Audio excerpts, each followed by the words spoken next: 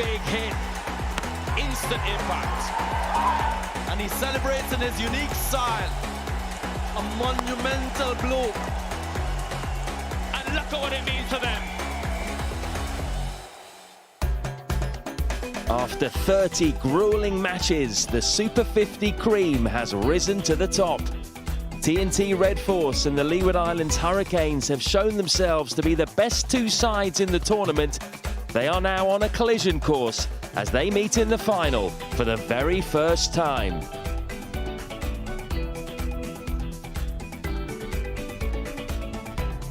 And this is what's at stake. The Clive Lloyd Trophy, named, of course, after the legendary West Indies captain. Will Alzarri Joseph lift it and get immediate success in his first competition as leader of the Leewards? Or will Darren Bravo extend Trinidad and Tobago's dominance of the CG United Super 50 Cup? They're on the hunt for a record 14th title. It's showtime. It is, and the great news is Cricket West Indies have made tickets free for this final, so still lots of time if you're local to get down and have a look at all of the West Indies internationals on show today. TNT Red Force looking to make home advantage count. They are taking on the Leeward Islands Hurricanes. Hi there, the stage is set and we've got two sides who seem to have got better and better as this tournament has gone on, culminating in two ruthless performances in the semi-finals. TNT will be desperate to give Sunil Narayan the perfect send-off playing in his final list day game, while the Leeward Islands, well, they're just looking for their first outright title since 1997. There is a bit of rain around, so it could be an important toss. Let's join Nicola Chandani. It's time for the toss then in the grand finale. The two captains who have been here a lot this tournament, Darren Bravo from the Trinidad and Tobago Red Force, Alzarri Joseph from the Leeward Islands Hurricanes, and former West Indies fast bowler Rayon King is our match referee and toss representative today. Darren has got the coin. Heads. Heads call. Heads is the call. It's a head. Excuse It me. is a heads. Alzarri's won the toss. Alzarri, you've won the toss. What will you do and why? We're going to have a bat first. We know the last game he played, if we got a bit more runs, we would have had him on the run. So we're going to take our chance of batting first. And it's also a dry surface, so it's not going to get any better down the night. How much was runs on the board a priority for you in that decision? It's very much so, because we know once we get anywhere around 230, 240, we back ourselves to defend it. Just tell me about that last game when you played them. You guys came out on the losing end, but you were in really good positions for the game. What did you take from that encounter? Like I said earlier, if we had a few more runs, we would have probably won the game. But for now, we're just focusing on today and do what we have to do. What have you done with your team?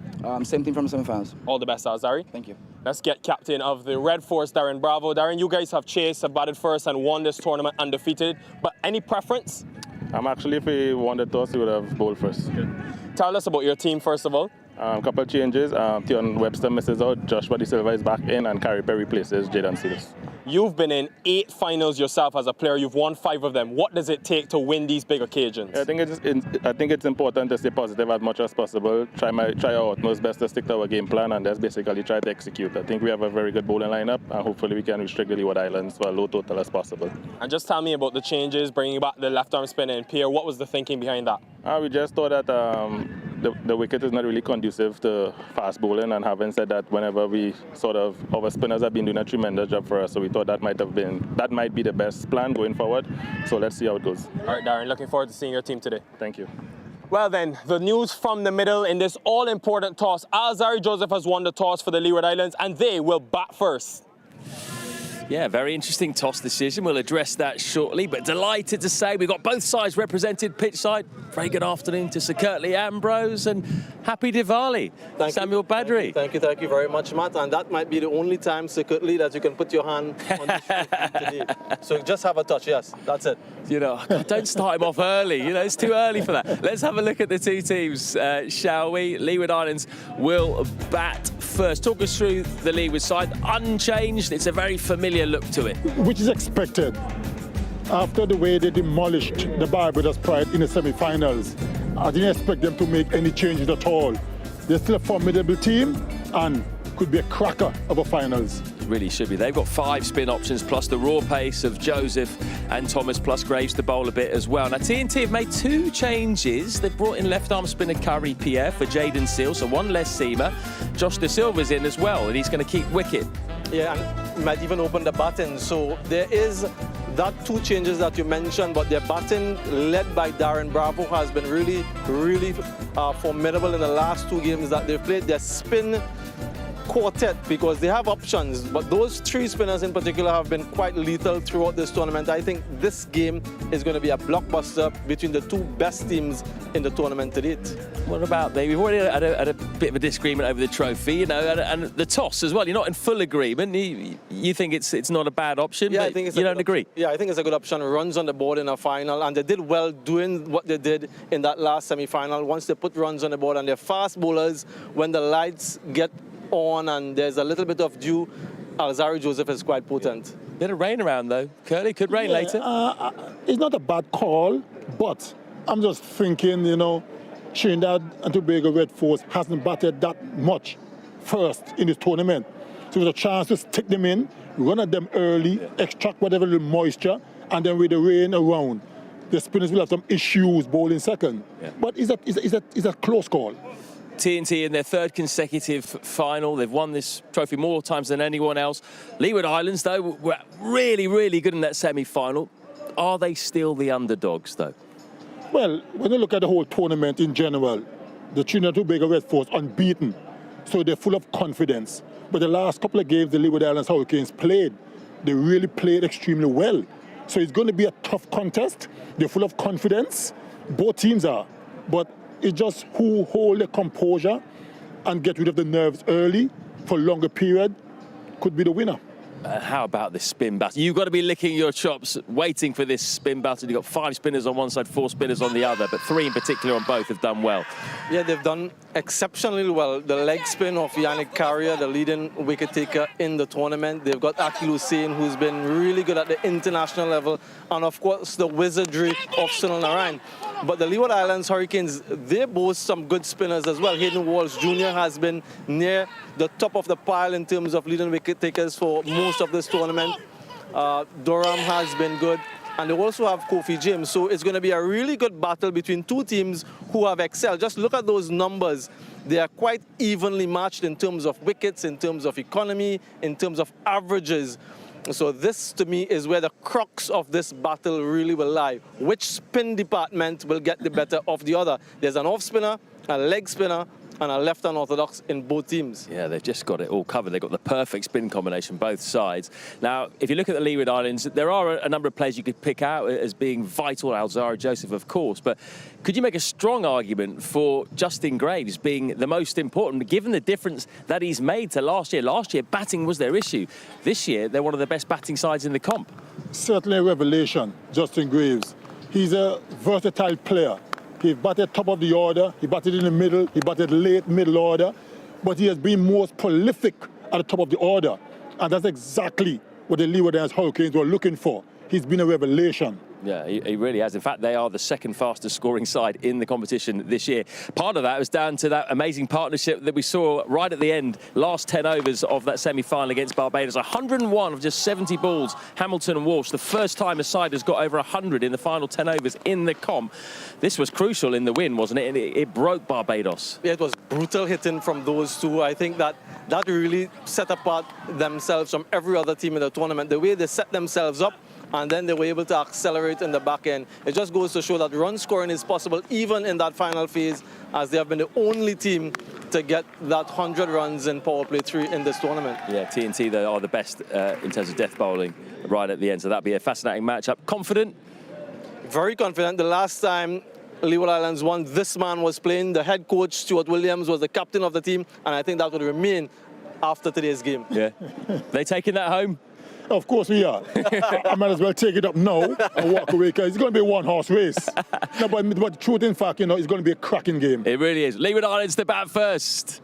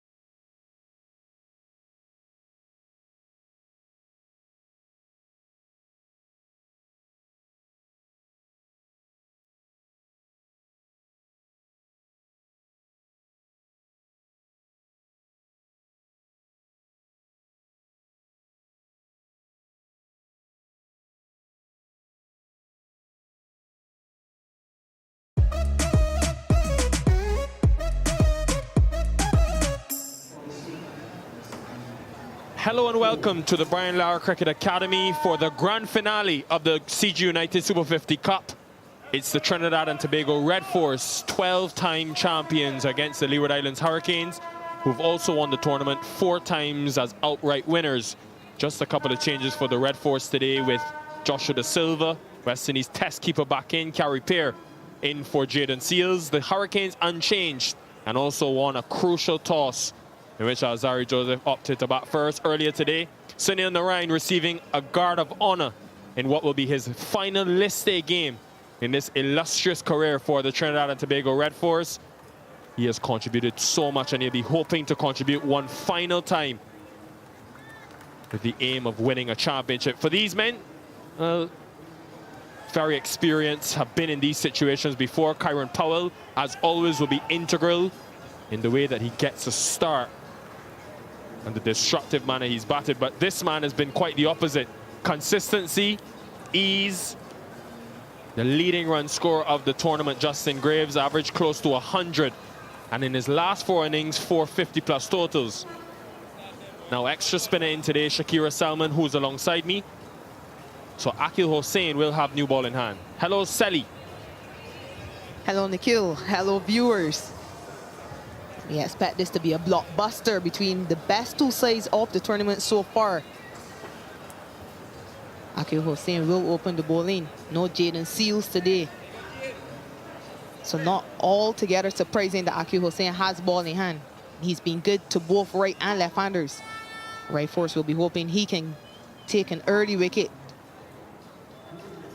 We're all set then for the final. Hurricanes against Red Force. There can only be one winner. And we'll find out who it is very soon. Ball 1, here we go.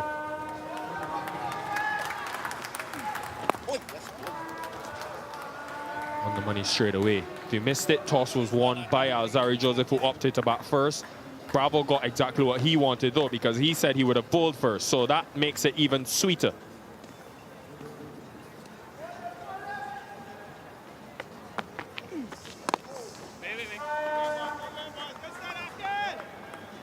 Yeah, Alzari Joseph is hoping that his batters can get around 230, 240, and they think that with the bowling attack they have, that will be more than enough to defend.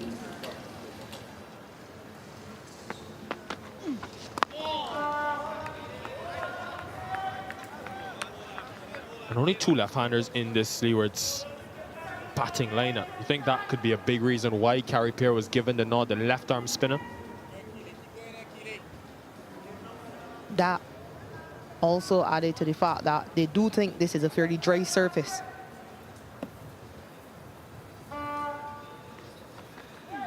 Yeah, there was a straight mid wicket in place, but long on is in as well as one of 2 deep fielders on the leg side. First runs for the Hurricanes in this final.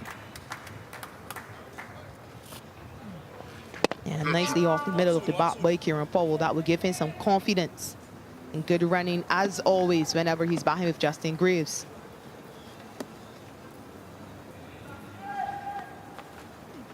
Yeah,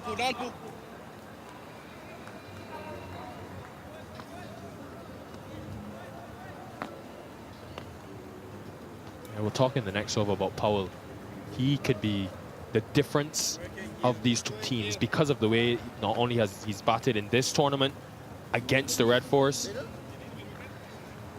but just to see how he goes about this innings and building this innings in a final. He's been very aggressive every time he's come to the crease, but this is a final and he's been here before.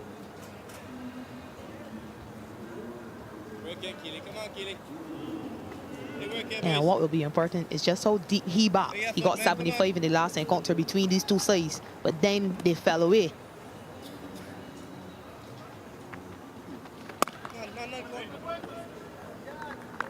Good start for both sides. 3 without loss.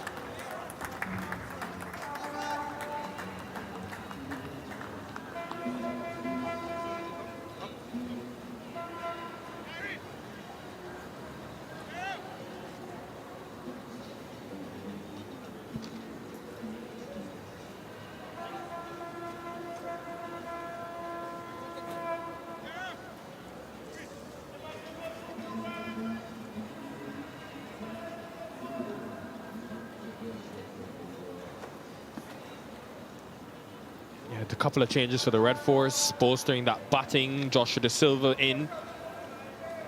One less seamer today, so Hines and Gabriel will have to bowl the majority of the seam overs. And we'll see Gabriel now from that southern end. He's only picked up 2 wickets in the tournament and has been a touch expensive as well with the new ball in hand.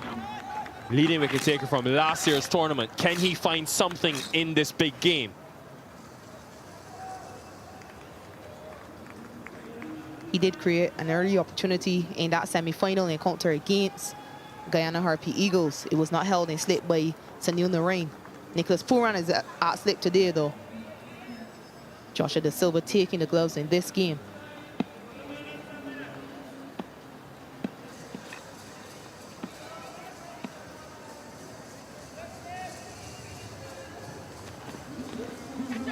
Straight away, Powell has made his intentions quite clear. Yeah, he seems to be beaten for pace. But this is the Powell we've seen all tournament. He's gone after the bowlers, especially the pacers, in this initial power play. He's hoping to put the bowlers under early pressure.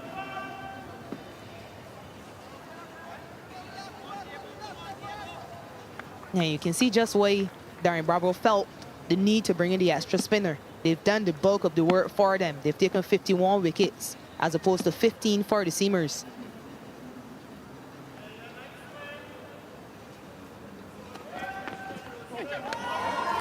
That one came back in after the first delivery went across him. So his rhythm looks good so far, Shannon Gabriel. He's getting the ball to seam around a bit. That one went late as well. It's been good pace so far, and he does have a deep square leg waiting on the leg side.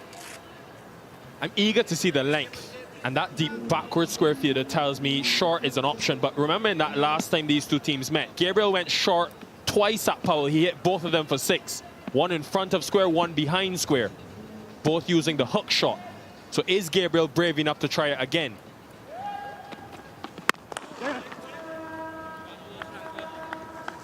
He goes fuller this time. It results in a single. I'm also eager to see how many overs he's able to bowl before he has to leave the field, Shannon Gabriel. Almost every game he's bowled 2 or 3 and then he left the field. And he hasn't bowled his full quota in any game so far. You don't expect to see him bowl that today because they have so many spinners. But he will have to do a bulk of the pace bowling because Jaden Seals is not bowling. It's not in the side, rather. Yeah, I was going to ask you about that actually, Sally. Only 5 overs is the maximum he's bowled all tournament. A man that picked up 15 wickets last year. Have you been surprised the way that they've backed him as opposed to someone like a Jaden Seals who's been in and out of the team consistently?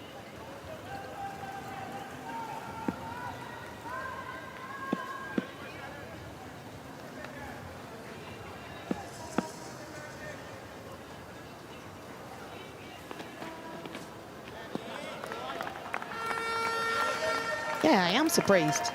I suppose they've gone with his experience.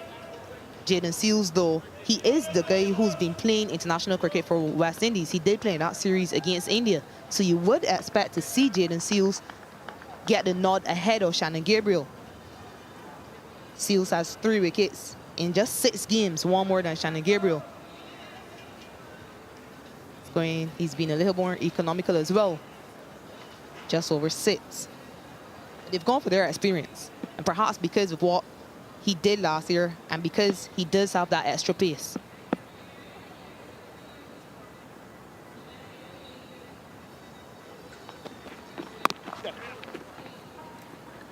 Keep an eye on that. Just the ability for Justin Graves to rotate strike. All of his runs have come batting first in this tournament.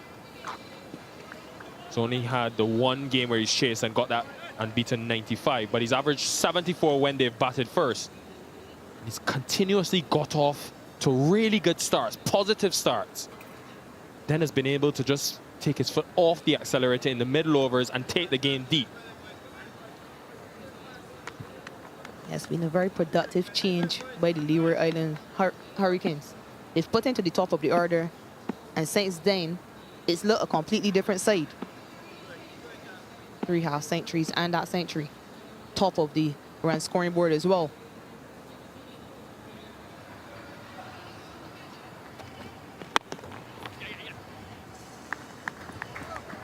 Pretty tempered start. 6 without loss.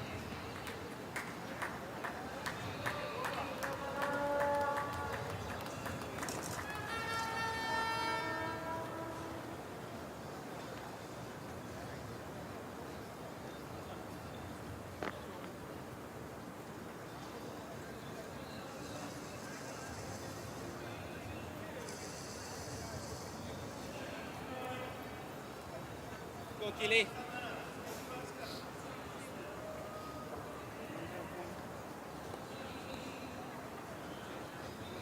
A batting lineup that has been slightly inconsistent, but when they've got it right, we've seen what they can produce. The start of the innings at the back end as well. Hossein continuing. Done. Go, Keely. Go, up, go, working up, go.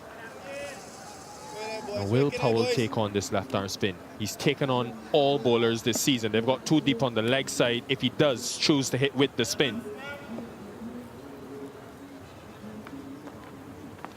One chance, one. He finds a single. But I'm not surprised that Akil Hossein has bowled very tight lines to Kieran Powell, asking him to take on those two fielders in the deep against the wind. Working, Keely, move. Come on, Keely, working it, boys. And that wind, as you can see from Graves' shirt, is quite strong today from the east.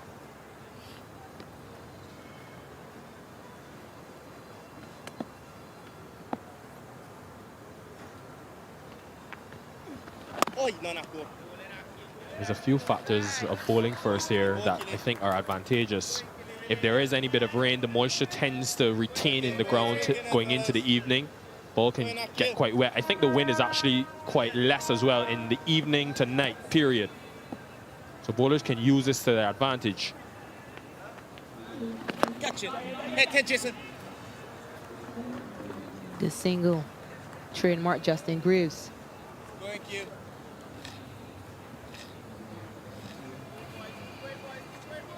Yeah, but it would be good to see bowlers using this wind factor to their advantage. We haven't seen enough of that this tournament.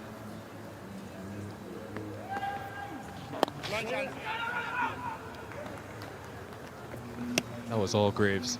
As soon as it left the bat, he was going to the danger end and he called straight away.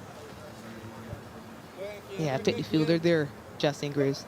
It went straight to Shannon Gabriel. But you know it's always a single.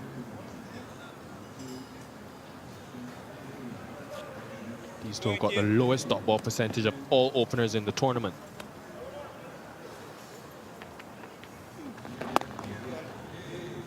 Tight over from Hossein, just 3 from it, 9 after the first 3.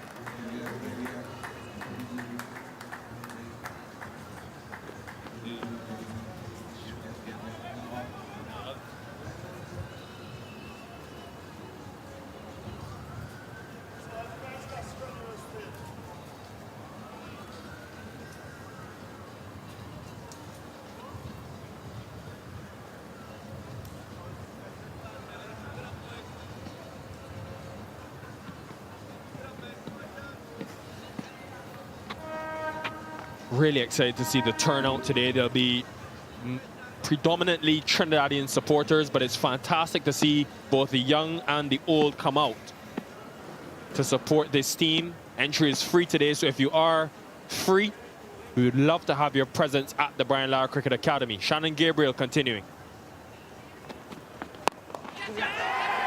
It's spooned in the air, but straight enough. Narayan was close in at mid-on. They have saved Powell in the end. Yeah, Narayan was a bit squarer there at mid-on. And that's because there's no sharp mid-wicket. So he's almost covering 2 positions. Kieran Powell just looking to turn that one into the onside. Takes the leading edge. And luckily for him, it goes too straight of Sunil Narayan there at mid-on.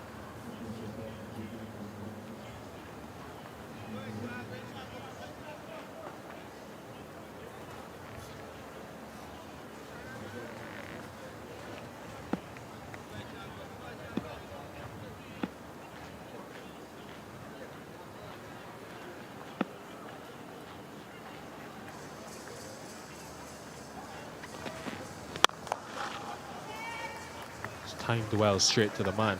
Sally, I'm eager to see how Kieran Powell plays this situation. He's had a decent tournament. Averages close to 40. Strike rate has been 150. It's been all-out attack from him from ball one. Been measured so far in these first 13 deliveries. But only 3 times has he actually batted outside of the first 10 overs. Given the importance, is he willing to sacrifice some of that risk and aggressive stroke play for the betterment of the team today? Because we all have seen how dangerous he can be if he spends some more time at the crease.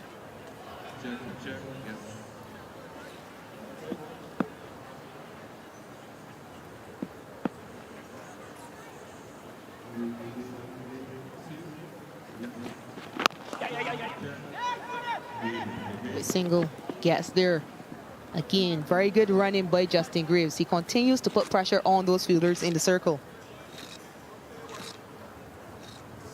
Now, it's interesting that you said for the betterment of the team, actually Justin Greaves perhaps did do himself some damage there with that quick single. You hope it's not too serious if you're a Leeward Island fan. Actually, regardless, you don't want to see this.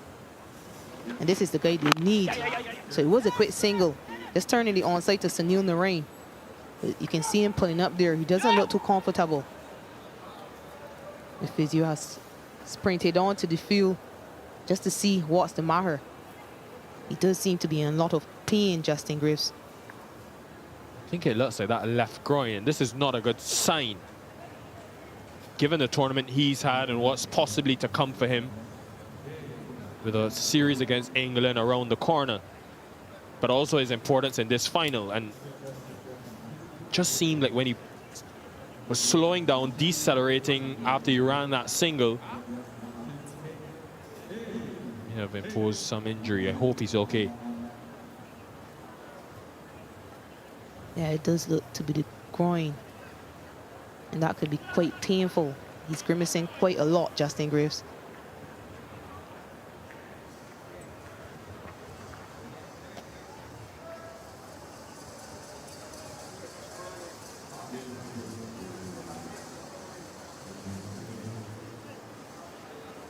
Seems to be struggling.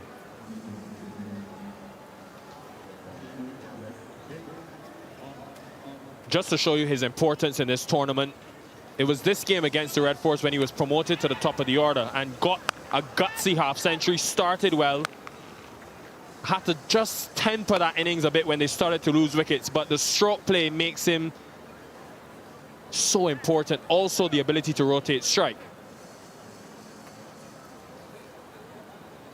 Yeah, he batted more than half of the overs in that innings. He only managed 198 in that game. But there you see, he's at the top of that list. He was only promoted for the last 4 games, Justin Greaves. Average of 98, 394 runs. He's played 1 less innings than Darren Bravo. He's been prolific for this tournament. And you would expect that he would have been in conversations for that England series. So you can only pray that this isn't too serious. And he is getting some strapping to that left hamstring area, which tells you that the thinking may be that he can continue, which is a good sign, but he hasn't gotten up since.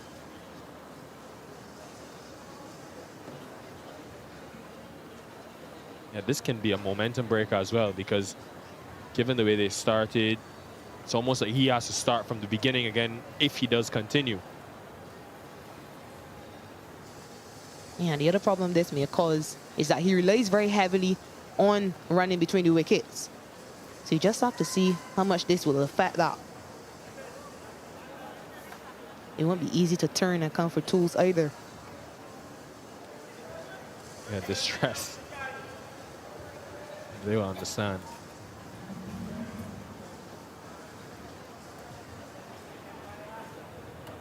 Seems like he's putting back on that thigh pad and will continue, which is a big plus for the Hurricanes. How effective he is, as you've said, with that running between the wickets will be a key factor. You can see though, not many players over the seasons for the Leewards have crossed the 400-run mark in just his first season for this team. Oh, he is back on his feet. That's good news.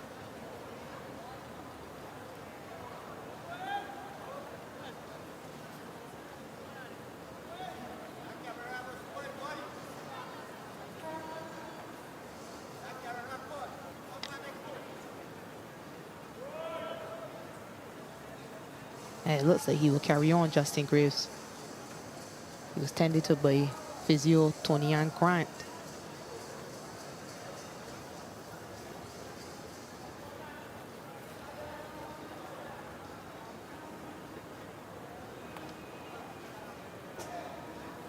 And I think it's been positivity from the Leewards, and I understand the rate is only 3 runs and over, Sally, but given what we've seen from them in the tournament, they've got enough power.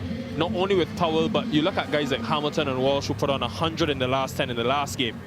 So often, though, it's been big collapses in the middle order, trying to take on the game and be aggressive in those middle overs to their detriment.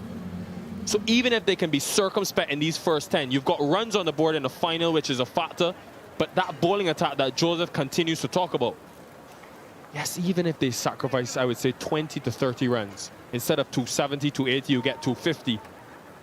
They've got to back themselves, but they've got to get there first. Yeah, you've just made a good point. And I wonder if it's because Captain Alzarri Joseph has only asked for 230, 240, that perhaps this is the reason Kieran Powell in particular is a bit more measured in his approach. But you just have to wonder, do you want him to change his style of batting in a final? They've been very reliant upon those starts as well. Remember, they got over 100 before they lost their first wicket in that game. Captain Alzarri Joseph has been preaching backing your skills, backing your ability, and being expressive. Remember, they hit 8 sixes in the last 5 overs when they took the game deep, Hamilton and Walsh. Ready for resumption, good news.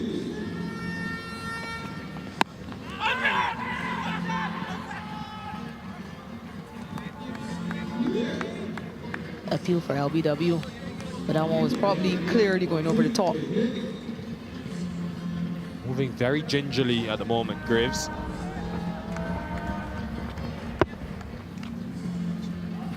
Getting the ball to straighten from that angle, which has been a challenge for Powell. Seen a shorter delivery. That was the fullest length we've seen from Gabriel so far.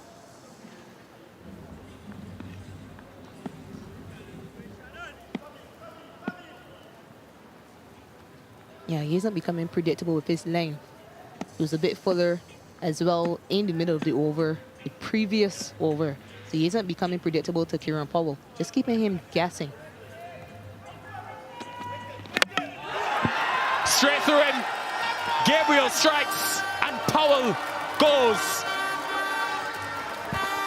And if ever there was a time to shine with ball in hand, now is the time for Shannon Gabriel. Struggled all tournament, but now he has an early wicket. Through backhand pad.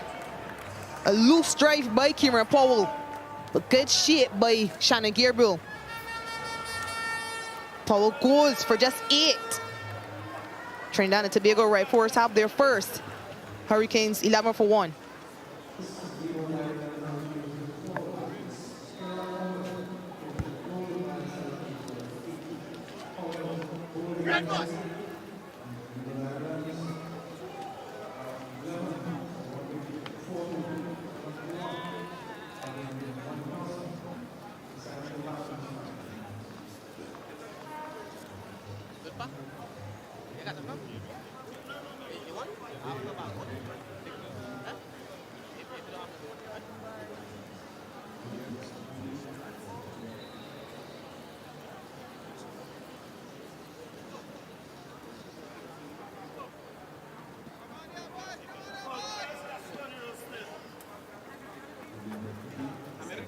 His first blood to the Red Force then, Casey Carty. For his standards, will be very disappointed with the tournament he's had so far, but this is a grand opportunity.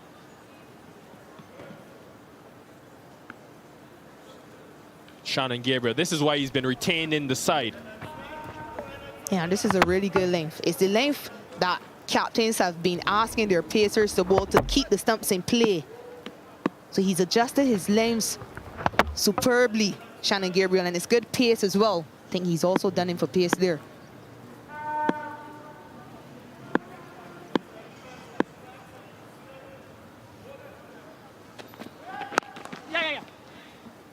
I wonder how much impact that break had to the injury of Graves. Just a small break in focus, break in concentration could have played a big part. End of 4, 12 for 1.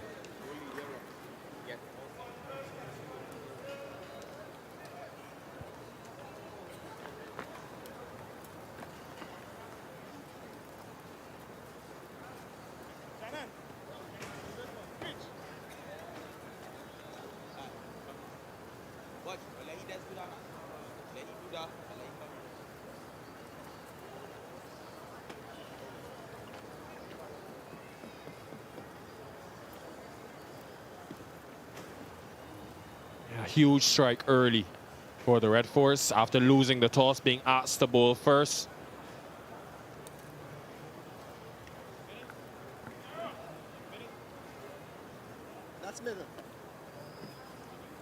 Casey Carty's due in this tournament. Hasn't really come to the party with bat in hand, and they've missed his contributions at 3.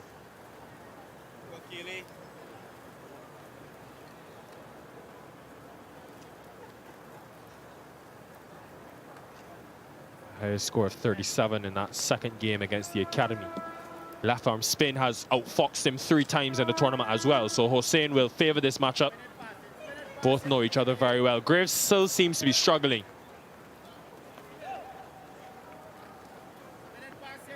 Yeah, Casey Carty did look good in that last game, though, in that semi-final. He got to 32 before he almost gave away his hand against Barbados Pride.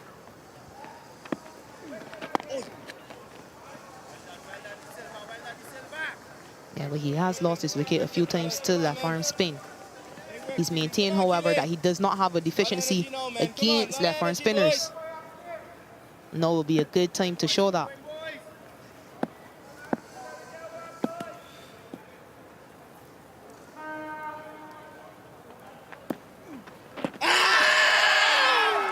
Not out straight away. May have been the arm ball, you know, from Hossein. That's why he thought it would go straight on. Yeah, just sliding down. I think it may have been sliding down. Umpire's call at best. So good decision. Good decision by Patrick. Good start.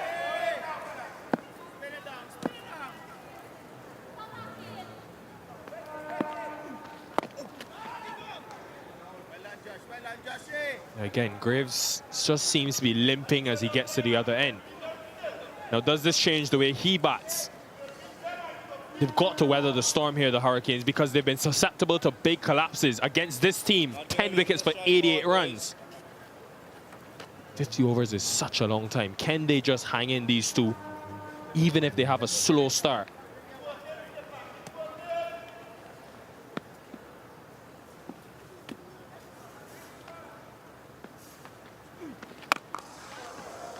How about that for a response? Counter-attack from Graves. Boundary.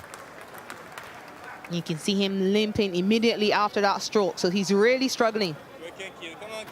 Perhaps the reason that he's gone to that slot sweep so early. It's a very good shot. It's quite safe. The fielder in the leg side is quite square. So he hits this one well in front of square through mid-wicket.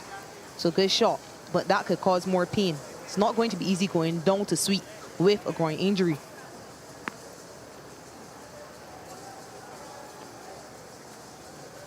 You don't want 2 new batters at the crease, but is it worth Graves going off and maybe coming back later? Long on in place now. Second fielder employed on the leg side on the boundary.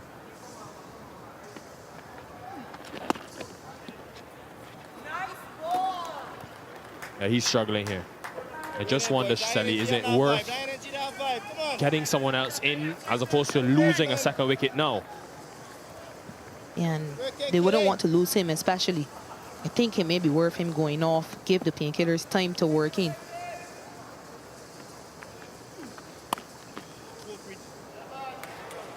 There'll be more runs, but Graves can't run. So hopes it gets to the boundary, and it does. Couple of boundaries in the over makes it 9 from it, 21 for 1.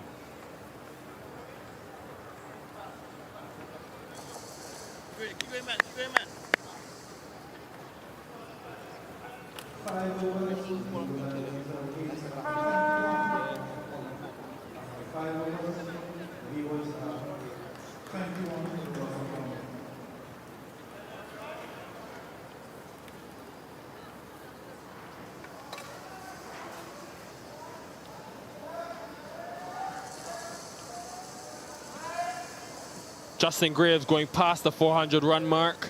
It really is unfortunate to see him in this amount of pain. Attempting a quick single a couple overs ago. Last delivery of the last over. A couple of boundaries to end the over as well.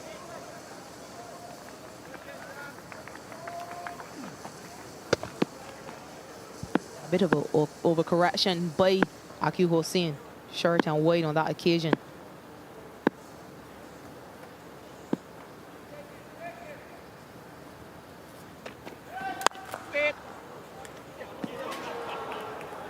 The timing, immaculate from Carty. First boundary for him. I'm not altogether sure that came out the middle of the bat, you know. Aqil Hossain did have a chance at backward point to save that. Yeah, I think it just came off the bottom of the bat. Aqil Hossain should have done a lot better. But it's the first boundary for Casey Carty. Given a bit of room, and he's able to capitalize.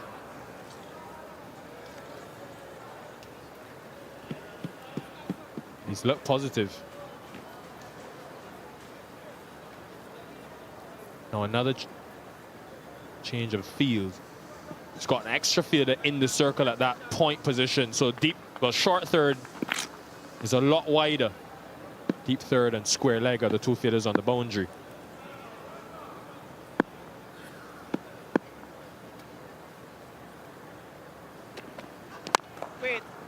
And what Shannon Gabriel has done well from that southern end is get the ball to come back into the left-hander.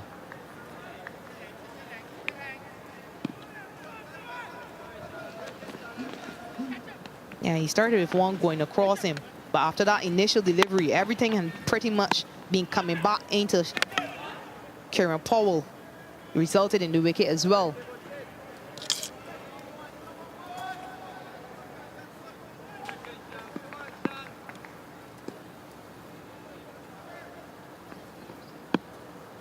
Does also have the wind assisting him from that end. For that movement, it will go away from the right-hander now.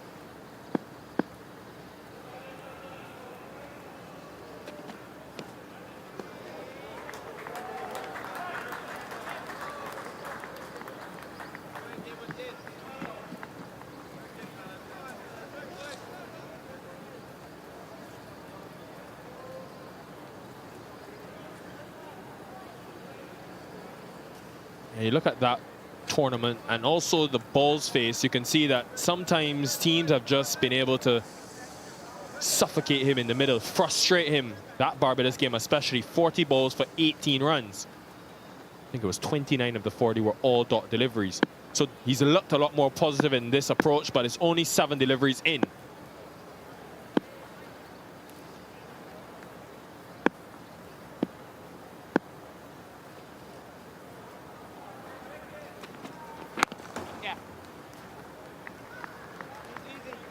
Yeah, he did seem to get in a bit of a rhythm after that semi-final game. He was going so well before he was dismissed by Kemar Smith.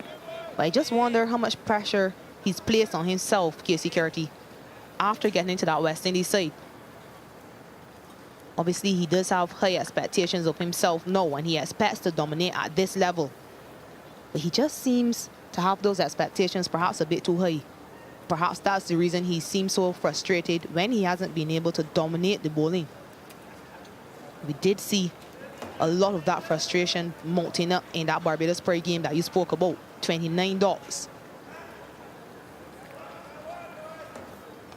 And he was visibly upset when he was not able to get away the balls.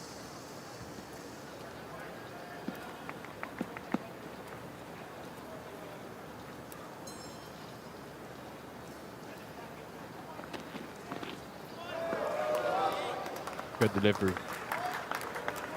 Yeah, the length has been a lot fuller from Gabriel today. He's actually been on the money to start this innings. Yeah, in previous games, he's gone short quite often. But in this particular encounter, he's adjusted that length and gone a bit fuller to all batters. It's a more challenging length, and it's a length you want to see, especially with the new ball. He's asking a lot more questions. Will he bowl another over in this rhythm? Because haven't seen him bowl more than 3 overs in any one spell this season.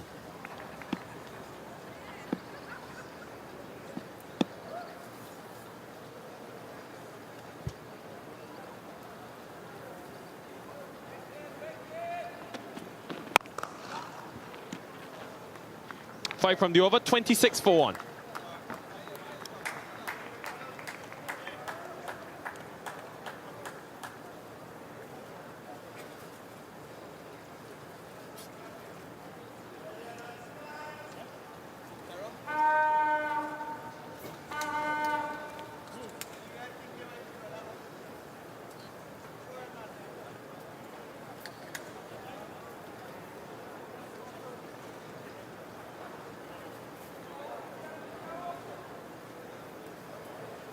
$26 for 1.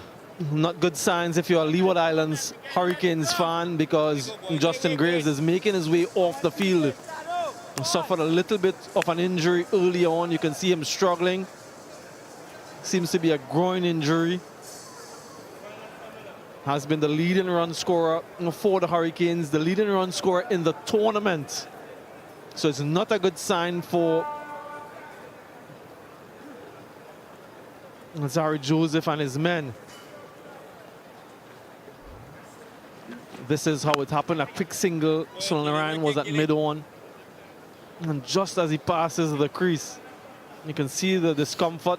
Took a long time with the physio to make an attempt to continue. And that attempt was short-lived. Yeah, they can see from his body language the despondency. Always sad to see a sight like that. Newman, however, Jamal Hamilton, a masterful innings in his last game. Really did some damage at the back end of the innings. Lots of overs this time around. Good afternoon, Kesrick Williams. How will that impact the Leeward Islands Hurricanes? This man has been sublime. Good morning to our viewers. Sorry about that.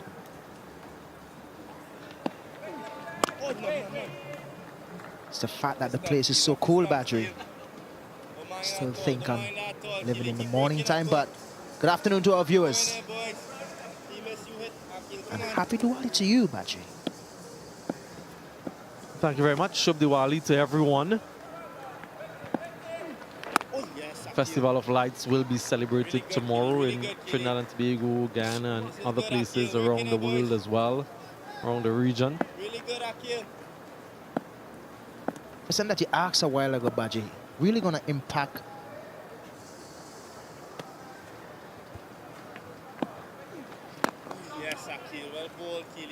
losing Kieran Powell as early as they did today would really cause a problem for them, knowing the start that he usually give them throughout the tournament, and then Graves with the injury.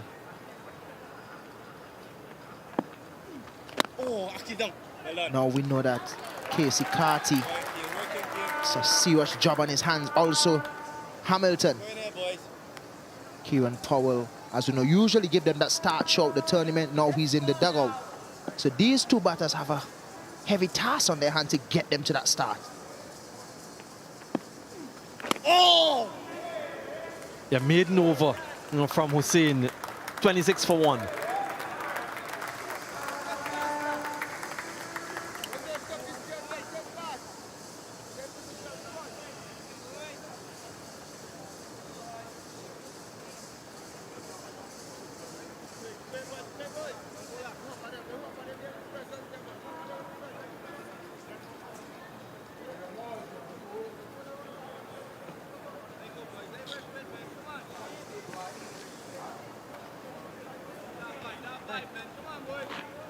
Early breakthrough for the Red Force in search of another Super 50 title.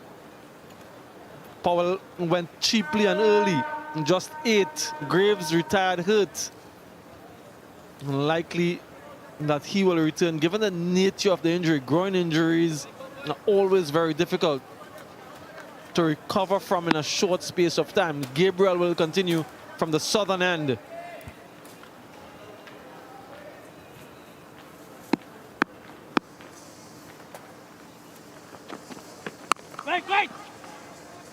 Hamilton in that last game, Kesrick, 76 of 61 deliveries, 6 4s and 4 6s. Will be very confident coming into this match, but it's a different situation that he's found himself in now. It's where he has to consolidate and to rebuild. three half centuries as a matter of fact for him in this tournament. A healthy strike rate with that, particularly in the semi-final against the Pride. So he has to understand the requirement of the situation. Slip in position. Nicholas Puran is stationed there, not with the gloves today. Joshua De Silva, one of the two changes for the Red Force, given that responsibility. Kari Pierce, the other change. Yeah.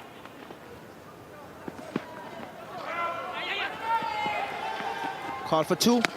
Easily get there. Very different situation, Battery. The last game when he came in was in that second power play. And when he came in, a few wickets fell around him. So he had was to build an innings again to get them to that total in the last game. So the only similarity here is that he has to come out and start all over. Can't remember the last game. Different game, and it's a finals as well. To find a way, and he's batted in that first power play. Ball is still pretty new. And Shannon right now, he's doing a good job. Haven't seen him bowl 4 overs for the tournament on a trot.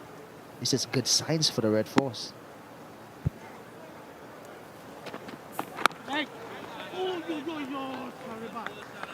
Yeah, the last time that the Hurricanes won a title, it was tied in that 2010 season, 2010-2011. Yeah, the Leeward Islands Hurricanes made 139 for 9 in 32.5 overs. They were bowled out. One of their coaches, Wildon Cornwall, top scored with 43. Tino Best had 4 wickets in that game. The Pride, in pursuit of that, well, they were bowled out for 139. At one stage, they were 124 for 6. And the scores were level at 139 for 8, Kesrick Williams and viewers. And Tino Best was run out after Kirk Edwards was dismissed. With look how many overs to spare. 12 overs remaining when the last wicket fell. Match tied, and the championship title shared.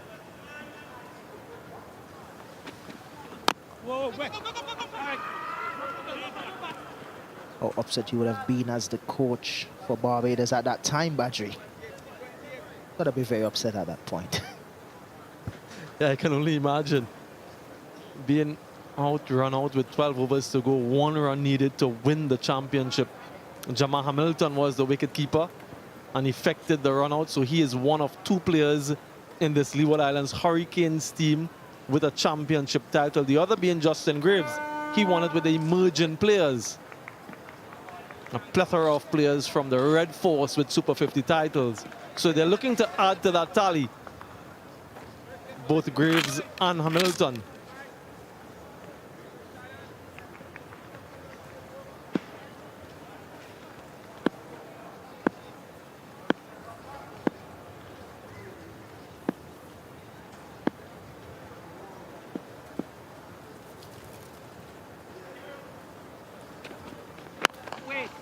And I've been mentioning those titles won by the Hurricanes. The last one that they won by themselves was 97-98, but they did share one with the Barbados franchise in 2010.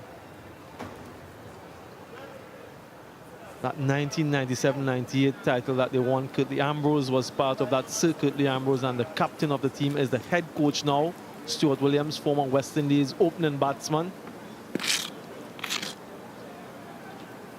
He was a sensational player at the domestic level. First class and list A cricket. He dominated for many years. Stuart Williams has gone on to be a coach of high repute. I would feel that he missed out on that one, Carty. 29 for 1.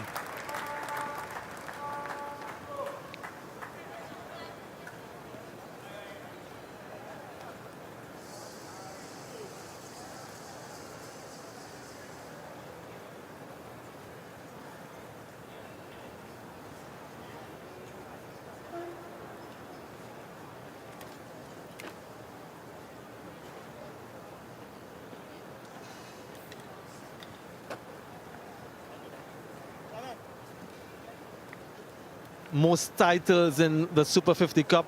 Trinidad and Tobago, 13 for all intents and purposes. Jamaica with 9. Guyana with 9. Barbados with 7. Leeward Islands also with 7. Kesrick Williams is whispering in my ear that he has one as well with the Windward Islands. Hussein to continue.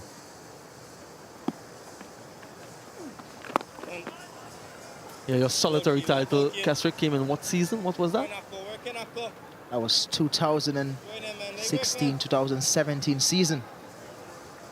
So I guess it's a Commonwealth of Champions we have here, Samuel.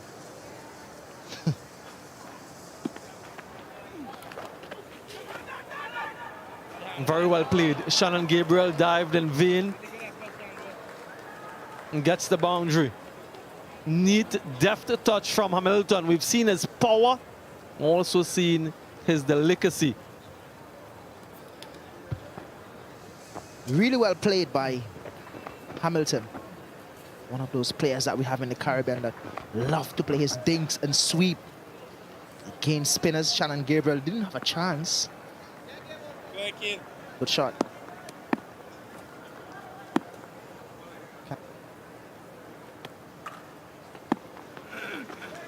Oh, Jesus.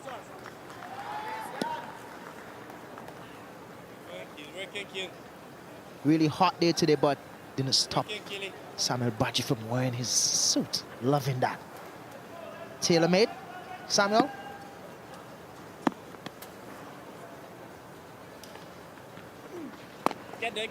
Actually came all the way from Kolkata. I was just there for the CWC being played, and I knew that I was returning during the festive season here in Trinidad and Tobago. Lots of Hindus here who celebrate the Festival of Lights, Diwali, so I decided to get an outfit or two.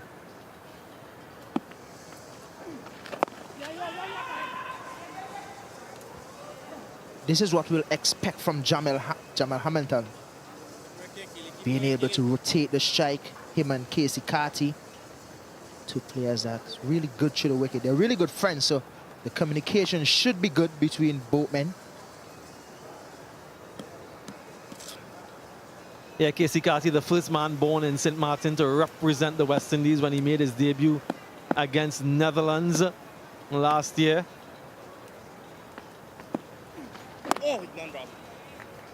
Last played for the West Indies against India in the last series played in the region, 34 for 1.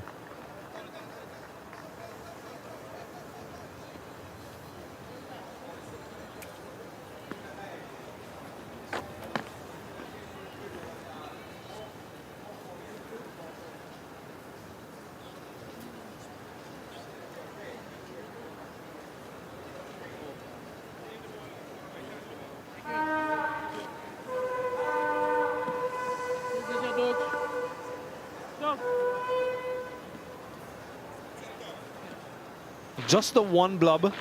That's the one wicket, Powell's wicket. But there's also an injury to an important member of this batting unit, Justin Graves. Speaking about important member of the bowling unit for the Red Force, Sunil Narayan, in what is his last List A game. After today, you won't see him playing this format again. He's announced his retirement from List A cricket, from international cricket. Incidentally, earlier today, another Red Force player announced his international retirement, Jason Mohammed.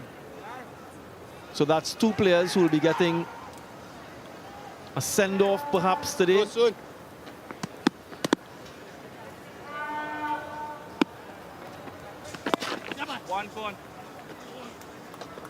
Both players as well, Badgers, up there in terms of wickets and runs for the Red Force. Jason Mohammed been around for some time. Played some very important games for the Red Force. So to Sunil Narayan, they would really be missed. Oh, Sunil, yours. Something that we have been seeing from Bravo for the entire season, bringing him on in that power play. Really well bowled, Sun. Powerplay want to continue that sort of pressure. And it has been working pretty well. Oh yes, Sunil. Ball soon, keep going soon. Yeah, and many teams have taken the option or the decision to try to see Sunil Narayan out. We know how much of a wicket-taking threat he is. Oh yes, Sunil. And so they don't mind too much how many runs are scored of him or how many runs and score of him, as long as he isn't taking wickets. The leading wicket taker for Trinidad and Tobago in Super 50 cricket, Sunil Narayan, all by himself at the top.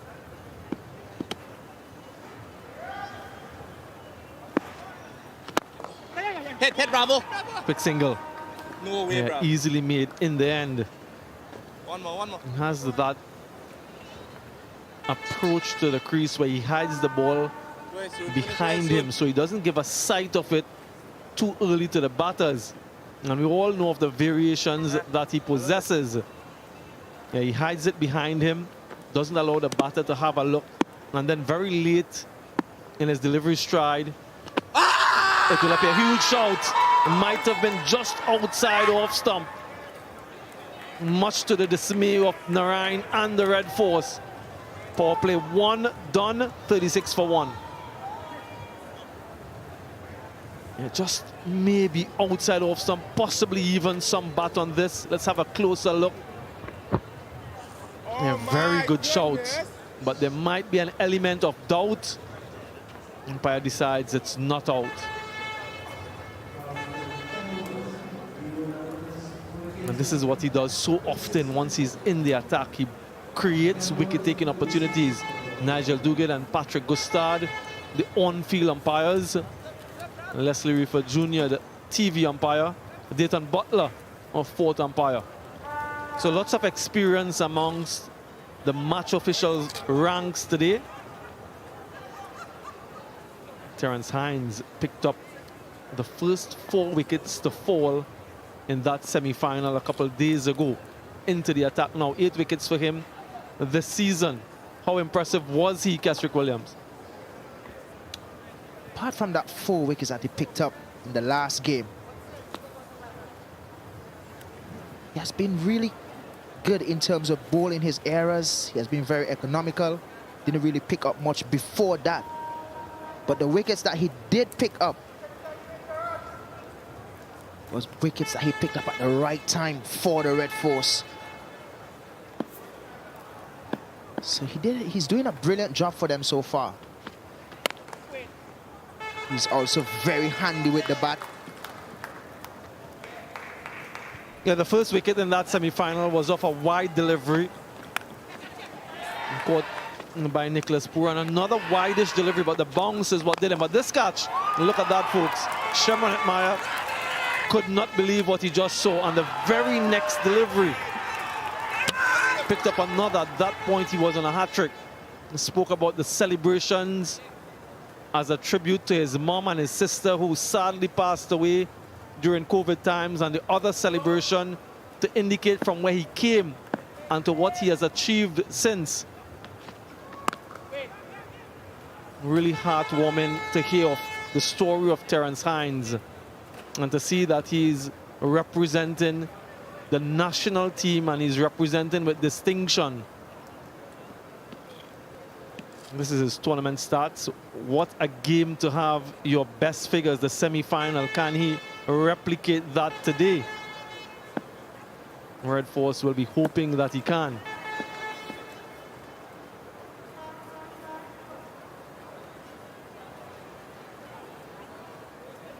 What I'm really impressed with in that last game versus Ghana is the era in which he bowled. There was some good errors, especially to get rid of Savory.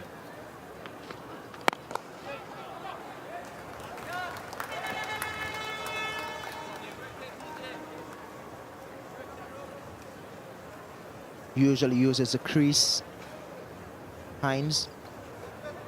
He bowls to the right-handers. If he wants to get it come in, he goes wide of the crease, and if he wants to swing it away, he stay close to the stump, which is normal, but he used it pretty well to his advantage.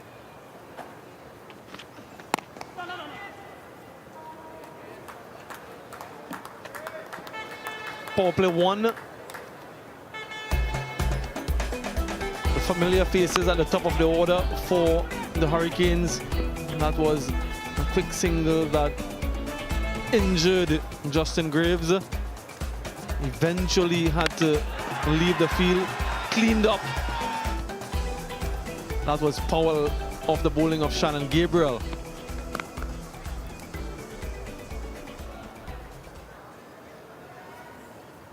At this stage, still evenly balanced. 9 wickets in hand, though Justin Graves is injured, so might effectively be 8 wickets in hand. But these two are quite experienced. You mentioned Casey Carty playing for the West Indies. He had an 87 in the qualifiers against Sri Lanka, the last game that the West Indies played there. A 48 against India. Played in 2 of the 3 ODIs in the region not too long ago. 37 for 1.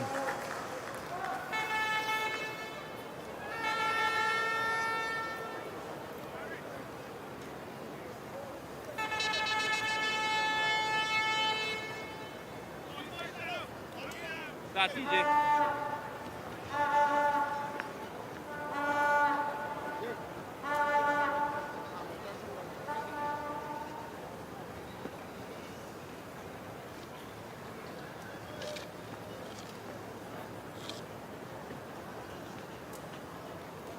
For a spell from Gabriel, 1 for 14. Narayan to continue. Yeah. Good running if they get there. And we'll get another. I wonder how close it would have been had Narayan collected cleanly or even get behind the stumps where he should be to effect the run out at the non-striker's end. Let's have a look. Almost belated the decision to go for 2. Had he been behind the stumps or even closer, he could have effected the run out. Look at where he is. That ball went to the deep on the offside, had ample time to get back to the stumps, didn't. Yeah, Jason Mohammed is not pleased with that effort. There you go, boys.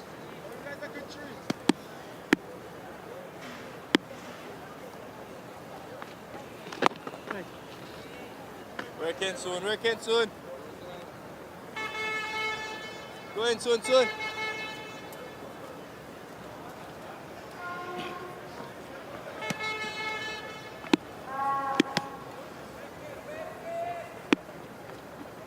Oh! This is something that we have seen, as I mentioned, from the skipper Bravo. Bringing on Narayan to present that opportunity of a wicket. That one going the other way. It can be a handful on this sort of pitch. Oh! Just outside the line. I'm wondering what sort of mindset Jamal Hamilton is in to play a bowler like Sunil Narayan, especially on these sort of pitches, especially when he's going well.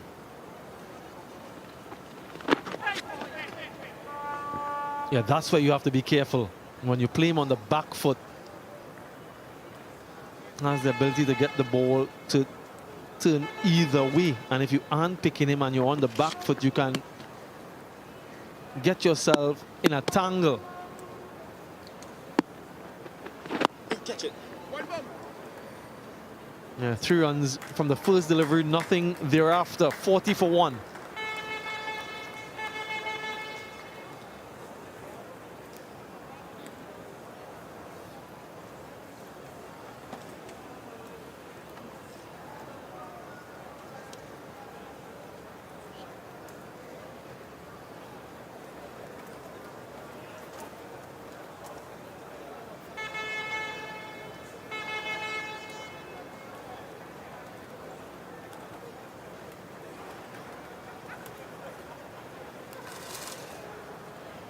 Solid start, you would say, from the Hurricanes.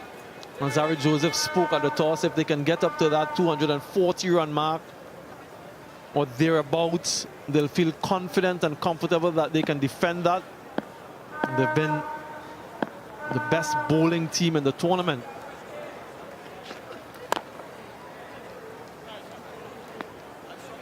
I mentioned Jason Mohammed announced his retirement from international cricket. He played for the West Indies in ODIs and T20Is. Our friend is back. He's been here ever present for many of the games, having a lot of fun.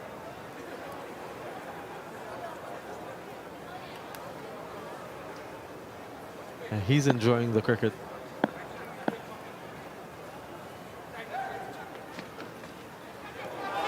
Yeah, play and a miss.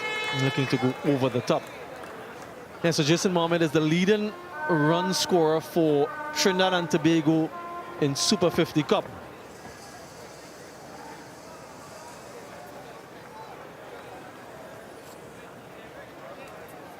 Yeah, 2,443 runs he has. Darren Bravo, who's the captain of this team, is second. Some notable names there as well. Brian Charles Lara.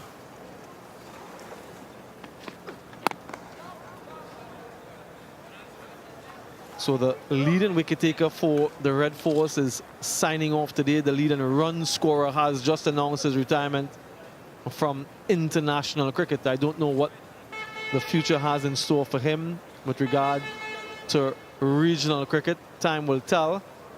Has had a stellar career for the Red Force for a number of years. You would have played countless matches against Jason Mohammed. Your thoughts on him? Wonderful player, Baji. Had the chance to play with him in West Indies as well. He's captained by him as well. Such a cool, calm character. Lovely guy. Loves to communicate with his players whenever he's captain.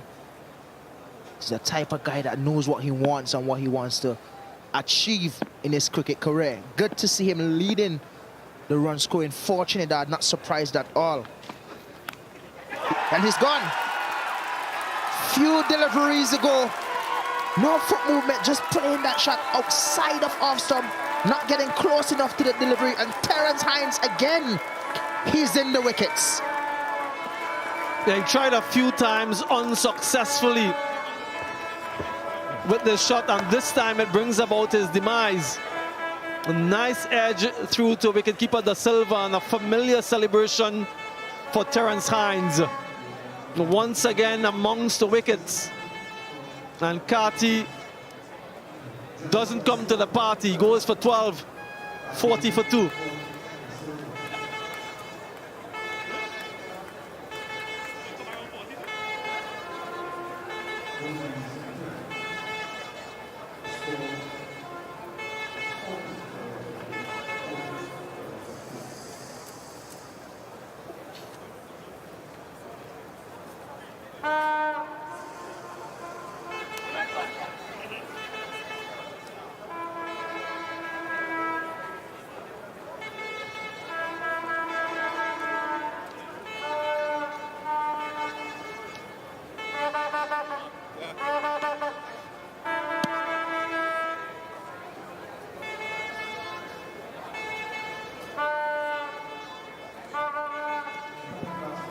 Terence Ward, the new batter for the Hurricanes.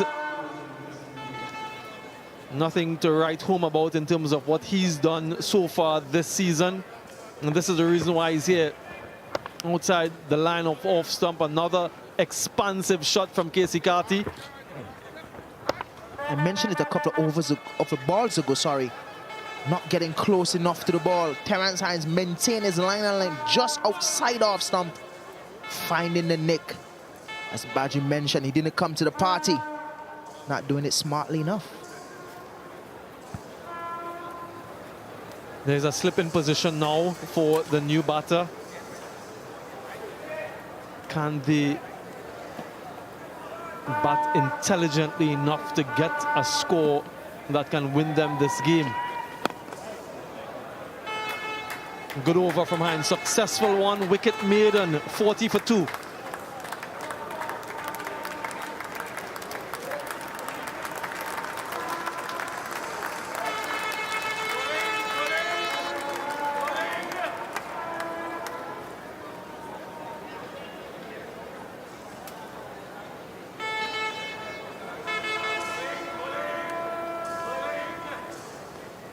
Going soon.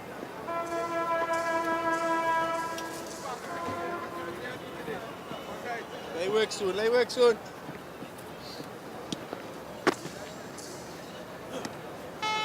Leeward Islands Hurricanes won the toss.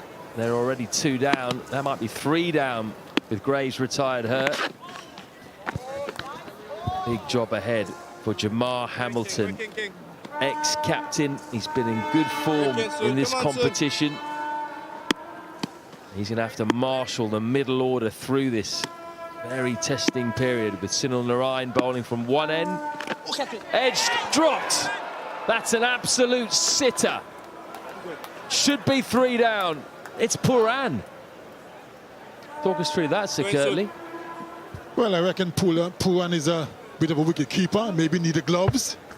But that was an easy catch. Regulation, look at that. He really made a mockery of it, Nicholas Pooran. And a reprieve for Jamar Hamilton. Would this cost the Trinidad and Tobago Red Force?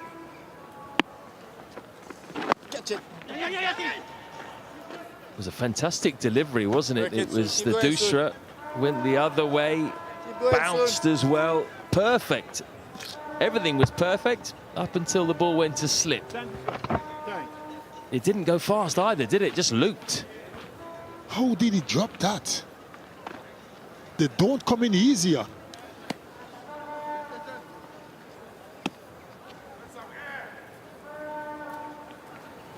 Oh, yes, 2-0.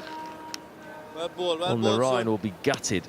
He will feel that he's got Hamilton twice. There was a very close LBW appeal off spinner.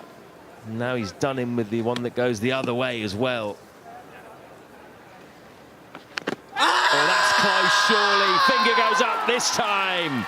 The off spinner does for Terence Ward. Leeward Islands struggling here. What a bowler.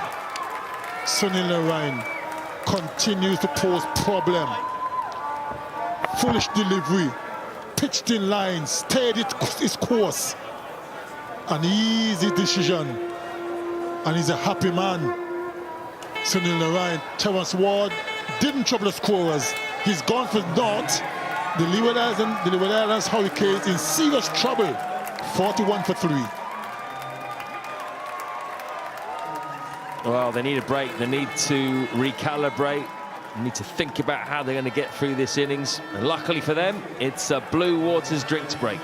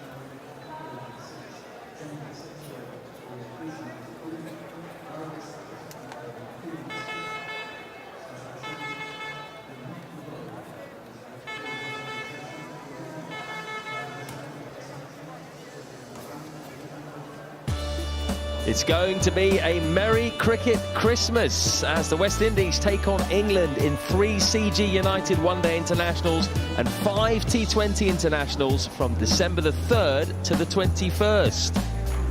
You can catch the action live in Antigua, Barbados, Grenada and Trinidad.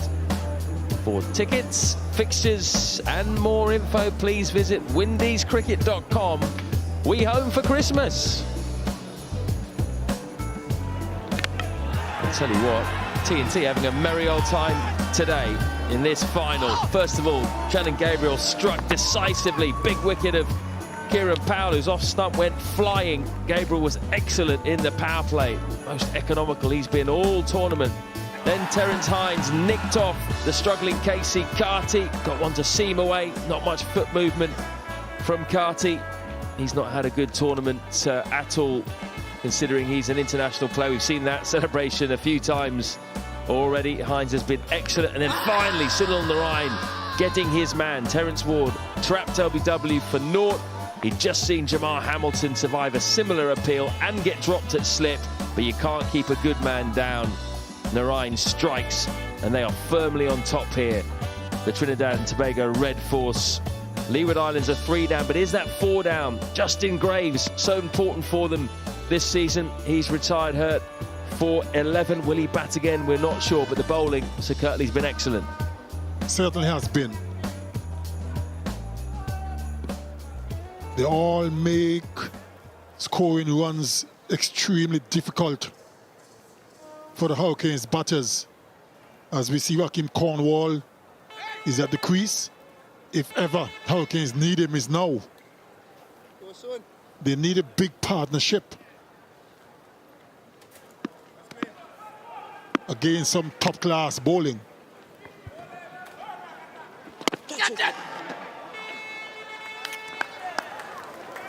So Narayan strikes. It's 41 for 3.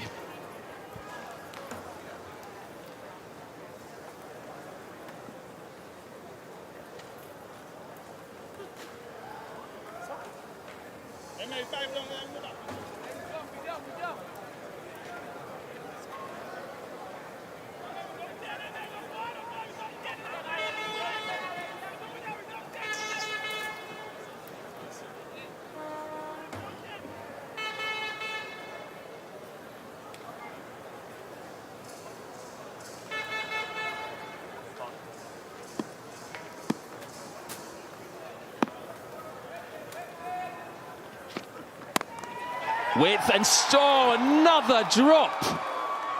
Tell you what, this has been a great start for Trinidad and Tobago bowlers, not the fielders. Akil Hossain. It was struck with tremendous power from Jamel Hamilton, but straight to Akil Hossain at backward point, and he couldn't hold on.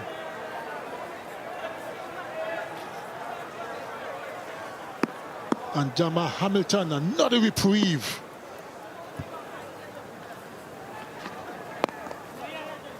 Again, it's a bit uppish, but he gets off strike. Might ask Jamar Hamilton if he could do the lottery for me today, actually. He's not had 9 lives, but he might have had 3. And he's only on 11. Let's have a look at them. That's the LBW appeal. Is he outside the line? Looks close. And then an easy drop catch, Nicholas Pooran. And then Akil Hossain. Can he take advantage? Raheem is up and running. It's been such a dramatic start, hasn't it? Just 14.5 overs in. We've had key player retired, hurt, chances galore.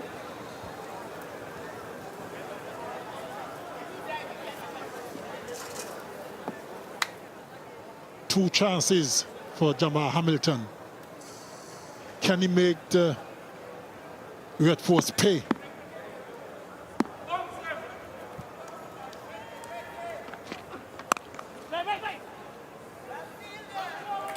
Must be something about Terence Hines' bowling as well to right-handed batters, because he hangs the ball outside off stump quite regularly, but seems to induce the full shot. We saw him nick off 2 Guyana batters early on with very wide deliveries, and he's going up the list of seamers in terms of wicket takers, now joint 3rd on that list with Dominic Drakes.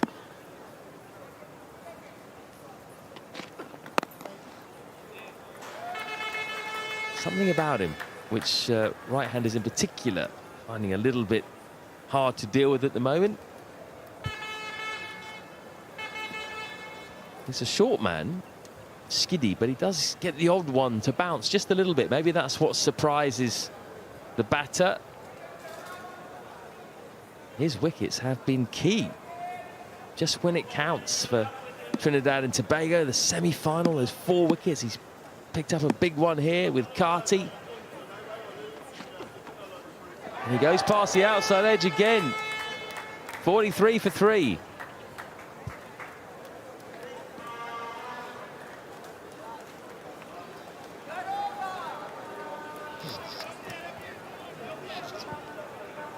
Bowls wide of the crease, doesn't he, and angles in, so maybe that's what deceives the right-handers. They're not sure if they have to play or not.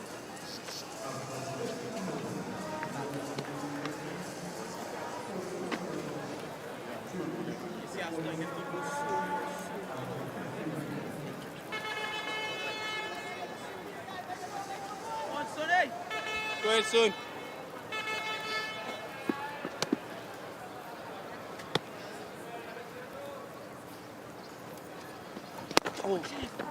Right, Curtly, how do Raheem Cornwall and Jamar Hamilton set about this then? How do they repair the damage, which is already considerable? They're both shot makers, particularly Cornwall. But if they can just scrape their way up to what, 220, 230? It's cut just short of backward point. Well, it's not looking good so far for the Leeward Islands Hurricanes. That fell agonizingly short.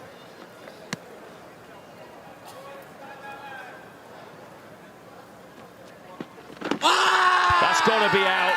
It is.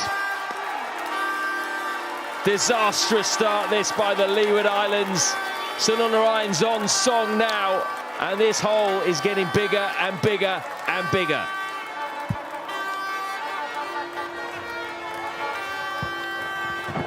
Similar delivery to the one that dismissed Terence Ward. Jimbo Cornwall should have been on the front foot, I'm afraid. Played back to his detriment. He's gone for 1. Leeward Islands Hurricanes in dire straits. 43 for 4.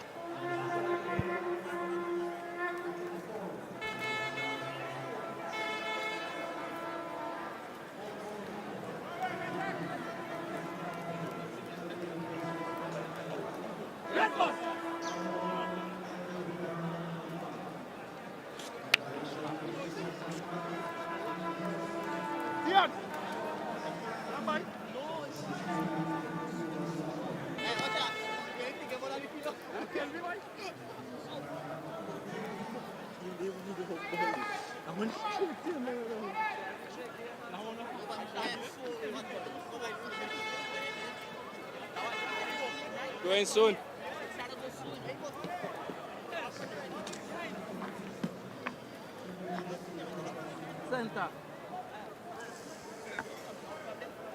Kofi James comes in at number 7 for the Hurricanes. Started the tournament opening the batting, but he hasn't had the best of tournaments, to put it mildly, with the bat. So he's been dropped down to 7 and 8. They could really do with something from him today. Even a 30 would be valuable alongside Jamar Hamilton, just to get them out of this immediate situation they're in. First ball for him.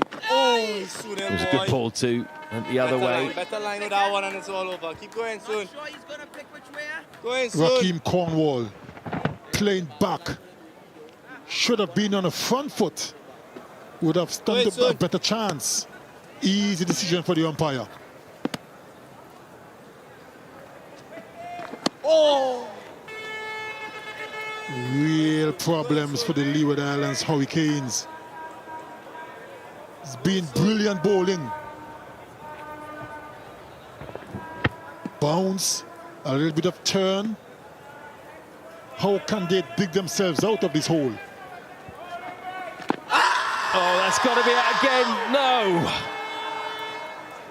Or maybe outside of the line. It was very close. Kofi James survives. Let's have a look at this replay.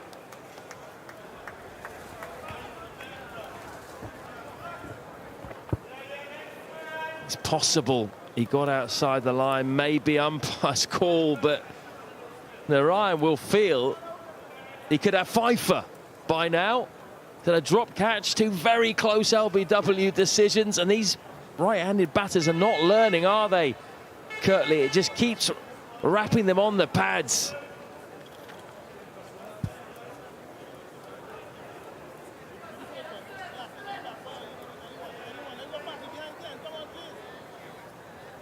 Alzari Joseph, the skipper, won the toss, chose to bat first.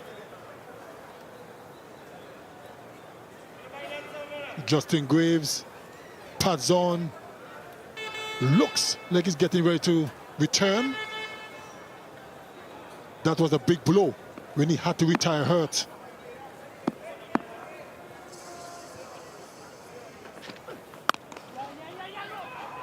Quick single, hesitation, out of hit.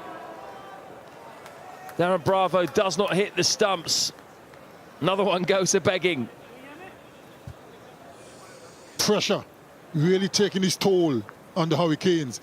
Indecision, stop, start, and he was miles out of his crease.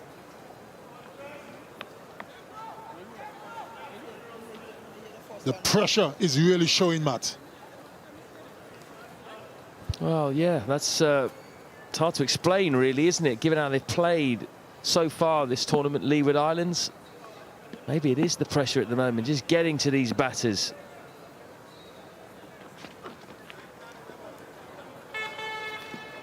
Almost started, I think, with the way that Kieran Powell played early on. You know, he's come out and teed off from ball one in every game, and it's not always been sensible batting, but that's the way he's played. Today, look at that. 8 of 15 deliveries until he was castled by Shannon Gabriel. And it's just a tentative start, which I think maybe could have sent a few nerves through the rest of the batting lineup. You know, Kieran's gone out there and he's not played the way that he normally plays, and then he gets out and we're on the back foot straight away.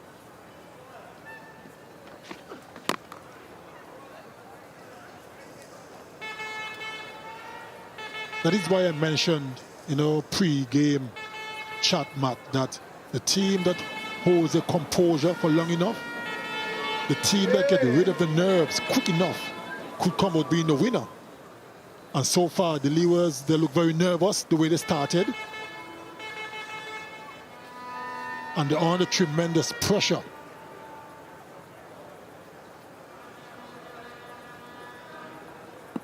Courtesy some wonderful bowling from the Red Forces bowlers.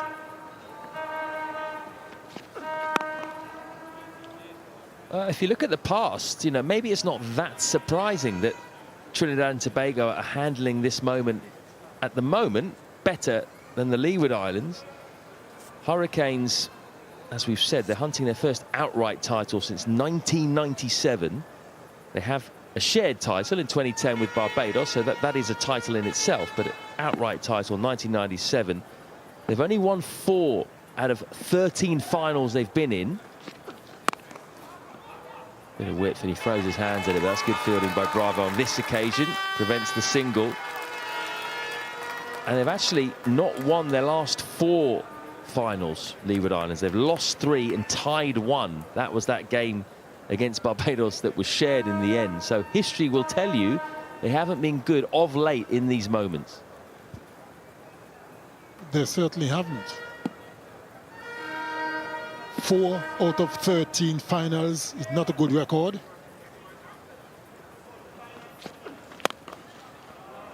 That's a good shot. Got some width, but it's only going to get in 2. Comes back quickly. Hamilton again. It was tight. And that's the over. 46 for 4.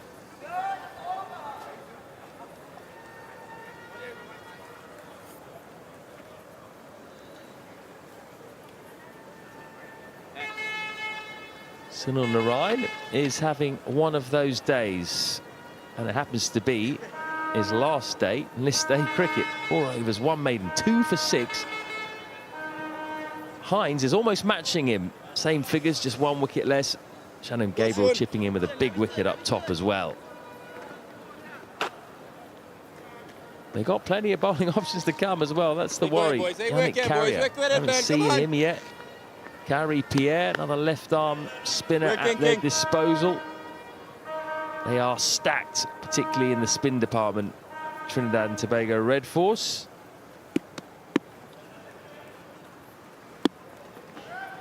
Oh, he's gone a long way across Lamar Hamilton, but it was spinning down the leg side.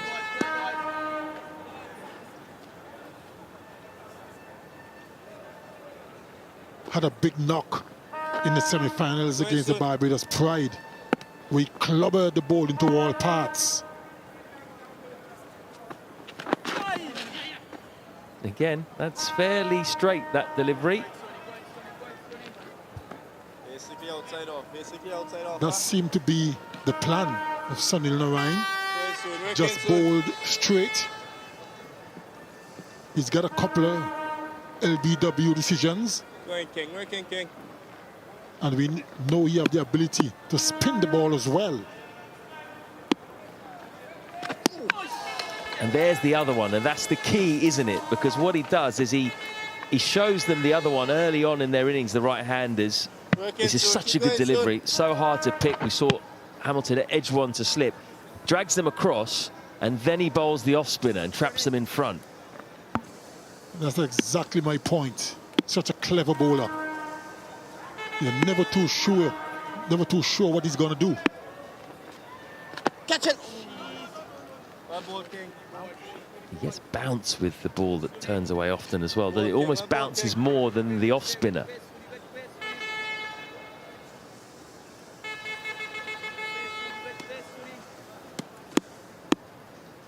And when he's bowling in this way, it's always more difficult. What happened there? Jama Hamilton pulled away. Were there some chatter or field setting?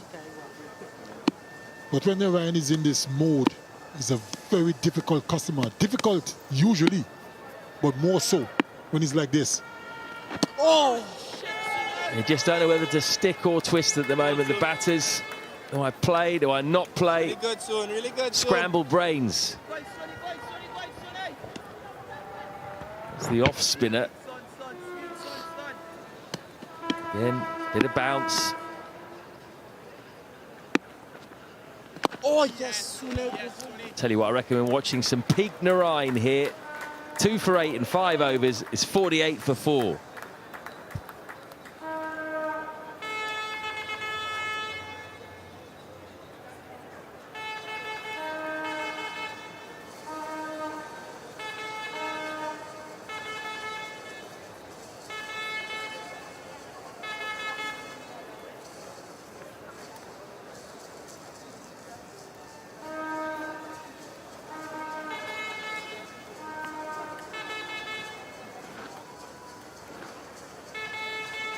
Sunil Narayan working his way up an illustrious list there. He's 6th in terms of the all-time leading wicket takers in the Super 50. Permaul, Virasamy Permaul, 122, way out in front, but Narayan could end up with 100 here. He's 4 wickets away from that. He'd have to get 4 of the last 6 to fall. We're going to see some left-arm spin now. Instead of Terence Hines, Kari Pierre brought into the side today to beef up the spin bowling stocks. We've now got 4 genuine spin options, TNT.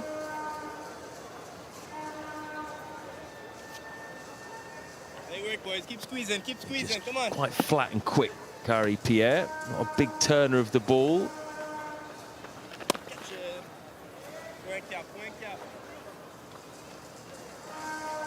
Good time as well to come into the attack.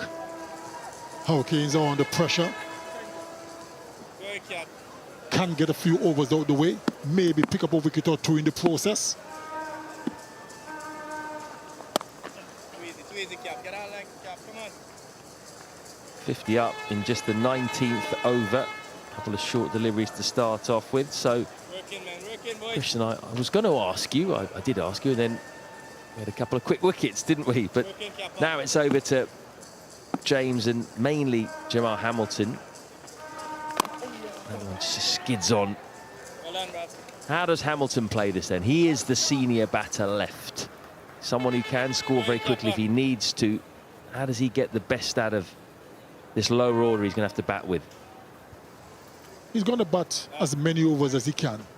Got to bat deep in his innings for them to end up with a respectable total. He's the key man.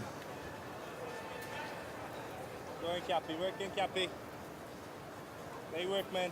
We know he can be explosive, but at this juncture, he has to bat and show some patience. Yes, Cappy. He's finding the gaps nicely at the moment. They're just taking slip out to try and put an extra man in the offside ring, but he still pierced the gap. He's been dropped twice. There was a close LBW shout. Oh, yes, Jack. It's going to be extremely important for him to bat as deep as possible. Much better, Cappy. If he gets out now or within the next couple of overs, could be curtains for the Hurricanes. Oh, Kappa, boy. 4 off Pierre's first over, 52 for 4.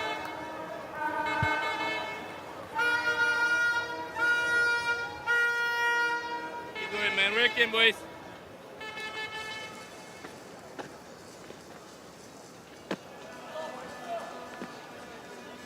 Doesn't look pretty at the moment, that Leeward Islands scorecard for the Hurricanes. There is some batting to come. Hayden Walsh Jr. is having a good season with the bat.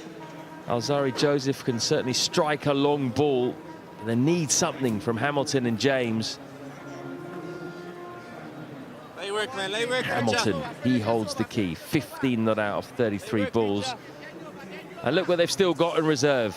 Trinidad and Tobago, Yannick Carrier, who's competing at the top of the leading wicket takers list with Sunil Narine. He's now just one off him. He's got 18 wickets. Having a magnificent tournament with ball and bat. First ball for him. One. Get Carry, get Carry. Get Carry. Do they almost have to disregard the scoring rate at the moment, the Hurricanes, really, and just make sure they get something together between these two bats? Keep going, Lay. Keep going. Get take creature. There's still 30 overs after this one. So lots of overs to go. Oh. They can't worry too much about the scoring rate. The important thing now is to build a partnership. Show intent to score, obviously, but a partnership is key at this moment. That's short, hit hard. One bounce for a welcome boundary for the Leeward Islands. Jamal Hamilton, not someone you want to bowl short to. And of course, when they get a loose delivery like that one, you put it away. And that's exactly what Jamal Hamilton did. A little bit of pressure on Carrier. A little bit of rain in the air. Oh, leading edge. Luckily for him, it doesn't travel too far off it. Moral victory for the bowler.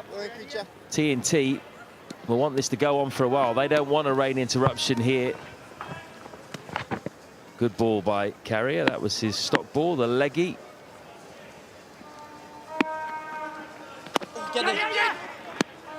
Done that well. Second quick single into that area in the over. And that's good cricket. That's the way you got to play. Look to get the ones, the twos, whenever possible. Put away the bad deliveries.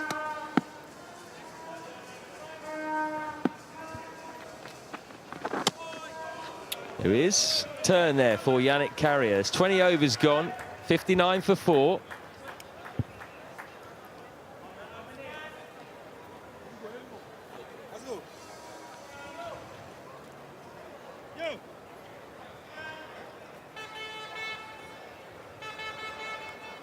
Yeah, not a good sign.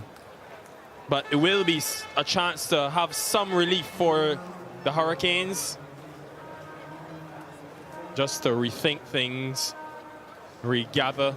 Jamar Hamilton will be the key if they're to get to anything competitive.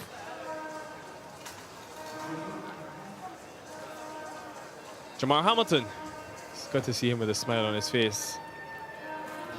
There could be a break that could help the Leewards.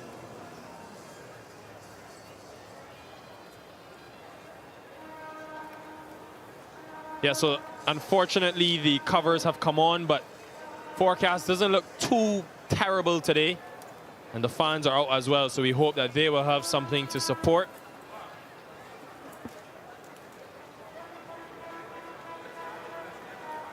Samuel Badri is here as well. Samuel, assess the first 20 overs for us. It's a disastrous start for the Hurricanes. Remember, they won the toss and they decided to bat first. And they were looking at somewhere close to that 240 mark, according to their captain, Alzari Joseph. Lost Powell quite early for just 8. Graves was unfortunately forced to retire hurt due to a groin injury. And then Carty gifted his wicket away. Expansive shot. Ward and Cornwall followed soon after. Sunil Narayan bagged a couple. Hines amongst the wicket again. Gabriel got the first. 59 for 4 after 20. So in dire straits at the moment. Yeah, they started measured in terms of their approach, the Leewards, but Shannon Gabriel did well with that angle to get the ball to come back in. And after that, Justin Graves went off injured, and it's been a collapse ever since. But Gabriel has done well today. First time he's bowled more than 3 overs in one spell. And then Carty followed soon after. They just did well in this phase. They bowled 42 deliveries to this pair, only 14 runs conceded. We've seen it a couple of times in the tournament. Casey Carty just getting frustrated. Success for Hines, who's bowled well. Yeah, that Casey Carty wicket was perhaps the most disappointing. Terence Ward fell without scoring. Continues to increase his tally of wickets, not only in this tournament, but for the Red Force, the leader in terms of most wickets. And then he adds another, Rakeem Cornwall. 1 from 5 deliveries, 2 LBWs for Narayan. As plumb as you can get. Not a difficult decision for umpire Nigel Duguid. Yeah, another excellent day for Sunil Narayan. Picked up 2 or more wickets in every game this season. 2 for 8 in his 5. 1 apiece for Hines and Gabriel as well. Akil Hossain started things well, bowling to the left-handed Powell. And Narayan, who will be playing his final list day game, caught up with Shakira Salman earlier. Sunil, Brandon McCullum has called you a king. Lots of words like masterful, amazing, remarkable have been associated with your career. How would Sunil Narayan describe his journey? I think at the end of the day, it's a dream. I think as a young cricketer, the dream is to play at the highest level and being able to contribute, and having some legends giving you that inspiration and that confidence of the quality of player you are. I think it's a great accomplishment, and I still have a few more in me. What has stood out, though, is your resilience. Even though you had to remodel your action twice, you've still stayed a step ahead of the batters. What is key to that? I think it's based on being simple. I think once you simplify the game as much as possible, I think it's better for you in the long run. So I think the more you simplify, the easier you'll take the game. And what would you say has been your most memorable List A season yet? I would probably say this one will mean a lot, knowing that before the season started, this Super 50, I knew it would have been my last. So the emotions and the love for the country, not being able to play again was with me. So I'll probably say this one. I suppose there are lots of people you want to thank for contributing to your success. Do you want to have a word on that, no? No, I think as a little boy, my dad is probably the key one. I think starting from 7 at Queen's Park Oval, going every Sunday morning and just being there, no matter the situation, no matter if I could make it or if I can't make it. I think he was the one person who always said, just stick in, something will happen and your time will come. How much do you credit this Red Force team for your journey so far? Yeah, I think the guys are playing very good cricket, and when I announced my retirement, they said they're going to try to do it and try to give me a proper send-off. So, I mean, when you have players like that will back you no matter what, and knowing that it's your last, that they really want it, it's nice for me. What would you say as a word of encouragement to the next budding Sunil Narine? Keep it simple as possible. Play the cricket for the love of it, not for the other things, because those things will come if you enjoy it and you really want it. So I think just love it, work hard, train hard, and enjoy it as much as you can. Thanks, Sunil. You have had a remarkable career. All the best on the T20 circuit. Thanks.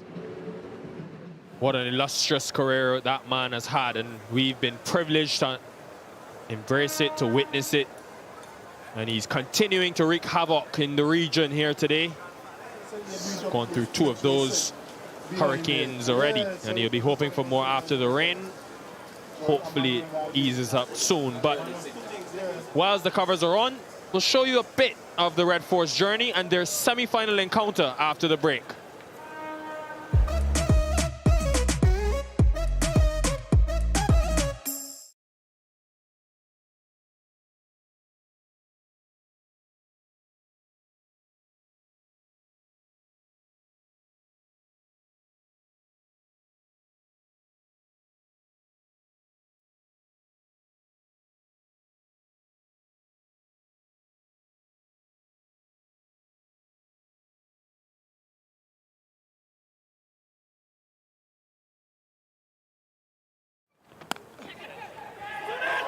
Dropped.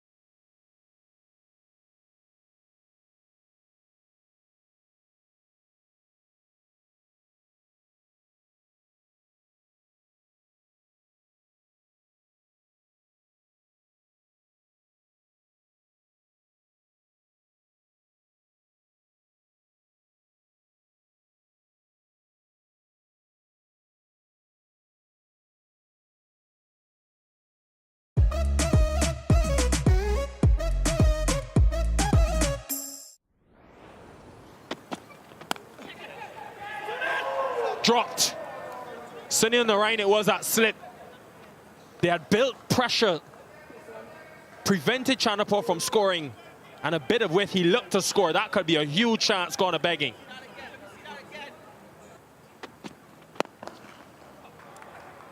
Misses length.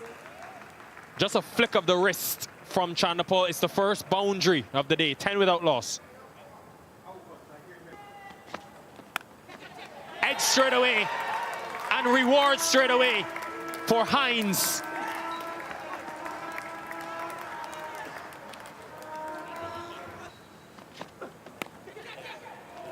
Found the edge again, but this time didn't carry to Sini on the rain. Imlap off the mark. Again, very strong on the cut, and he's been given with, he's accepted. Edge gone.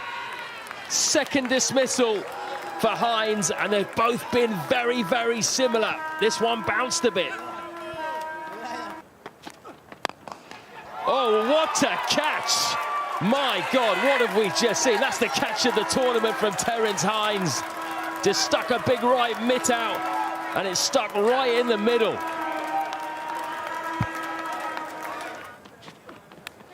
Oh, Nick, and again, would you believe it? Can't believe what I'm seeing here. Terence Hines is having an absolute field day. He's got 4. Crack through the gap. Chanderpaul's been trying to pierce that gap for a few balls now. Finally does it. That's right out of the middle. And the gap will get 4. Very well played, very well placed by Kevlon Anderson. Clean him up. What a delivery. Akil Hussain. And the wars continue for the Guyana Harpy Eagles.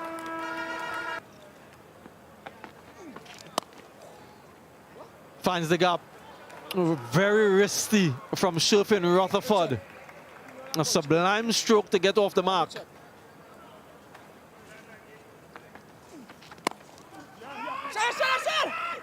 Run out opportunity. Both batters at one end will be dismissed. Lots of confusion. The throw came to the wrong end from Shannon Gabriel, but it was good enough for Akil Hussain to collect and then throw to the wicket keeper. And the misery continues for the Guyana Harpy Eagles. Confusion, chaos, everything out there is happening. Huge shout, finger goes up. Another batsman dismissed. Look North goes without scoring, inauspicious. His first innings in Super 50 cricket and doesn't get off the mark. Sunil Narayan, the leading wicket taker now all by himself for Trinidad and Tobago in Super 50 cricket. Good delivery, pitched in line, came back a little bit into the right-hander.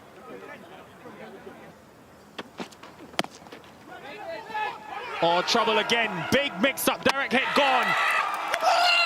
Third time there's been miscommunication between this pair. And finally the Red Force capitalize. This is what pressure do to you, Nikhil. Especially when you're batting with a lower order batter. You'd always feel the need to be on strike. Not really a run, especially to a good feeler like Akil Hussain. Slow ball picked up. That's gone a long way back from Rutherford. That's the power of the man. Right at the top of that first tier. That's through the gap. More runs for Rutherford. Wonder if they will rue those missed chances earlier. Heaved away in the air. Out. First ball. Carriers on. And he gets the big fish straight away. Where was he?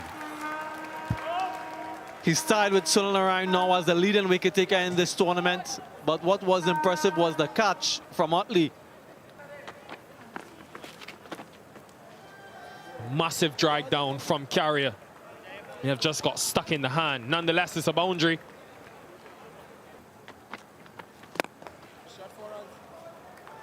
That is top class from Versamy Pramod. Pierces the gap, brings up the 100 with a beautiful extra cover drive. In the air and gone. Simple catch for Akil Hussain. Another one and another wicket for Yannick Carrier. So he is at top of the standings now in terms of most wickets. He retains and regains that position.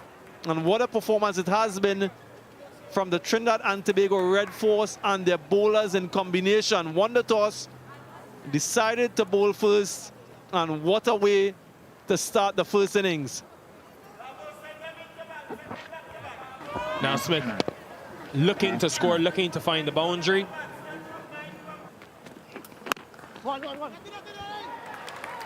Timed very well. Can't afford to concede boundaries. Every run is precious. They're underway, the Red Force.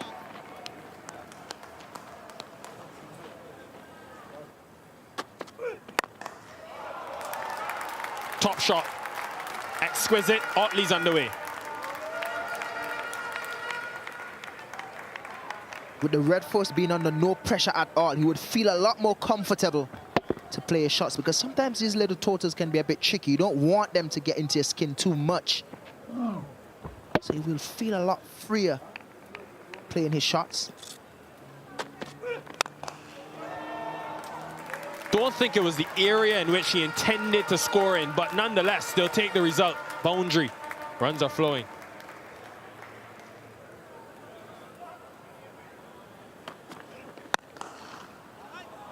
Majestic.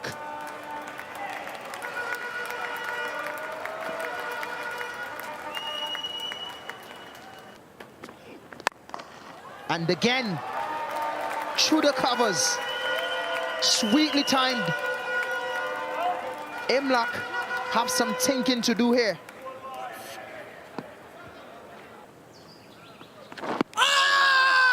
On the back foot, straight away, Pramal strikes. Could that be the start for the Guyana Harpy Eagles? That's what they wanted. Sammy Pramal. Good decision, I would say.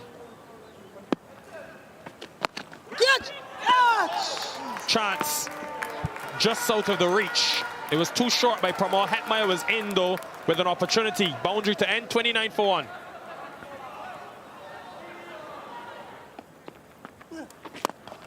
Up and over. Nicely played. One bounce for Keon Otley. That relieves the pressure just a little bit. Who heaves him straight and flat. Oh, great effort. Really good effort that by Moti.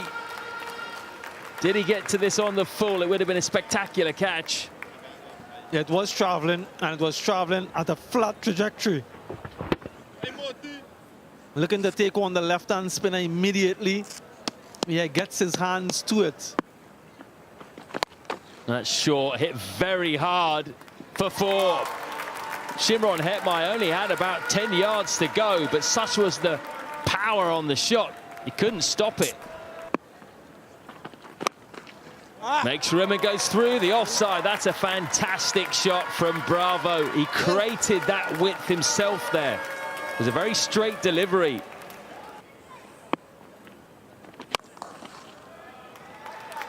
Only 2 fielders outside the circle, so that is meat and drink for Darren Bravo.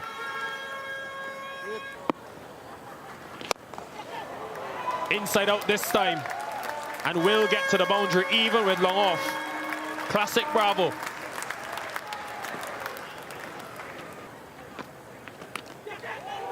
Oh, nicked. That was an opportunity. Almost put the curse on Bravo, but he moves into the 30s and has a smile on his face. 72 for 1.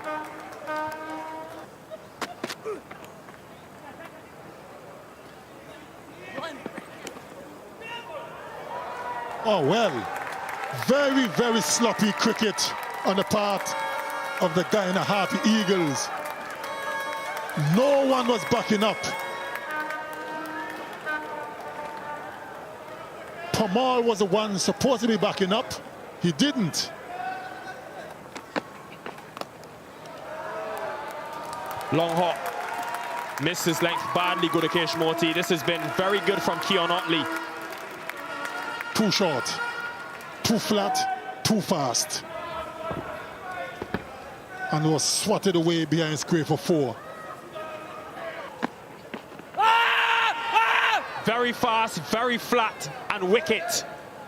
Gudakesh Moti has always been in the wickets for the Harper Eagles and breaks the partnership.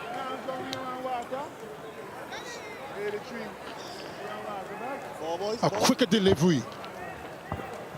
Right on the boot. And that is a good decision by umpire Leslie Reefer Jr.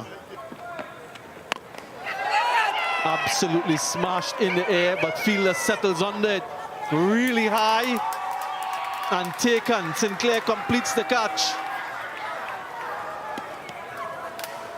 Seems to be smiling on his way off. Nicholas Puran looking to finish the game in a hurry, but not to be.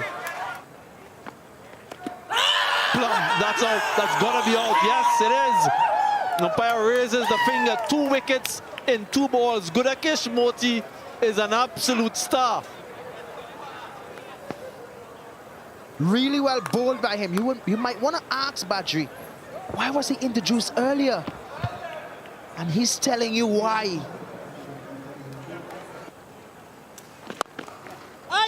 That's a good shot by Yannick Carrier. Something that we have seen throughout the tournament. He has been in good form.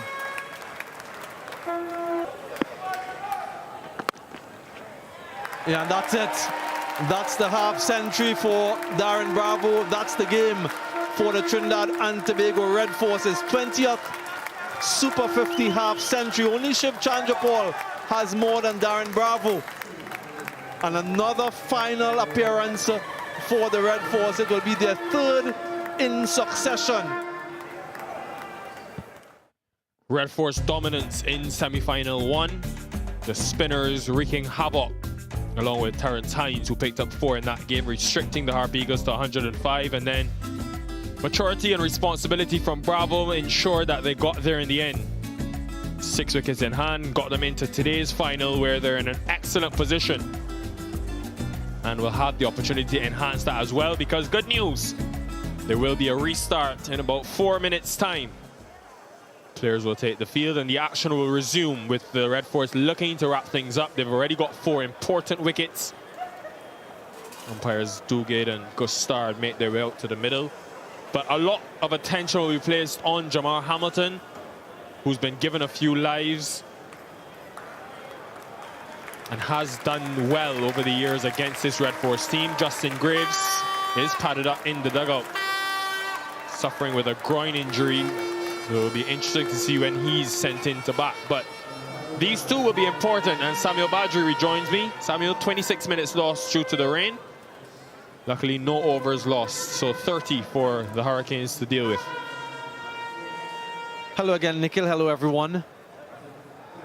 I suppose that break allowed an opportunity for the Leeward Islands Hurricanes just to regroup and to reassess where they are at and to formulate a plan going forward. You mentioned 30 overs remaining. That's a lot of deliveries, and that's why the dismissal of Casey Carty was so disappointing. Got dismissed in the 13th over, and it's not for the first time this season that he's given his wicket away with many overs remaining. The bowling for the Trinidad and Tobago Red Force once again being led by Sunil Narayan. Just look at his economy.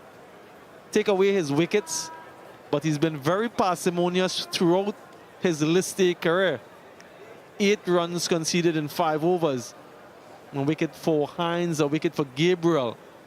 So these 2 will have a tremendous job and a tremendous challenge ahead of them. How can they survive the threat of Pear along with Narayan and the other bowlers in this Red Force lineup, and how many can they get their team to? Hamilton scored a blistering half century last time around in semi-final 2. And those 2 semi-finals were quite similar in many regards. Dominance from one team over the other. Red Force dominated and decimated the Harp Eagles, and similarly the Hurricanes blew away the Barbados Pride. Now we're seeing another one-sided affair. Just about to get the action restarted. Pear will continue from the northern end. Go Cap. 4 fielders allowed outside the circle, so long on, long off, deep cover, deep mid wicket. Oh yes, Cap, well bowled. And did see Carrier bowl that 20th over before we went off for the rain. It means then that Narain, who's bowled 5 overs, 2 for 8, is out of the attack.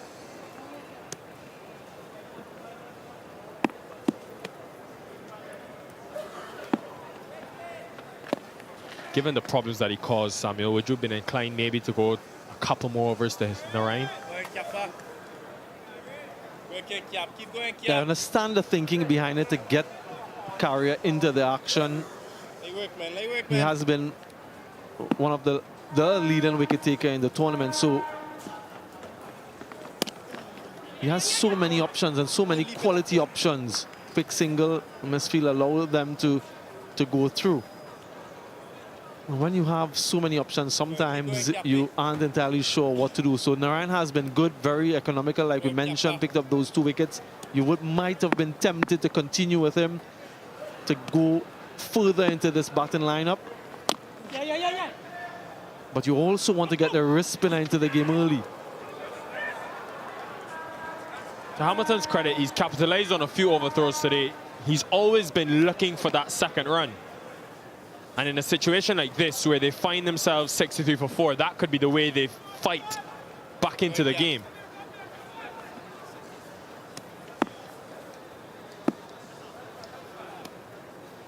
Go on, Cappy. Working with you, Cappy. Come on, boys. The only reason I asked about Narain is because Hamilton was struggling to pick him and created that chance at slip, which was put down against him when he was on 9. Has also dismissed him twice in his list day career. Once this season, once back in 2014. And this will be more runs. We've seen this lack of intensity from the Red Force at times in the field today. 2 drop catches, now overthrows. Yeah, this was very poor from Darren Bravo. The throw, that is. First of all, it should never have been a single. He's in there to cut one, and then look at the throw. And no one is backing up. So that's easy runs, gifting runs to the Hurricanes. Christmas is around the corner. It's a little bit too early for gifts, but they'll take them.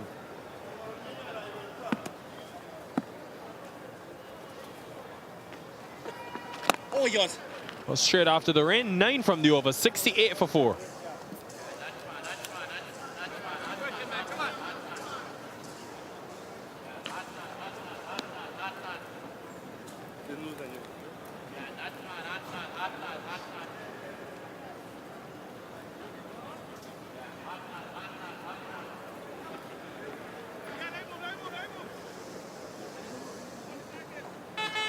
Go ahead, Creature.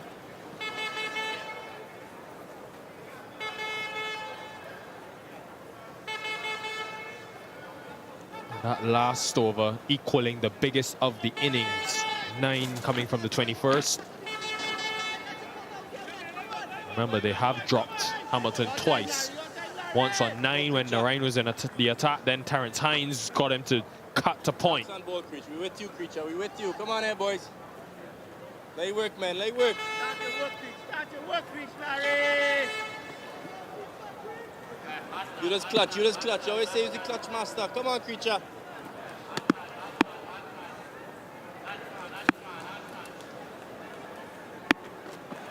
Oh, geez, Creech, boy. Really good start, Creech. I've been impressed with the 2 wrist spinners. I mentioned this earlier, both Carrier and Hayden Walsh Jr. And their body of work in this tournament always has been quite fashionable with his hairstyle, haircuts. Yannick Carrier was injured in the qualifiers in Zimbabwe, a freak accident really, going back to his mark, and the ball flew from a player who was batting adjacent to him, struck him on the nose. 150 plus runs and 15 plus wickets in a season. He's had an exceptional season this time around, along with Hayden Walsh Jr., those 2. Catch it. Hayden Walsh Jr. for a long time, Nikhil and viewers, was the incumbent, or one of the incumbent spinners for the West Indies team. He's since been overtaken by Yannick Carrier as the wrist spinner in the team. So it's healthy competition to see the rise and the resurrection of Hayden Walsh Jr. in this competition. Is putting some pressure on Carrier. And you know, Simon, I'm curious, and you will notice how to speak to this. I'm curious how much it plays on Walsh's mind, because I think back to the last game. Hayden Walsh struck him for a 6, then a 4, and looked like he had a point to prove, and in the end was caught at long off, trying to go over and hit another 6. I just wonder if he feels he has a point to prove, especially against Carrier. Yeah, there's always that internal battle, and despite what many people think, when you're a particular type of spinner or type of bowler, you don't want another type of bowler of a similar type to get you dismissed. You always want to get the better of them. So there is that sometimes unsaid rivalry. And it's really nice to see that rivalry on the field and the performances they've put on. 69 for 4.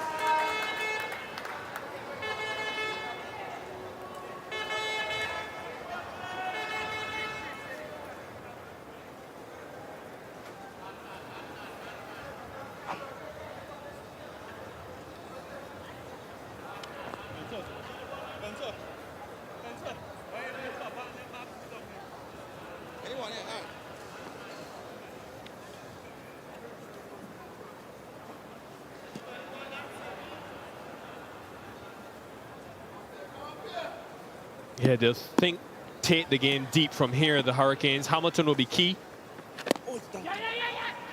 Interestingly, Alzari Joseph mentioned 230, 240 at the toss.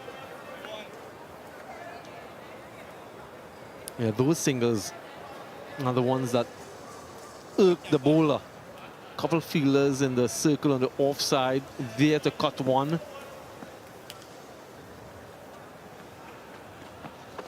Oh yeah! Clean them up, straight through, and nothing shot really from Kofi James. Celebrations from Kari Pierre. Another wicket falls for the Hurricanes, and they slide into further trouble. Yeah, seemed to be much slower from Pierre. And Kofi James has had a miserable tournament with bat in hand, and it continues. Success for Pierre, back into the team today, and a bit of celebration as well.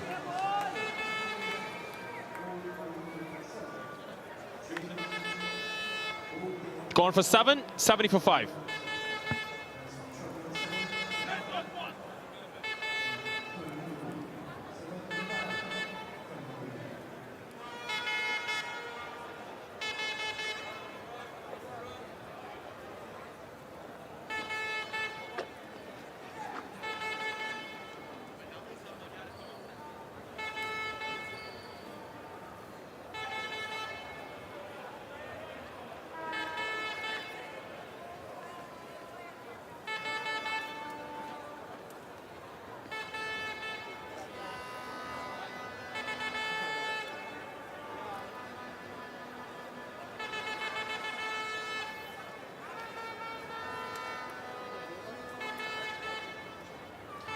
Hayden Walsh Jr. comes to the middle. He's averaged over 50 this season with a couple half centuries, including one in the last game.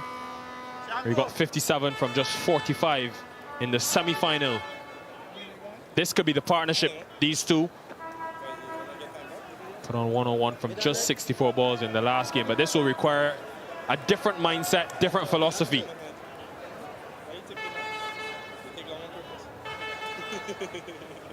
One of only 2 left-handers in this Hurricanes batting lineup. Now, we're just speaking off air, you and I and a couple of the others, about what is the best approach in this innings.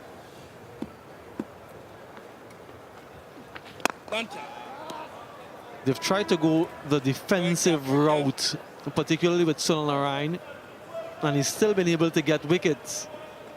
This was a defensive shot, really. Nothing, it wasn't aggressive. I'm still trying to understand exactly how he missed this one.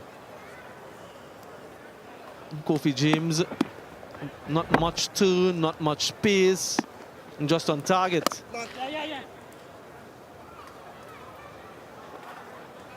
These two were quite destructive in that last semi-final. It's a different scenario now. Lots more overs remaining.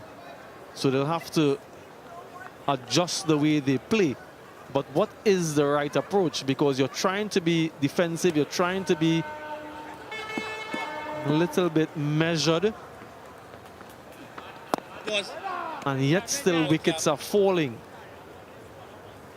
Have a look at this dismissal.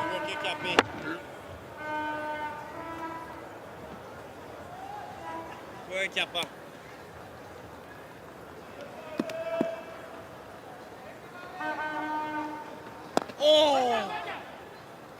Wicket in the over, importantly, 72 for 5.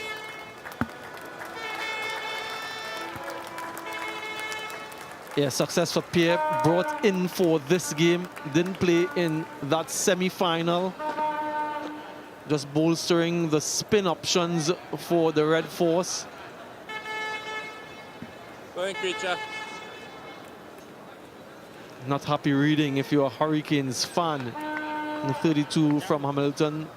Top score so far is unbeaten. But that Carty dismissal, I mentioned it a little bit earlier. If we can go through his season, he's had scores of 4 from 12, 29 from 46, 37 from 55, 1 from 7. Carrier to continue. Catch it. Go on. Go, go. Maybe he's heard you, Samuel. Maybe it's time to attack now.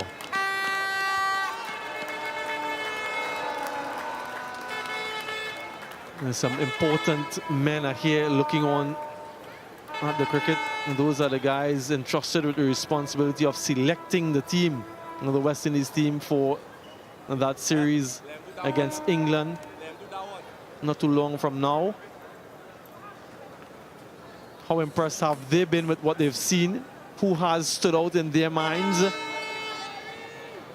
And have they played the brand of cricket that they are looking for? And those are some of the questions that they will have on their minds. Really hoped and expected a competitive final, Nikhil, with these two teams. Oh, God. All biases aside, I wanted to see a closely fought contest. Admission to this game is free. There's a nice crowd in. Of course, many of them will be supporting the home team.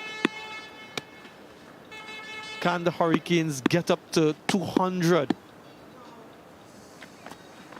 Catch it. Intelligent option from Walsh because he's sweeping with the spin.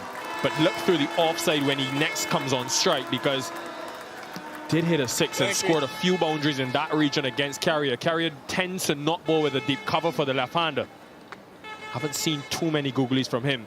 Tell you what, Sam, the selectors will be impressed with the way Hamilton has commanded responsibility in this move up the order. Never really was given the opportunity to bat at 4 or even any higher than that in his listed career. Last couple of seasons he has had it, and he's relished it. That will be a boundary, easily put away. Keep going, Creech. Yeah, there's some clear change in intent in this over. Yes, it's a short ball, and yes, it deserves to be punished, but you have to have the intent. Quickly onto that. He packs some punch, you know, when he hits them. They travel quickly to the boundary. And that one was no exception. Goes on to 37. Needs to be fuller. Does he adjust the length? Just quickly on Hamilton as they get through for the single. It's only the 9th time in his career he's batted at number 4 or higher for the Leewards, and he's averaging above 40 with 3 half-centuries. He's, for years, asked for more responsibility. He's been captain, but him and his coaching staff have decided it may be better for him to come in as in the last 10 to 15 overs. But this season, he's shown a different side to his game. He'll be hoping that he can rescue them from this position. 79 for 5.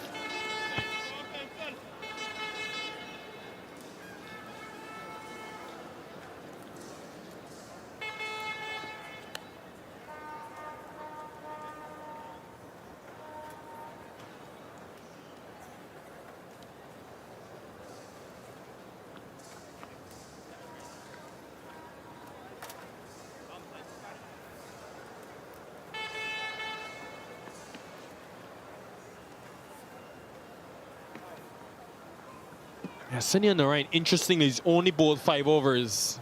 They were in real trouble when he was in the attack, but Bravo has opted for Pear, who's got the wicket, and Carrier. But look at the difference in economy. Both have gone at over 5 runs and over.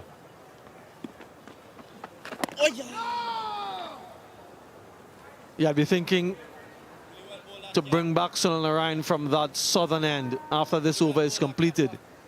Try to get either of these two out and then look to finish things off.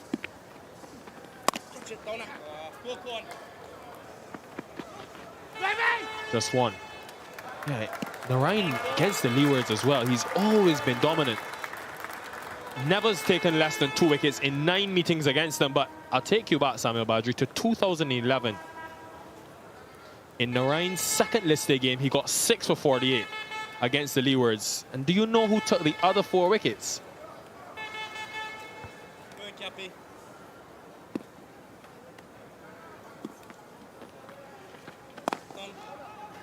Yes, I do.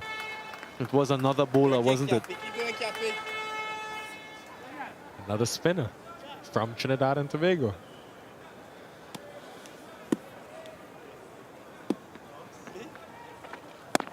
Samuel Badri it was who got 4. So Narayan got 6, Badri got 4. And while I was doing my research as well, I also noticed you've got Jamar Hamilton out a couple of times in your career as well. How did you bowl to him? In my typical style, wicket to wicket. He usually planted his left foot down the track. And that's something that we noticed back in those days. And we targeted that front pad. So try to bowl the ball between the stumps. And oftentimes you will get trapped trying to get the bat in front of the pad, but no access to the ball. He's since made the necessary technical adjustments in his game. 81 for 5.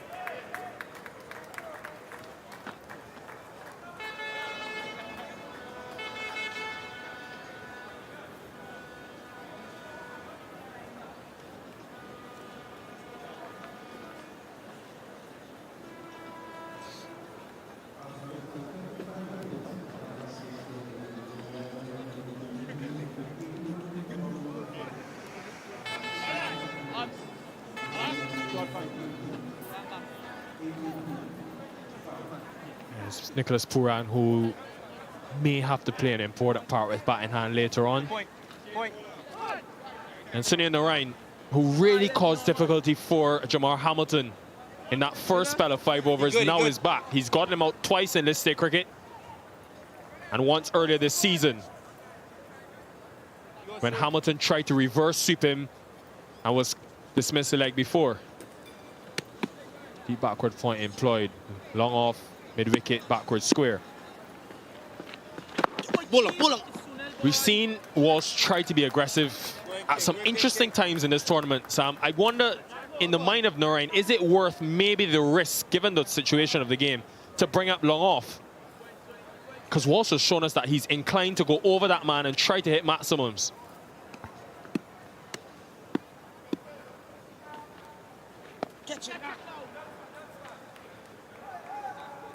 Yeah, not a bad shout to try to get him to go over the top and take a risk. Red Force will know that this pair is quite capable of putting on a significant partnership, and they'll be looking to try to break it, hence the return of Sunil Narayan. So they're cognizant of the danger they possess. Darren Bravo, for me, throughout this tournament, has opted to be a little more defensive than I would have liked. Particularly when you have the quality of bowlers that he has in his arsenal. So many times I thought that he should have employed an additional catcher, maybe a bat pad or someone in gully, and he's decided against it. Catch it. He would argue that it has worked. They're in the final, they're in a dominant position and likely to go on to win the competition. But when you look big picture, West Indies cricket, you want to show that attacking brand, wicket taking, and as we speak, an additional fielder is going into a catching position. So it seems as though he's hearing the commentary. Yeah, that means, though, an opportunity to score, at least get off strike in the leg side. No one is in the circle except fine leg.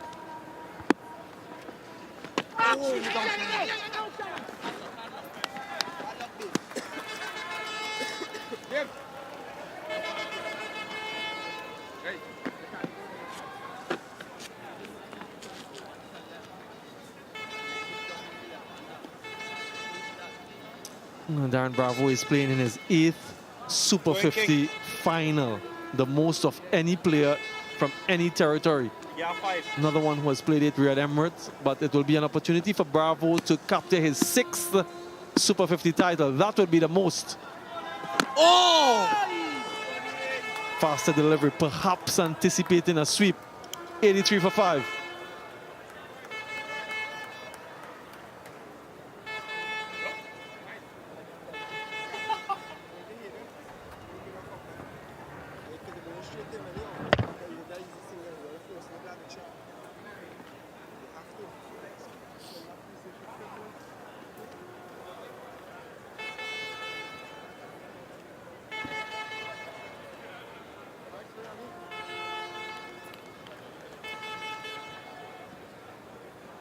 Most Super 50 Cup wins as a player: Pollard, Emirates, Walsh, Rampol, Ramden, and Darren Bravo, all level on 5.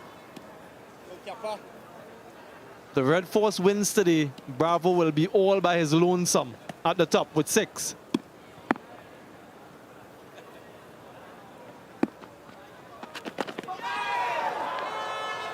He missed out there and he knows it.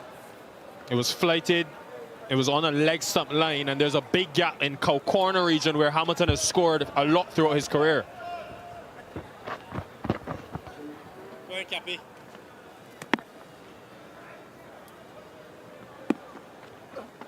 No, unlucky Sunil. And it's really unfortunate for them today that Graves went down via the injury, but I was always eager to see how the batting lineup reacts if Graves doesn't get a big score, because he has been the glue. And every time he has been dismissed, in this same fixture against the Red Force, they lost 5 for 32 in quick time as soon as he departed. Against the Pride, 2 runs just for 2 wickets. So it's a test for these two in the middle and those to come. Go Cappy, go Cappy. Go in there, Kappa. Played a couple integral knocks in maroon for the West Indies. Hayden Walsh Jr. Played a few crucial knocks here, for the Hurricanes. But this is perhaps the most crucial match to get a good knock in. It's a final. What can they muster?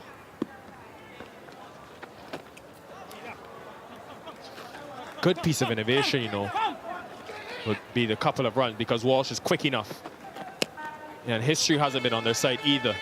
The last 11 meetings have been won by Trinidad. The only time the Leewards have won is in that 2019 semi-final when Hamilton got a 34-ball 76. They were down and out for the count, and he resurrected them. Maybe he can do it again.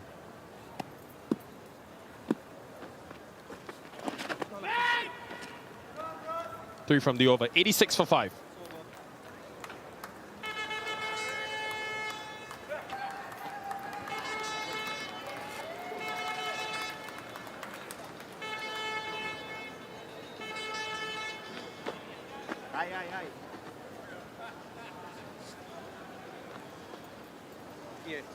Yeah. No. If it's lob there, you can get. You're mad from Run, you take it there?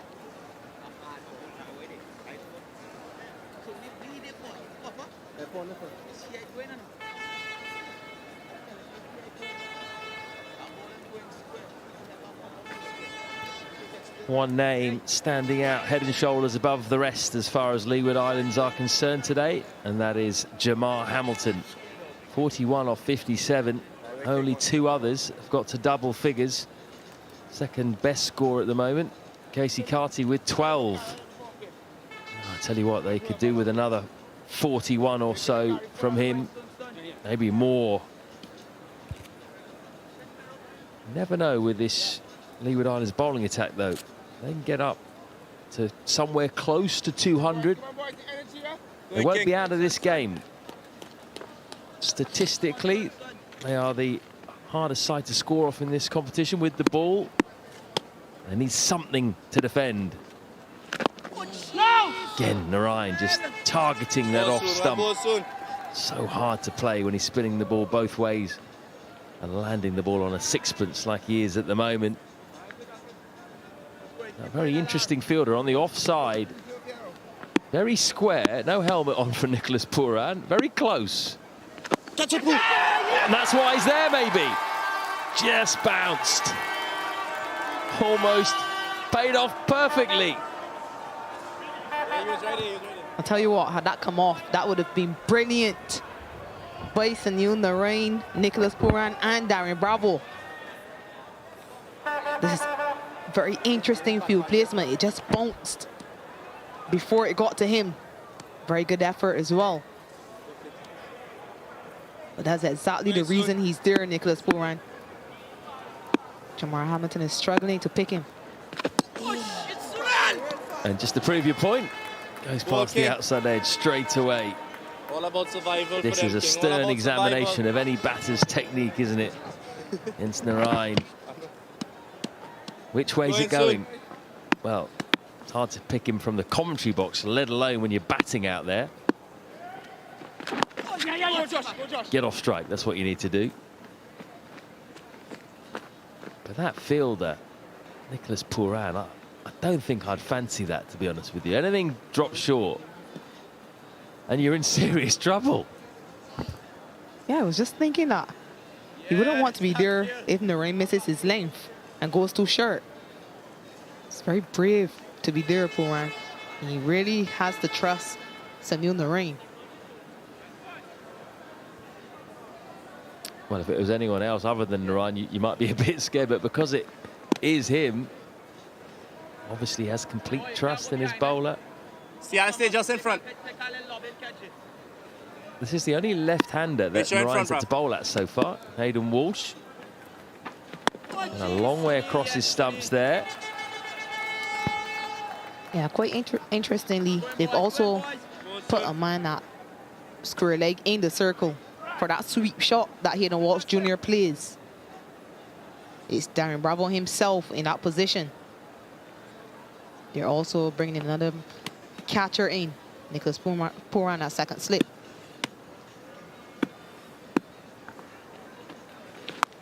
There's the sweep just over. Bravo. He was in the right line, but it was just over his head. 91 for 5.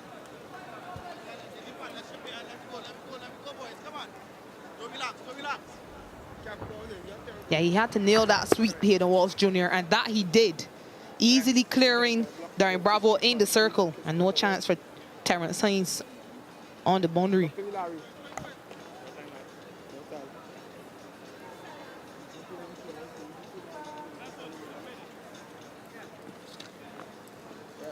You want me to kick, man? You want me to kick? Hayden Walsh just hit his first boundary today. He's been quite proactive, particularly to Narayan, not willing to just sit there and prod forward. He's played a couple of different types of sweeps, a lap and a hard sweep. Moved around the crease. Just the start of something maybe here for the Leewards. 21 this partnership.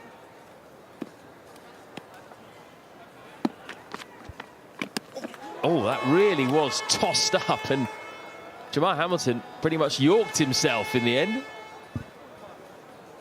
Yeah, he can't believe he missed that ball, Jamar Hamilton. It was very full. Perhaps came off the bottom of the bat into the ground and then onto Joshua De Silva's pad.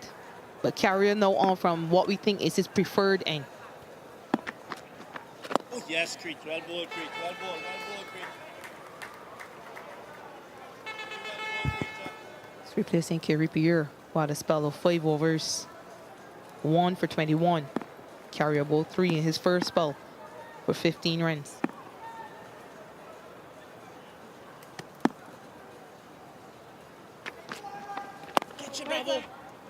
Wasn't quite there to drive. That will encourage Carrier with the slip in. Don't mind that at all, creature. Just takes one to bite Sunil Narayan's in business. Yeah, he's really tossing it up in this over so far.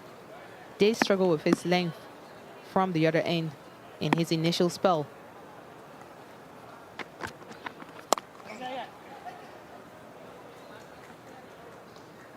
He's quick at latching onto anything short, Hamilton. Short man himself. Short, stocky individual. He's severe on anything short with the cut shot or the pull shot. So you probably are better off erring on the full side.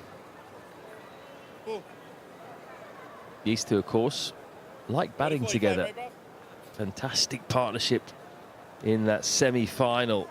101 off 70 balls to really break Barbados' spirit at the end of that innings. He gets down very early to sweep, maybe too early. Yeah, that's perhaps because this is his go-to shot against spinners, especially when the ball is turning. Ball is also bouncing quite a bit, so he has to be careful. Sunil Narayan, or rather, it's Nicholas Pooran is waiting on 45. Well, there's a single available. There's no fielder in front of square on the leg side in the ring. Finishes with a dot. Tight over, just one off it, 92 for 5. Now, as I mentioned, these two players, Jamal Hamilton and Hayden Walsh Jr., were sublime at the back end of the innings in the semi-final against Barbados. 101 off just 70 balls. When the innings was kind of in the balance, really, they were 185 for 6 with 10 overs to go. And then this happened, got them up to a score of 290.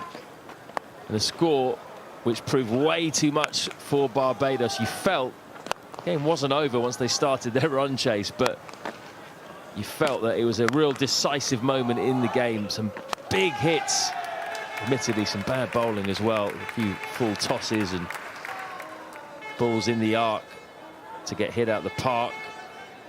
But they need a different kind of partnership here, and different kind of challenge now. We've got the raw pace of Gabriel back. Very good first spell. 4 overs, 1 for 14. Straight away, he is nice and straight. What do you think of this move, Shakira? Bringing pace back in now? Yeah, not a bad shot. Gabriel has been good for the day so far. His initial spell was really challenging. Asked lots of questions of the batters. So perhaps before Hayden Walsh Jr. in particular settles even more, Darren Bravo is thinking, let's challenge him with some pace. This is a good move. It's also good to see Gabriel coming in for a 5th over.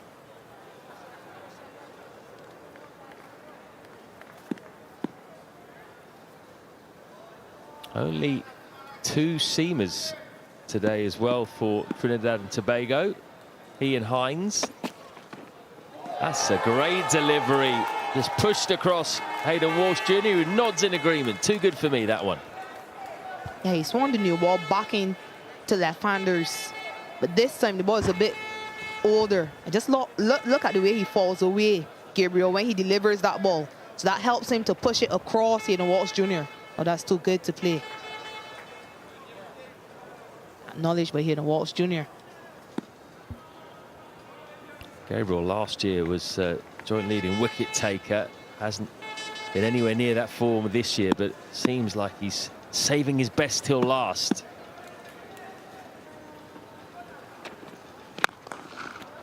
Through the gap. Very nice extra cover drive. Second boundary for Walsh. He didn't even attempt to run. He knew he middled it, and he knew he found the gap to perfection. Look, what a response to that previous delivery. This time, Shannon Gabriel over pitching ever so slightly. But this is class, and this is a man in form. Just look at that straight into the ball. Full extension of the arms and all along the ground.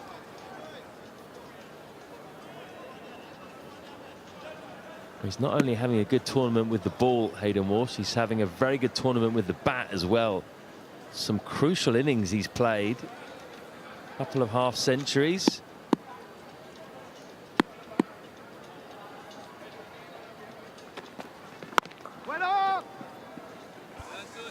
And we're going to dish out some awards, aren't we, at the end of the day, Shakira, for the whole tournament.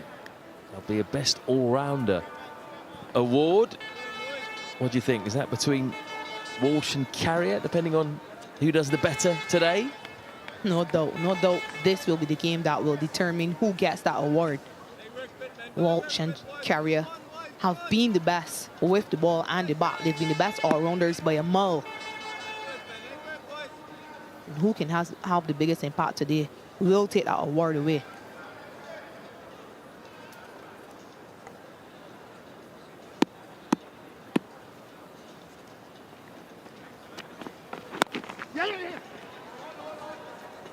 They will run well, these two.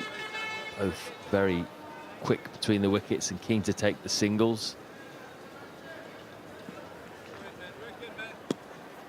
Jamal Hamilton actually was severely afflicted by cramp in his last innings in the semi-final. He still managed to get 76 from 61 balls, but there was a long break while he got himself sorted. At times it was quite comedic. He was hobbling around like a cowboy, like he'd been shot by a couple of snipers.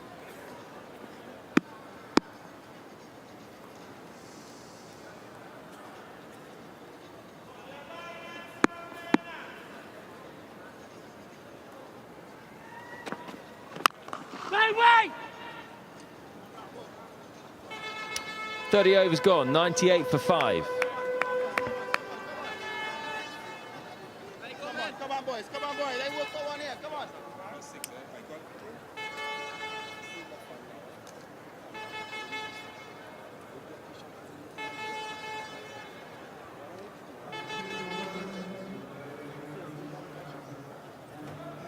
Only 9 overs have seen so far. 5 overs for Gabriel, 4 overs for Hines, but they've both done a very good job. Combined 2 for 26.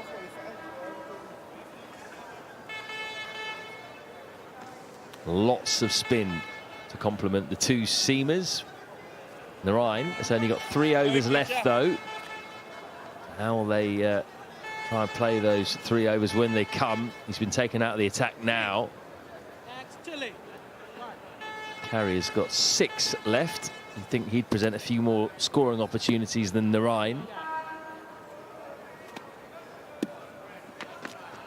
Catch it, bro. Easy, bro. Now they've taken out the slip and put Nicholas Puram actually exactly where he just fielded that ball. Great. I suppose we won't see too many wrong ends.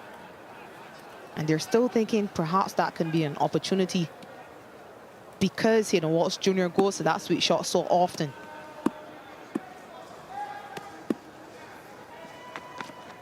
Catch it, creature. He thought about the sweep again and then changed his mind and almost chipped one straight back to Carrier there. Ended up adjusting quite well in the end. This was perhaps too full for that sweet shot. But yeah, you're right, Matt. He almost chipped that one straight back to Carrier. But you can see he just wants to sweep the spinners. He's always going to that sweet shot initially. It's always his first thought.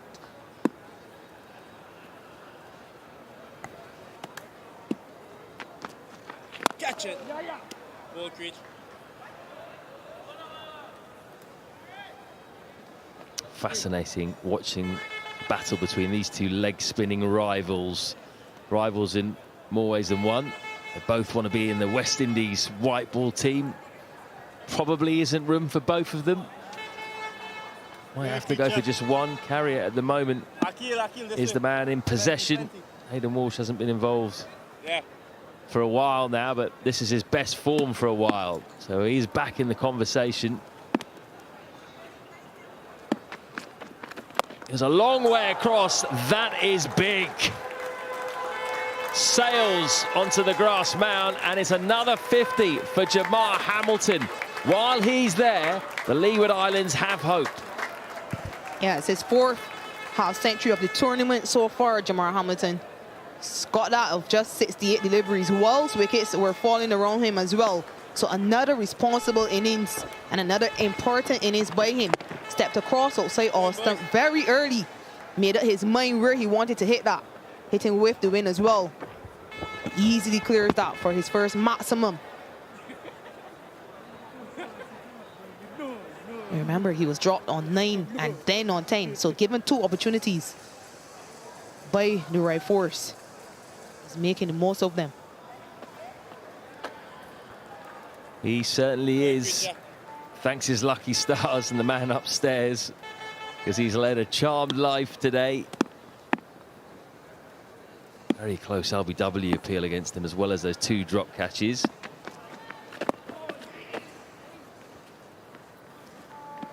The longer he stays there, the more worrying it will be for Trinidad and Tobago, who had chances, not difficult ones, to get rid of him early. Get our vibe, let get our vibe. Just signs of him stretching out his calf again there. Maybe some more of that cramp coming back in. Let go, creature, come on. They will hope that that doesn't hinder him, because he's not far off being the last hope to get a decent score. And that's a good over for the Leewards. 8 off it, 106 for 5.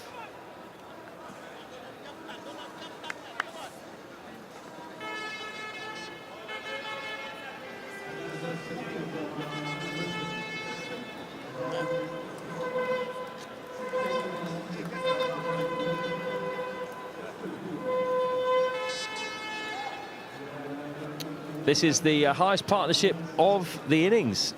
36. Look at that. A lot of starts. None have gone on. Cam Walsh and Hamilton changed that.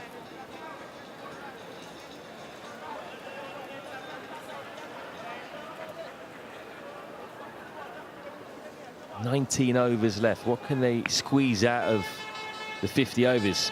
Number 1 priority is to bat the 50 overs. Jamar Hamilton stays there. They've got a good chance of doing that. There's still a bit of batting to come, remember. We've got Justin Graves. Wait to see how mobile he is. Retired her earlier with what looked like a groin problem. Alzari Joseph certainly likes his batting, and he can strike a long ball. There.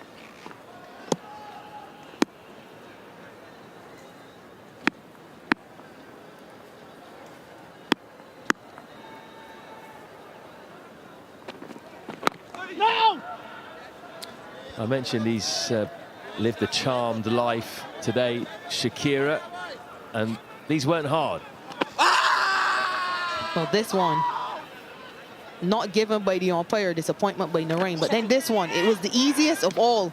Lob to Sunil Narain in the 14th over, and then in the next over, the 15th. Aki Hossain putting down as well at backward point. That one was off Terrence Hines. Remember, he was 9 when he was first dropped, 10 when he was given that second opportunity. He's now 51 off 70 deliveries. If either of those are taken, this innings could have been done by now.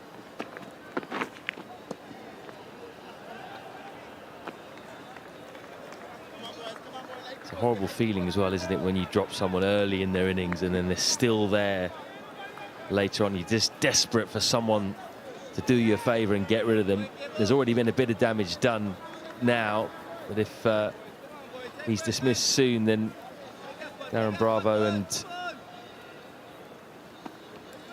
Sorry, not Darren Bravo, Akil Hossain and Nicholas Pooran will feel a lot better. Look at that, consistent tournament, very consistent. Double figures in every match. Now 4 half centuries. Taking responsibility, having moved up to number 4.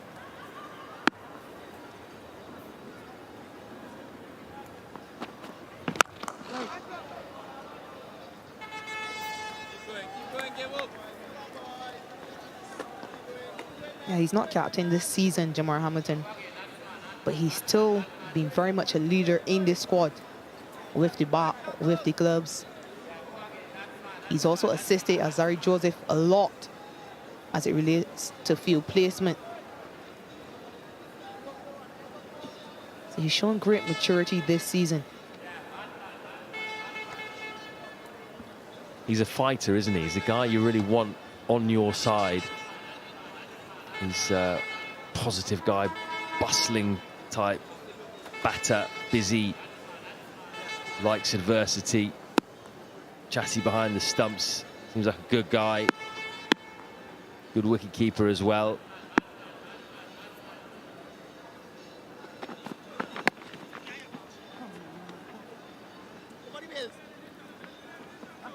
Well, they might view this as an opportunity here just to keep the score ticking along to the pace, but this is what Hamilton's done so far. Got underway with a nice lap sweep. Anything short, he is going to dispatch. There you go. Fast hands on the pull. Went a long way across there for that 6 to bring up the 50. He packs a punch for a little man. Look at those arms. He's pretty stocky. He's also very good at running between the wickets. Doesn't miss out many singles and twos. I'll just hope he doesn't cramp up like he did in the semi-final, although that didn't stop him then.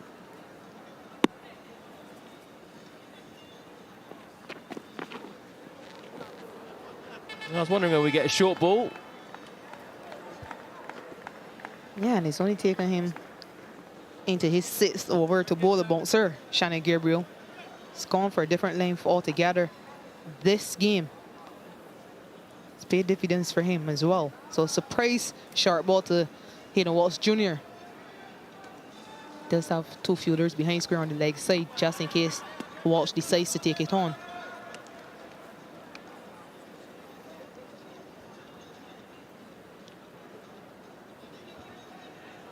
And actually all 4 fielders on the boundary are square or behind square of the wicket.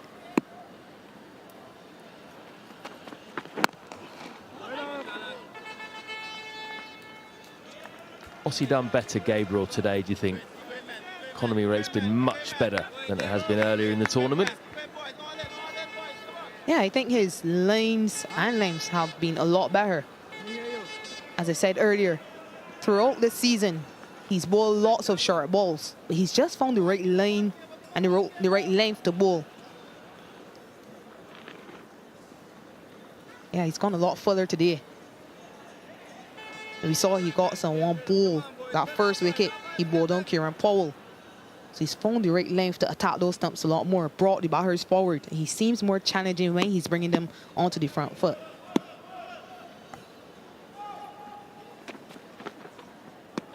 He seems to want to keep Hayden Walsh on the back foot at the moment. 108 for 5.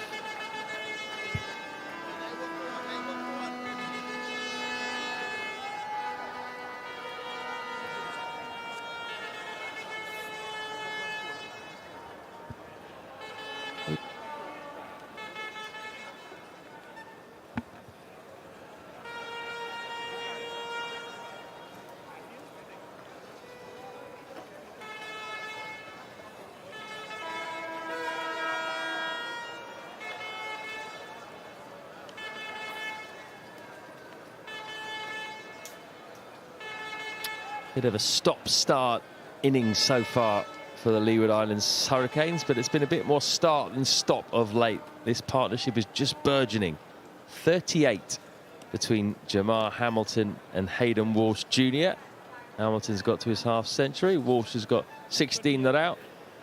Got a few in today, quite a few local supporters just below us underneath the commentary box. Remember, it is free today to come here for the final of the Super 50 Cup. So if you're local, got a bit of time on your hands, you've got plenty of time to get down here and watch the rest of this match. And your side, Trinidad and Tobago, they're in a very good position despite this mini fight back from Walsh and Hamilton. And I tell you what, if they can get up to 200-ish, this could be an interesting chase, given the resources at Alzarri Joseph's disposal. Here's Akil Hossain, opened the bowling, quite tidy, 5 overs, 1 maiden, none for 20. And he's replaced Carrier. A bit more control perhaps sought by Bravo.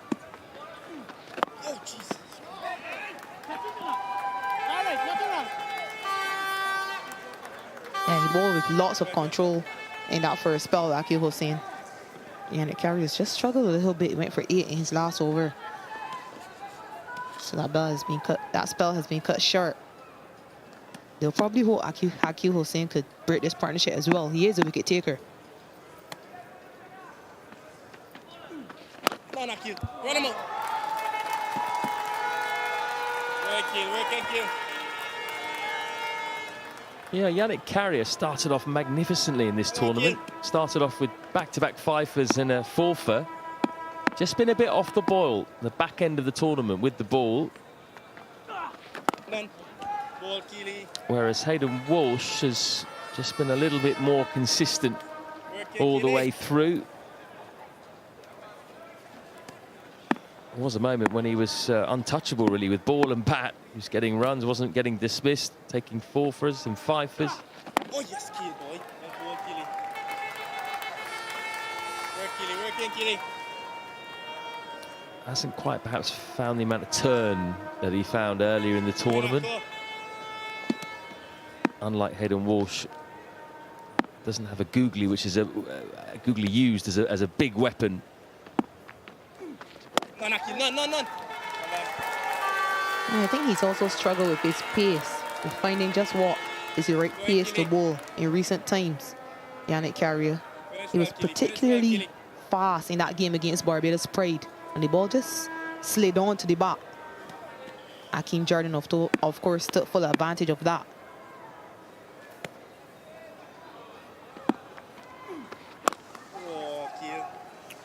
Good over by Akil Hussain. Almost a maiden, just one off it. He brings back a bit of control. 109 for 5.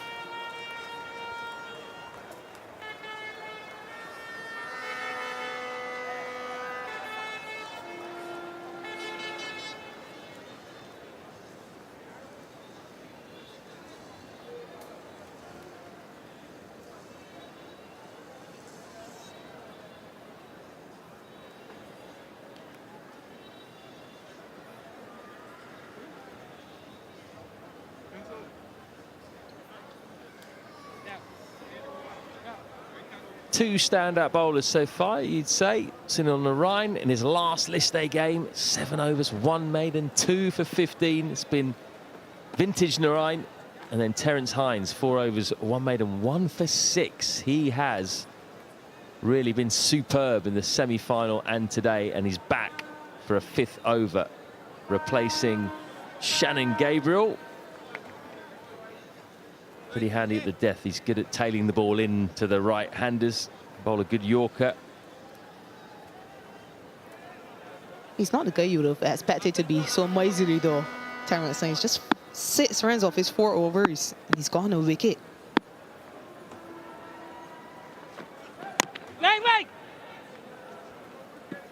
He's really stepped up for the right force.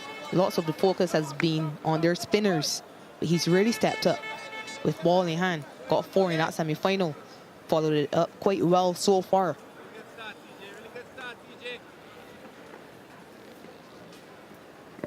Backing now from the southern end this time. So just a sharp burst for Shannon Gabriel. Just 2 overs in that second spell. Yeah. Good pick up and relay. I think it was Gary Pierre there at backward point.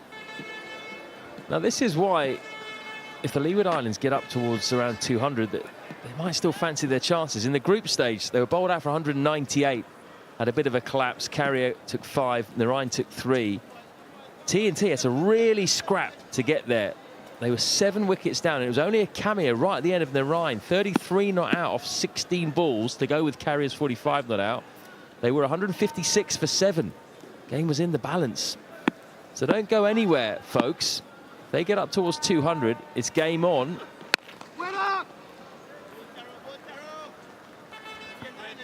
Yeah, you can just tell how much they know that, the Hurricanes.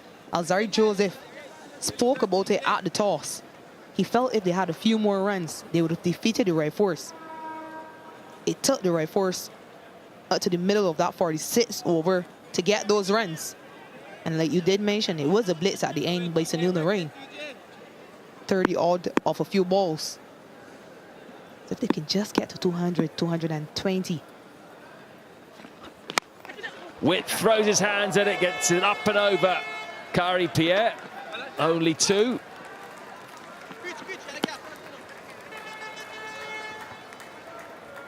Right two anyway.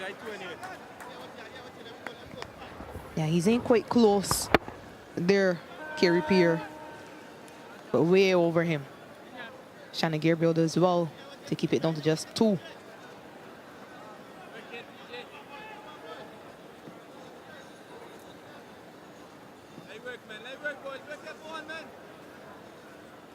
Partnership up to 42 of 69 balls.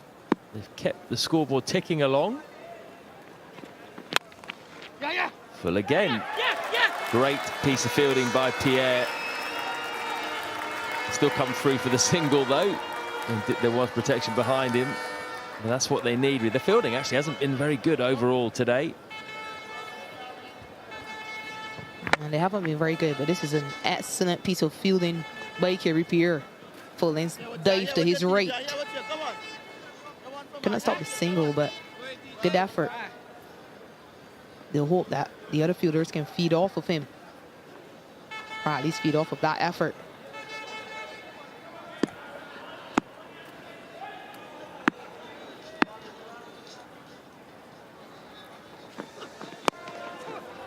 Finishes with a slower ball. 113 for 5.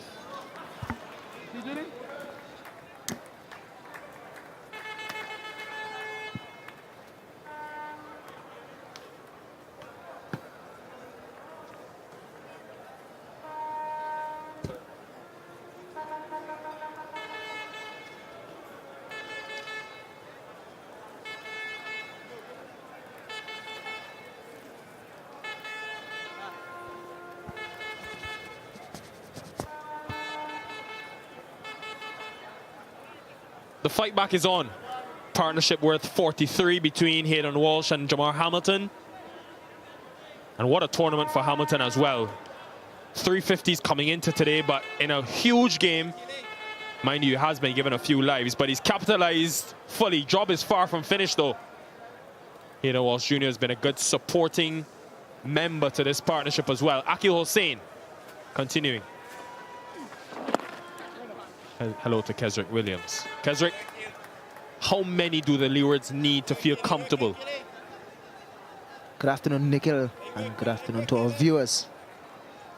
Love the rebuilding from these two. Something we saw in the last game as well. Looking at about 190. The way how they're looking now would be a good score. Last time they met each other, the Hurricanes made some early inroads, and if we see that again today, we may have a game on. Yeah, and the key thing here will be, can we get the game into the 45th over for this pair? Against the Pride, and to Hamilton's credit, he managed the situation really well. He said in the player of the match presentation that he was thinking 45th over. That's all that was going through his mind then. It'll be a similar situation now. These two hit 8 sixes in the last 5. That's 48 runs in just 8 deliveries. And that can change the dynamic of a target in a huge way. But they can't be thinking about that now because it's a high-risk approach. Narain's 3 overs to come will be critical. When does Bravo use him? We also have seen 900-run partnership throughout this tournament, Nikhil. These two.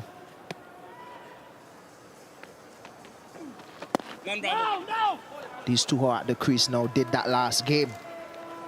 We know what they can do. So if both batters can take it to at least to the 40th over, and from there, they analyze and see how much they can get their team to. We can see a very good game today. I love the rebuilding from these two. It's just been smart cricket, really. Tight over from Hossein, though. Just 2 from it. 115 for 5.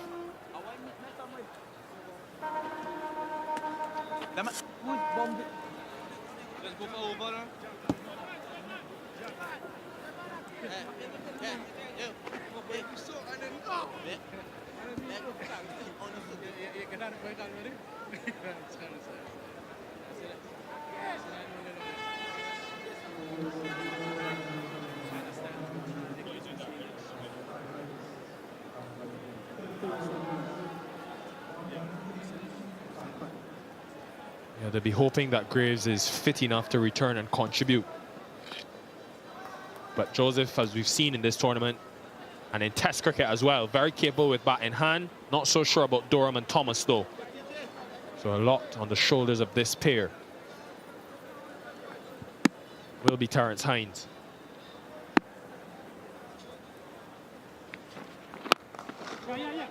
Hines has gone death early because last over a couple of times we saw pace off, then the Yorker there. I was surprised when Gabriel was brought back for that 2-over stint, Kesrick, that he didn't go short to Walsh a bit more, because in that last game against the Pride, the Pride went short at Walsh and they got success. Didn't get him out, but a few times he fended and it was almost an opportunity for a catch. Don't think Hines has as much pace to be able to trouble Walsh with that shorter delivery, but it's an option. Well, he certainly don't have that sort of pace, but what he has, though, is the ability to create that opportunity for a wicket for his skipper.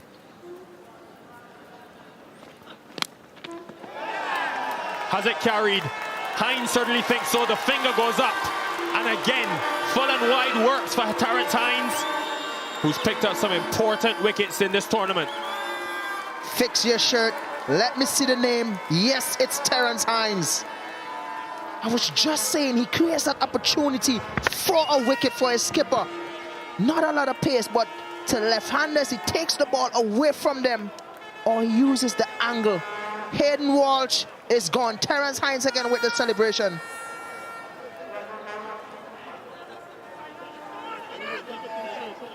He's gone for 20. The score is now 116 for 6.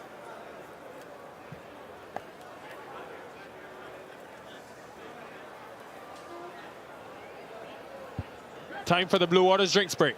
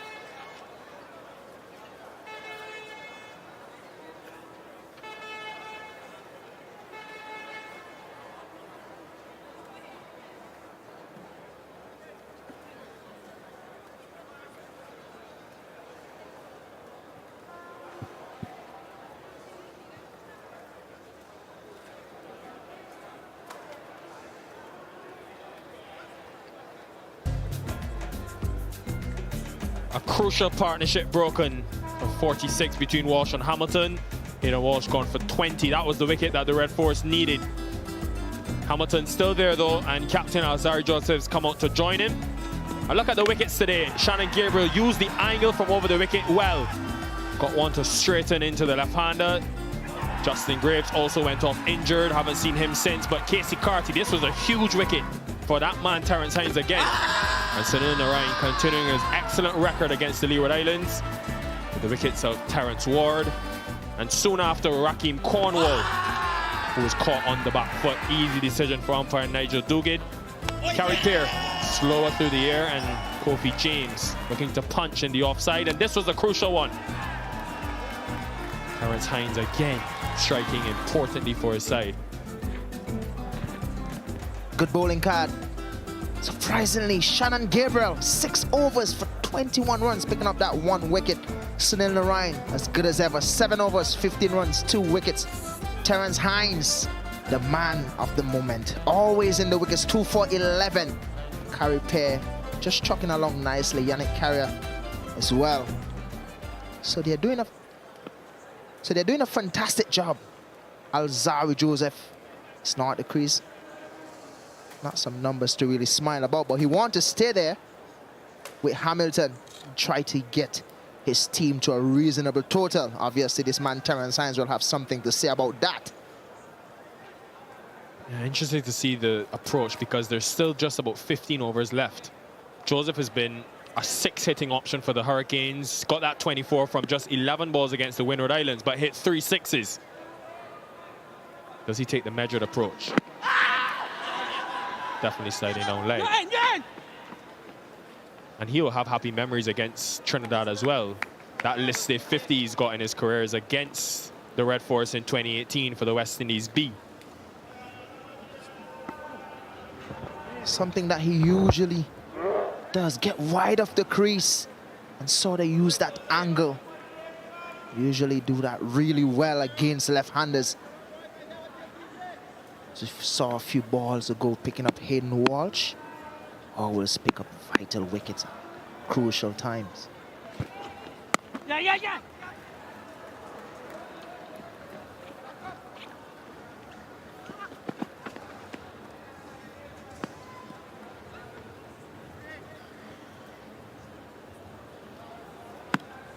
Yeah, Hines in the last couple of games has been very important for this Red Force side. Remember that 4-for he got in the semi-final? Crucial with that early movement.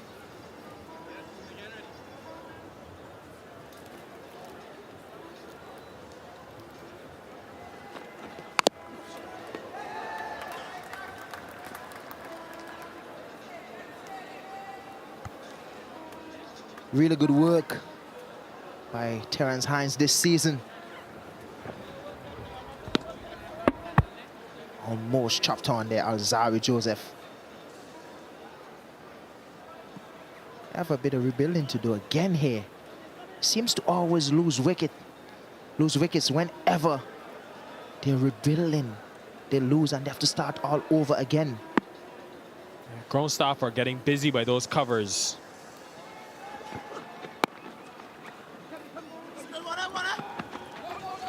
There'll just be a single to end. The 36th over, 118, 119 correction for 6. Hey, let me get next one quick before the over here, before the rain comes.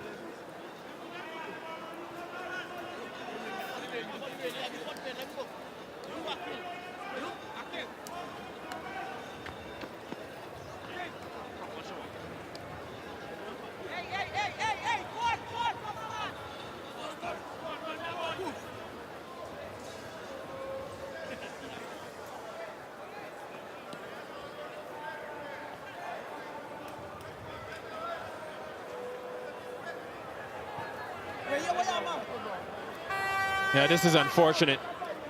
Just sensing some bad weather coming, so the ground staff rather be safe than sorry.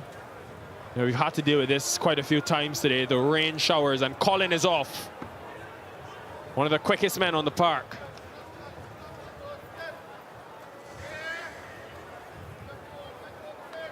And there'll be another chance for the Leewards to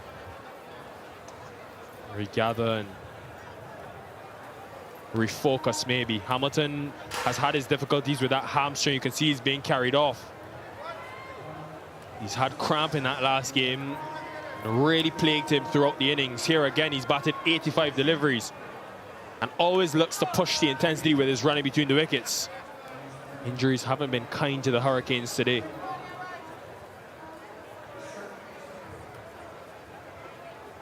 You can see the wind as well, and we hope that that wind can help to just push those dark clouds away. That wind coming from the eastern side of the ground. There just seemed to be a struggle there.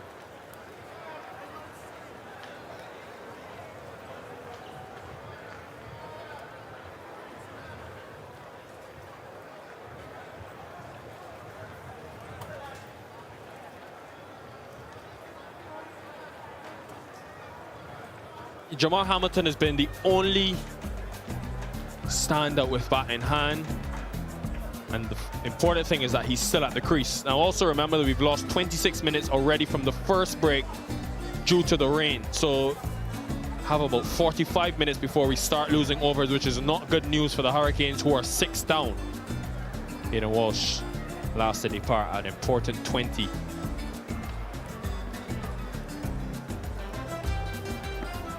Really good numbers for the Red Force. Hussein, economical as usual. Shannon Gabriel, 6 overs today, Nickel. Just 21 runs, picking up that 1 wicket. Sunil Narain, as economical as always, picking up 2 wickets for just 15 runs. But Terrence Hines, 2 wickets for 13, 6 overs. Very economical today again. Carey Pear coming in again, 1 for 21. And Yannick Carrier, no wicket as yet, just 24 runs from 5 overs. Well, the Leeward Islands Hurricanes, they're still in with a fighting chance. We hope that the rains can stop soon, but they've had a really interesting tournament. It's been a roller coaster ride, and you could say they may have had their best performance in that semi-final 2 against the Barbados Pride. We'll get to see that after the break.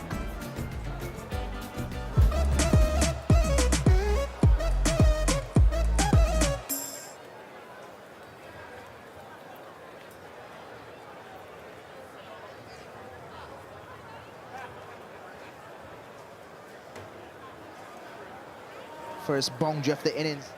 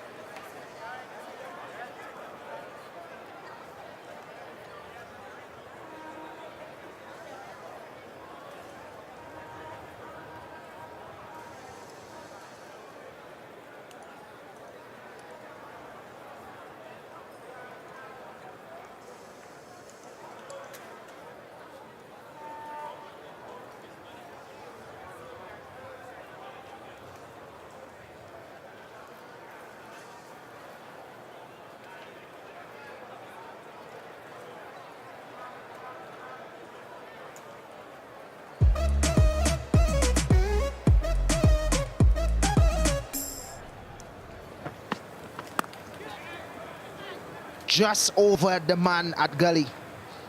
Run on to the boundary for 4. First boundary of the innings off the bat of Justin Graves. This time he gets the connection and the area that he was searching for in the previous delivery. Much more convincing and in control.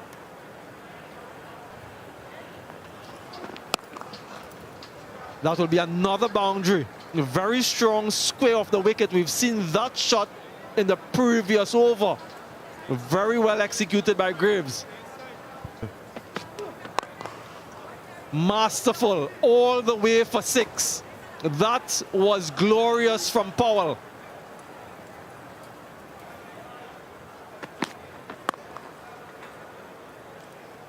That is top-notch from Powell, who continues to be positive and continues to score effectively.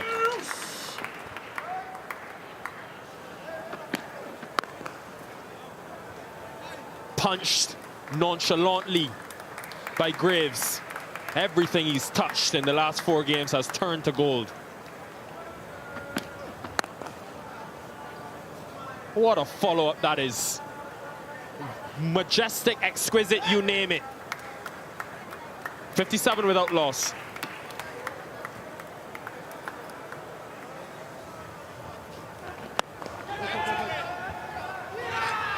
Taken. First wicket finally for the Barbados Pride, and it's relief for Drake's, relief for Shea Hope. Powell has to go.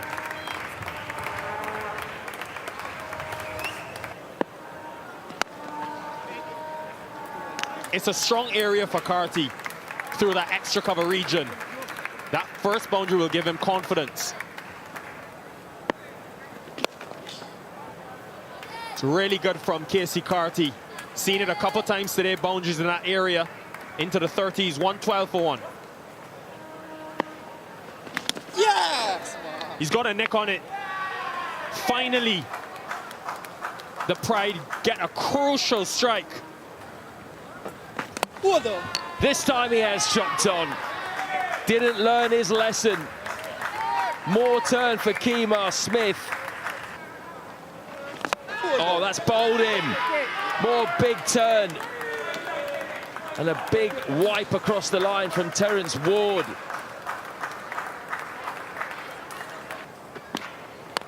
Full, and that goes high in the air. Has it got the distance? It does. He's got that nowhere near the middle, Raheem Cornwall, but it's 6. Hit hard and straight by Jamar Hamilton. Samuel Badri says he also packs a punch. That's a really good shot, isn't it? Just eased through the gap off the back foot, a back foot punch. And that's a big heave. This has got snow on it. Deep backward square leg. Takes it. Rashawn Primus did well there to make quite a lot of ground, steady himself. That went a long way up.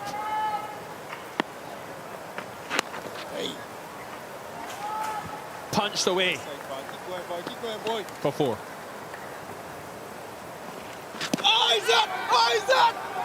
That's the purchase we speak about. Oh, given very late, and given Kobe James can't believe it.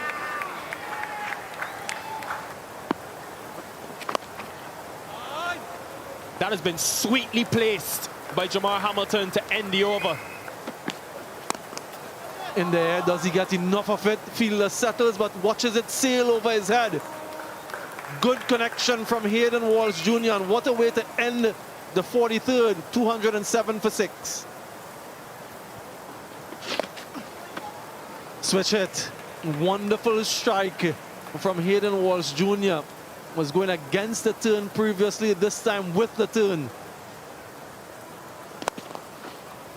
That was firmly struck. It went as quickly as possible off the bat. Another boundary to end the over, 217 for 6. Pulled away high. Is it handsome? Yes, it is. Good strike hitting into the wind, not as pronounced as it was earlier, and gets the distance, Hamilton. Smashed. Absolutely smashed by Hayden Walsh Jr. Misses his length marginally. And that's all that is needed. Brings up the 50 partnership. Yeah, that single, he's calling for 2 actually. The throw is towards the bowler's end. That brings up the half century for Jamal Hamilton. Another one for him in Super 50, is 9th in Super 50 cricket. And connects flat all the way. That's grand and in the stand.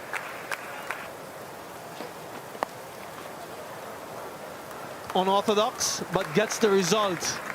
Maybe not exactly where he wanted it, but somewhere in that vicinity there's that smile again. Another one smashed by Hayden Walsh Jr. Drags it from outside off to wide of long on.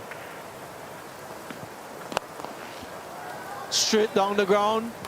Another 6. That is a remarkable shot to get the elevation from that length. Used a lot of bottom hand. Slower delivery picked and in the gap. Does it go all the way? You bet it does. Another 6 sixes in 3 overs. Well, that's 6 of them into the stand from Jamal Hamilton.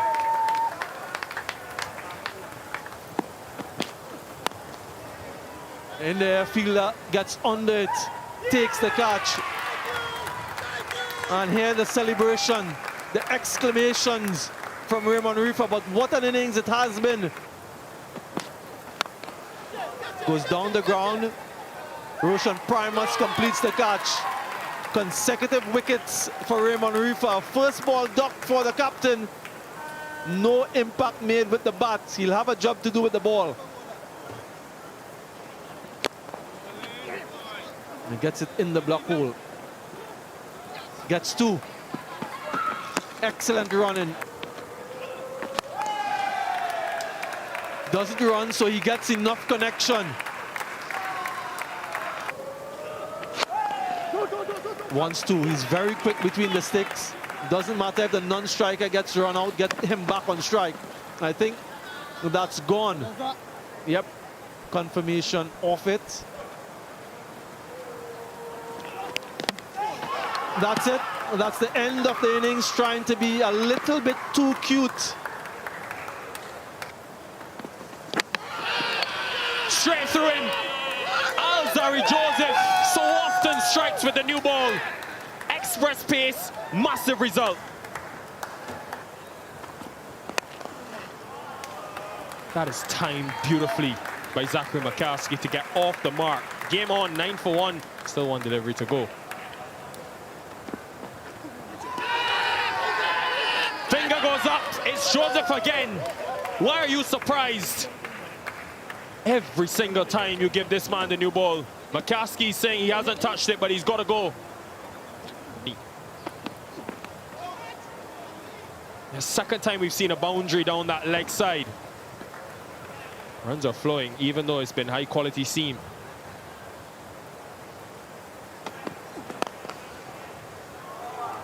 Full toss. Gifted, and he accepts. Second boundary in 2 deliveries. What a shot. Fast hands from Shea Hope. I think the fielder just took the pace off, but that went like a rocket. Now, has that come off the bat or the shoulder? It went very slowly, so it's either glove or it's shoulder. They think it's glove. The umpires are going to confer here. Clearly did take the bat. Oh, and that's clear. That's well into the hands of Raheem Cornwall. That's going to go all the way. Might have been beaten for a bit of pace there, Shamar Brooks, but he got a big enough piece of it. 6 welcome runs. Oh, that bowled him. Vicious turn. First ball through the gate, off the pad, onto the stumps, and a dance.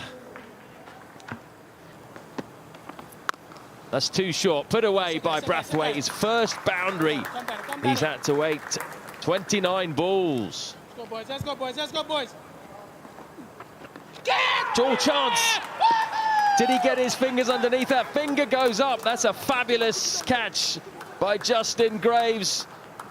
And he's flat out. He's been bowled over. Kofi James, well, I tell you what, he's bowling out this Barbados side. Kofi. That could be four runs.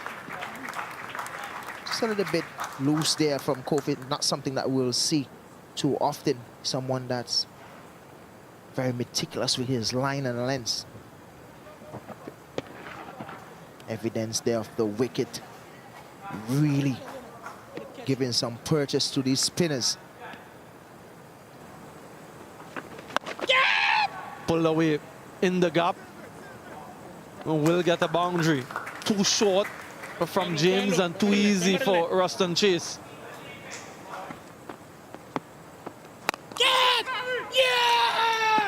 But there's no need for that. Durham was listening and he don't want to come off the ball, so he... Lovely catch there from skipper Alzari Joseph. Russian Primus. Didn't get much control on that. Hitting it straight to Alzari Joseph. Plays the slog suit well, Chase, and gets it in the gap. A much-needed boundary.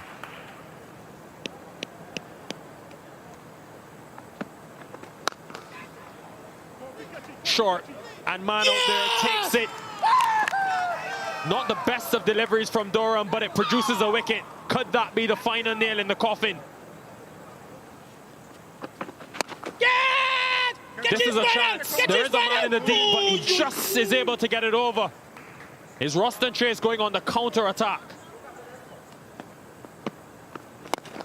Come down, don't float it, right? That is in the gap again. That cow corner region continues to be a prolific one for Ruston Chase.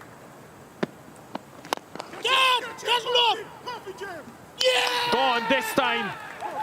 Durham again in the wickets. What a tournament he is having, and that, you think, is it for the Barbados Pride.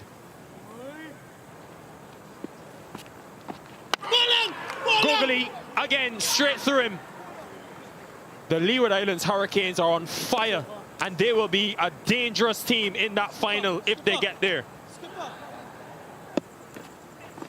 Oh, how is that one? It is out.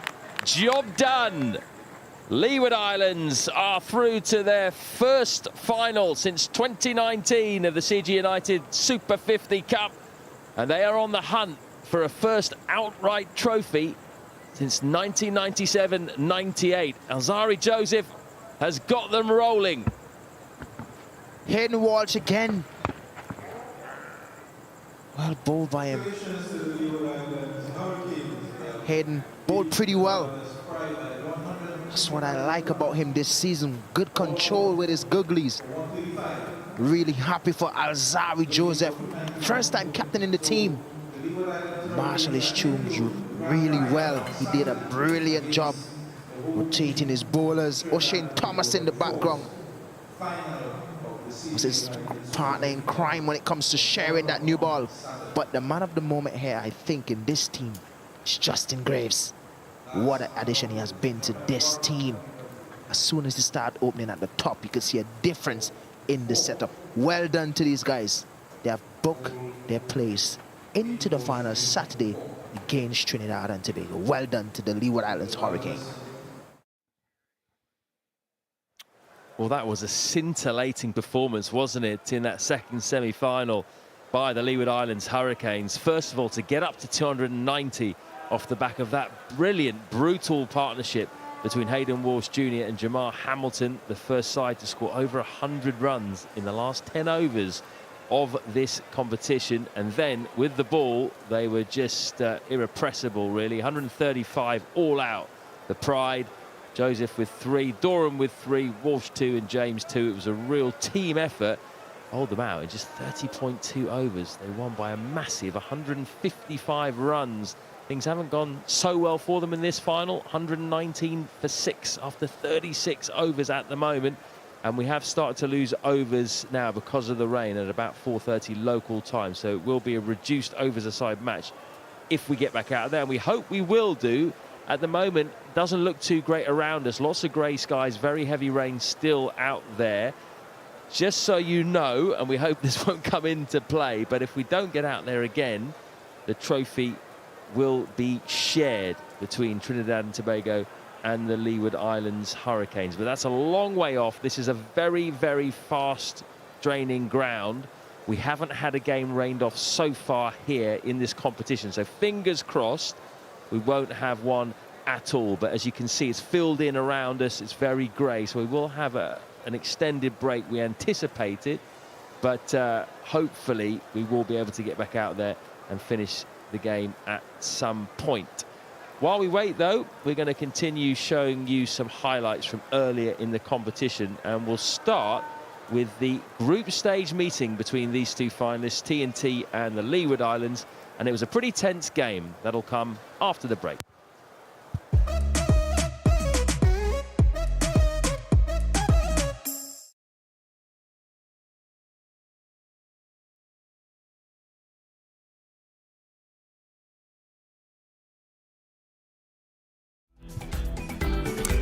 Can't wait for this one.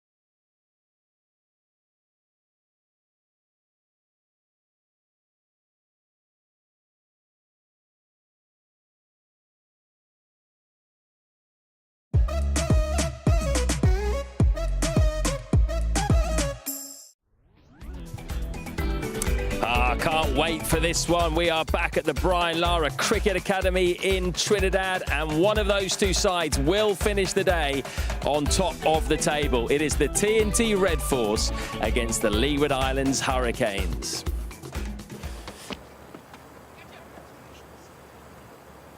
Well, very ambitious first delivery of the innings. You're not sure about the pace, or the bounce, and to play a shot like that, Kieran Powell, well, he's out there. He knows what he wants to do. There is backward square, but he can only watch it. It's the first runs, and it's come via maximum.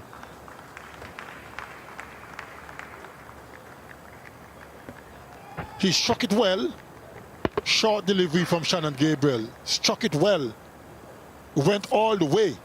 But I'm still not convinced is the way to start an innings. Very straight and very good. Kieran Powell's not messing around. Overpitched delivery from Jaden Seals. And was hit firmly. Flew mid-on for 4. All timing. Straight bat. No problems whatsoever for Kieran Powell.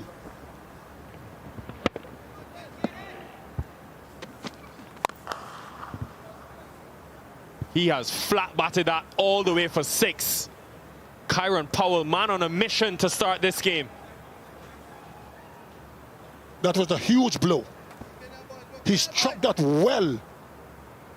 With a bit of disdain, I might add. It was a short delivery going wide of off stump. And Kieran Powell slapped that over long on for 6. That was a tremendous blow of Shannon Gabriel. Just a piece of bat on it, and that's all that's required. Good way to end a big over for the Leeward Islands. 13 from it, 26 for none.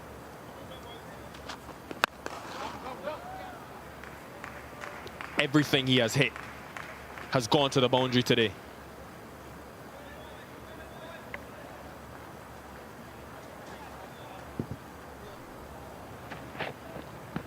Advancing down the track again. Wasn't a bad delivery from Jaden Seals, certainly wasn't. But look how far down Powell was. So he got to the pitch and hit it away through extra cover for 4. Powell is not phased. Whether it's spin, whether it's pace, it's to disappear to the boundary today.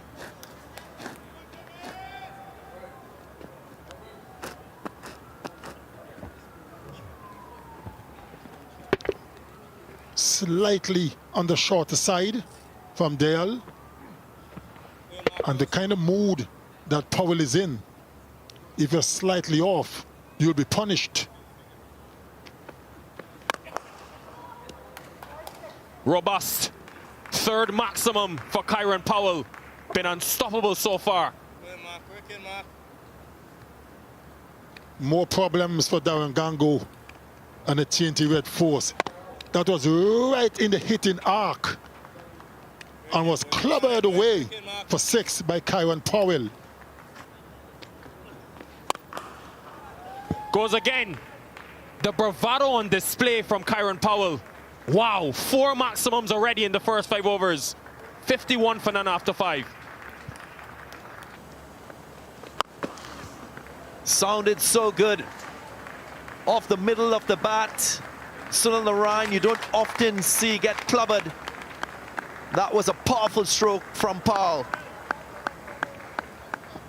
And that maximum has brought out his 50 in just 30 deliveries, Kieran Powell. His slugs went into the stands.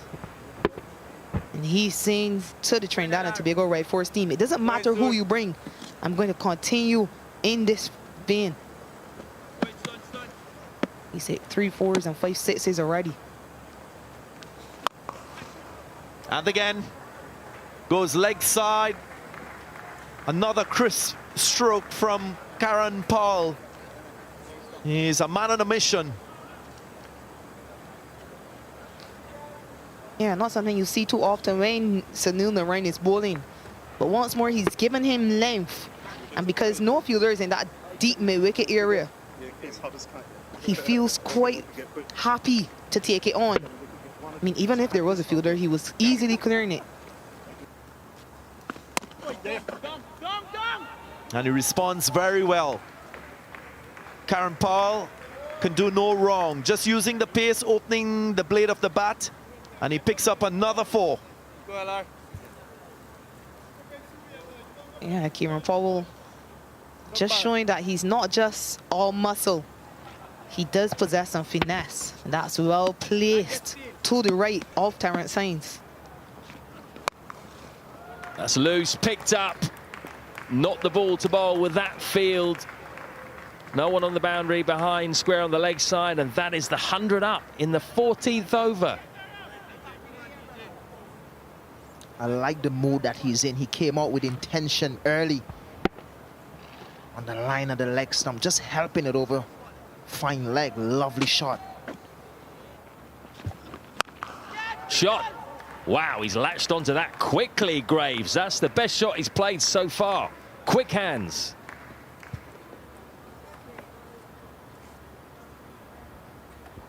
Authority all over the shot. Really well played. Quick hands. Spanked is getting into the mood now. Bowled him. That's the big fish. It's one shot too many for Kieran Powell, but that is a stunning innings.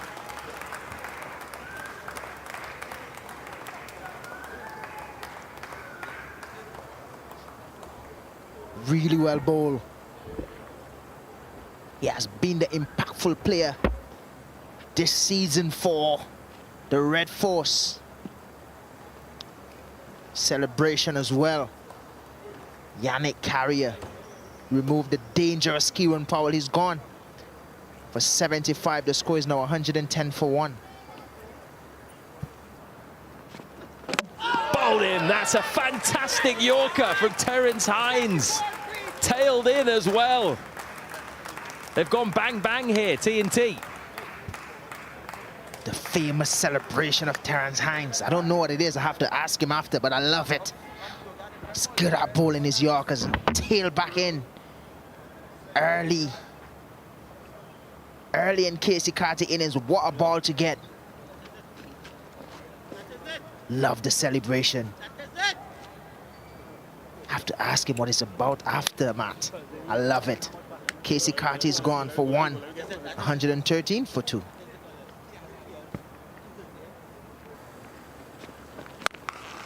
Fantastic pull shot. He plays that well, Graves. Just swiveled.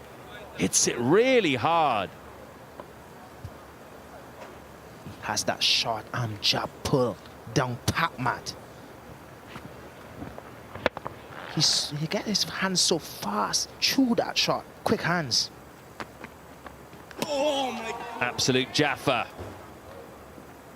Just drew the right-hander forward, spun the ball past the edge. Classic leg spinner's delivery. You can know when a leg spinner is in the mood and he's bowling well. Look at that. Look at his follow-through, halfway down the wicket. Oh, he's gone big there. One bounce for aggression from Graves. Just got a bit straight there, Carrier. Oh, what a catch. Josh De Silva just stuck out a big right mitt and the ball nestled perfectly in it. That's a big moment.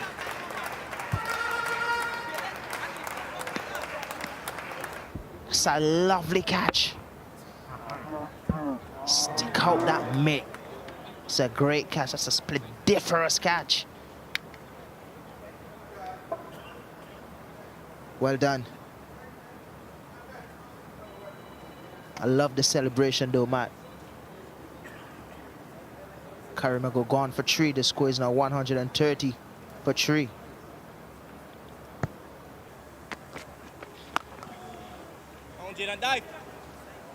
Races to the boundary. Think he may have tried the wrong and then. Looked like it came out the back of the hand, but just very full. And Wall sweeps and sweeps well. Execution was good. Maybe a little too full. It was that googly. Line probably not the right one. Cracking stroke. Could be the shot of the day. All the way for 6 as well. 150 comes up. Well, again, not the easiest of strokes to complete especially with a delivery that is outside the line of the off stump. He made the switch. His body position on this occasion was much better than the last one. Ball in his eye line, and the contact was superb.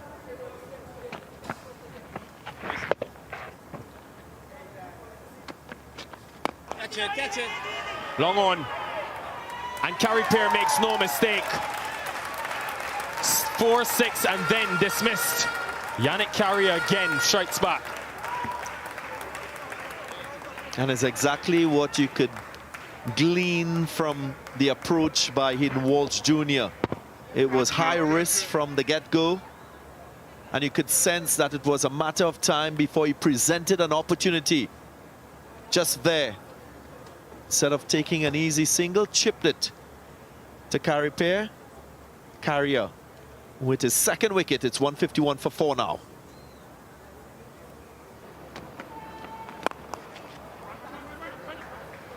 In the gap, it's placed well. Should be a couple and will be a half century. 7th for Justin Graves in List Day cricket. And he'll be hoping he can go on to get that first 100, but it's been commanding the way he's led things from the front. And at the top of the order, first game for him opening in a while. Carrier again. He has been so good in this competition, continues to get wickets. When you flirt with danger, you pay a heavy price. We've seen this time and time again. Graves just playing at deliveries, turning away from him, on occasions missing, but not this time. Couldn't quite negotiate the degree of turn from Carrier, who's been so consistent. Confirmation that it was a legal delivery. Just probed away at Graves, hands going further than that front foot. And the outside edge found. Great reward for the wrist spinner. Justin Graves, his wonderful innings comes to an end. 58 from 71, 166 for 5.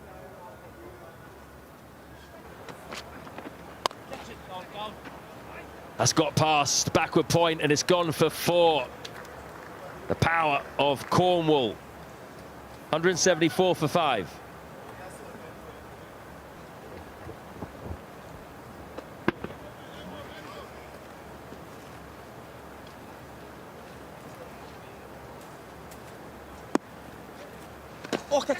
Oh, leading edge, Lucky. Going to run away towards the boundary as well. Oh, watch the knee. No. The ball has gone for 4. More concerned about Jason Mohammed's knee, actually. They're really pitched into the turf. He wants that sent upstairs, but it's already been signalled 4. Yeah, and just because of this damp outfield, it's always quite dangerous trying to slide. They have to be careful. Catch it. That's massive. Got right underneath that. Jamar Hamilton. It's one of his big shots, the pull. It's the first real drag down we've seen from Carrier all day. And Jamar Hamilton does well, firstly, to pick that length quickly, get onto the back foot, and then he's able to get under it and hit it for a massive 6. That's close. Given the finger goes up. The question was, did it pitch in line? It did turn.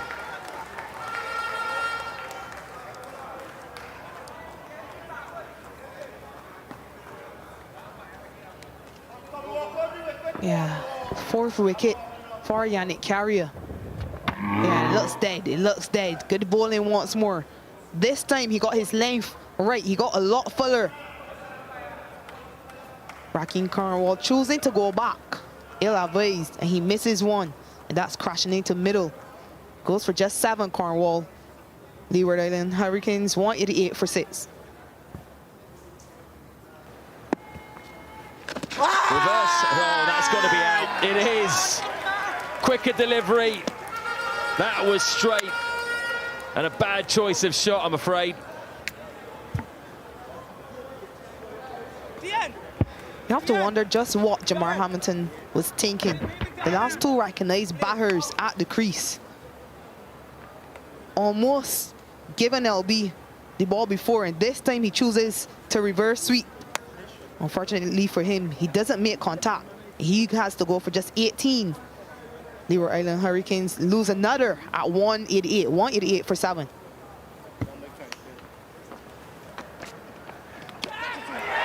Did he nick it?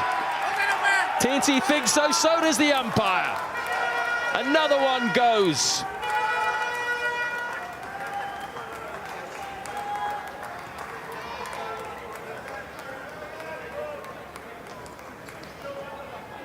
Another 5-wicket haul for Yannick Carrier.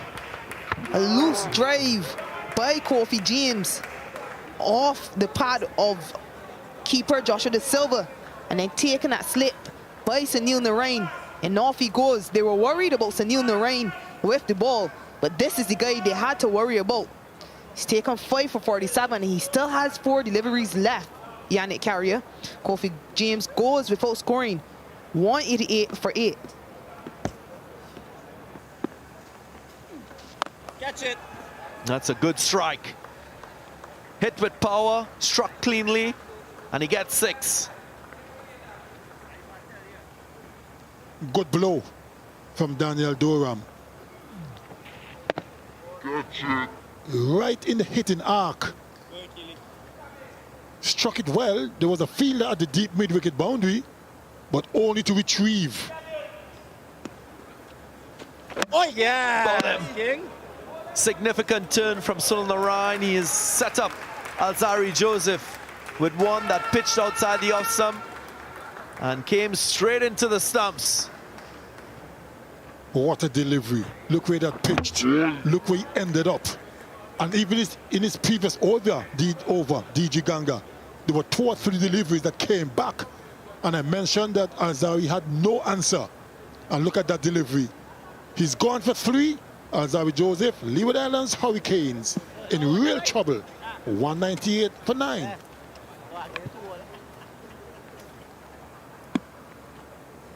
Oh yes, man. And he's bowled off the first ball. Narain with his wizardry.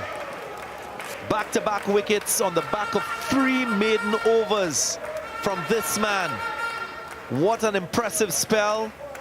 What an impressive showing from the Red Force after being put to the squad in that opening partnership.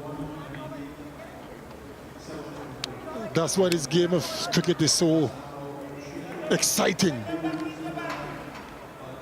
What a comeback from the Trinidad and Tobago Red Force. They were put under the sword by Kieran Powell early. Look at that. Pitched and went the other way. O'Shane Thomas had no clue really what was happening out there. And that was a brilliant performance in the end from the TNT Red Force. And we spoke about the challenge of pace, genuine pace, first from Alzari Joseph. First ball. And on target. That's as adjacent as you would get. So straight away, the captain taking things into his own. And Kesrick Williams, an important first wicket for the Hurricanes.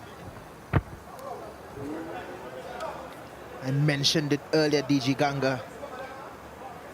Alzari Joseph striking the first blow. A team that's in good bowling form. Joshua De Silva, he's gone without scoring.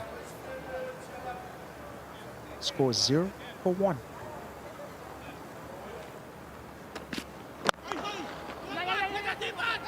Significant swing into the left-hander, direct hit. Is that going to be reviewed? You just never know with a direct hit. Dighton Butler seeks assistance. He looks safely home from where I'm sitting, but whenever you get a direct hit, there's always, oh my God.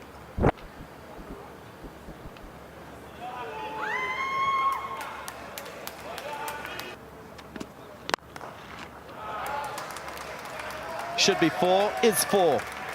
O'Shane Thomas not quick enough to get around. And that will just release the pressure for Dial. Just ease that one down behind point. Really good shot.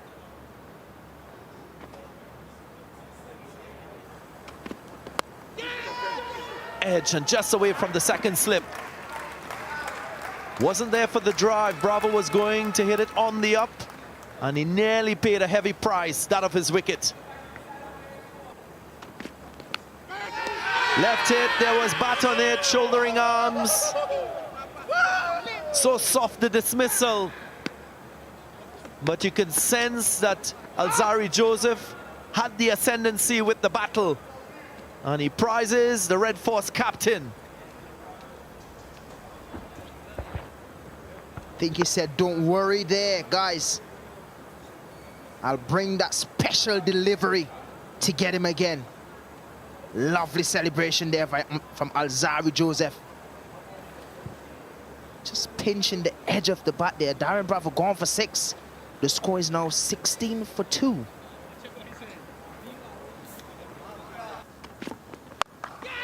That's in the air. There's a man out there. Great effort. Oh, he just needed a partner there, Kofi James. He had to go over the boundary rope. Momentum took him. In the end, he did well, I think, to save the 6.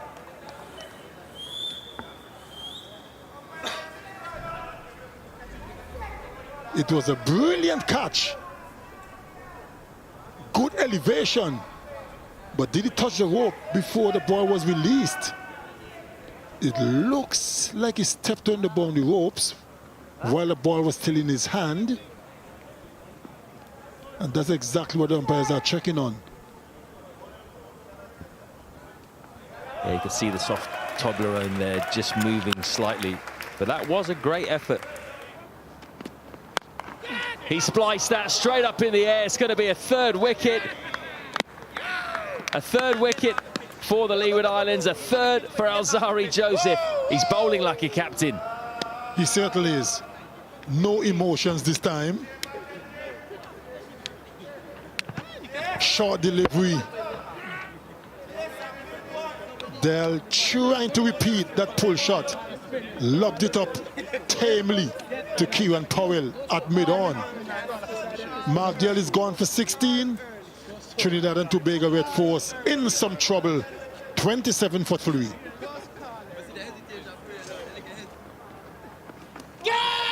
Oh, he's taken that slip by Raheem Cornwall.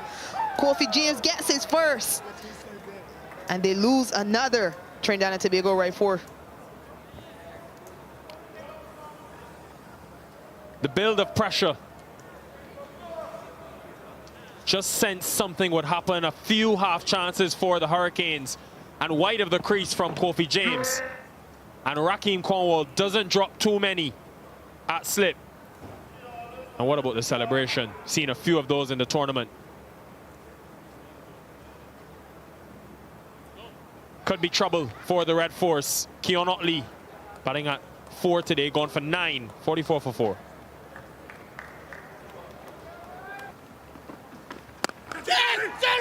That was a chance. A tough chance, but Alzarri Joseph will be livid. And a rare boundary for the Red Force. A rare boundary and a rare bad ball as well. It was way too short by Kofi James. Pulled hard just over Alzarri Joseph at short mid-wicket. And it really got to him quite quickly. It would have been a stunner had he held on. None. Put away. Relief. After 27 deliveries, finally a boundary. That's a very disappointing delivery to follow up. None. Short and wide. And it seems to hold up in the pitch, allowing Jason Mohammed to hit it well in front.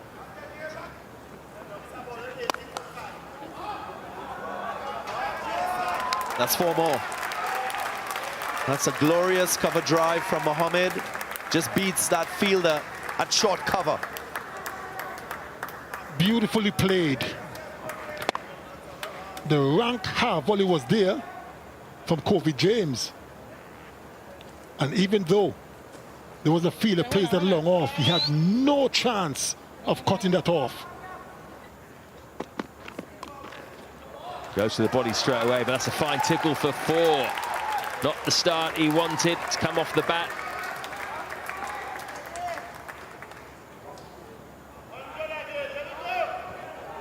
While he doesn't like it on his body, that's down the leg side. You need to... That's easy peasy for Jason Mohammed. He's been in the cricket for years.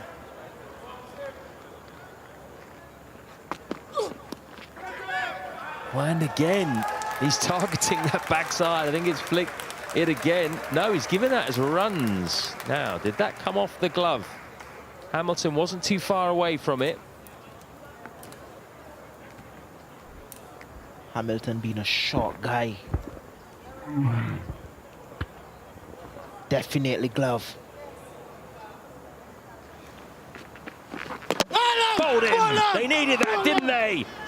Hayden Walsh delivers. He is the partnership breaker and a scream of delight.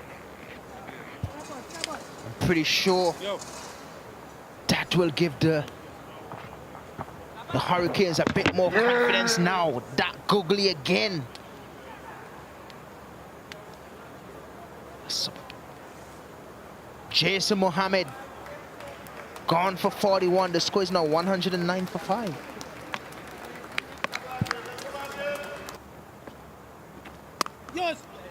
Cuts and finds the gap. Could be a valuable boundary. It is. First for Hossain.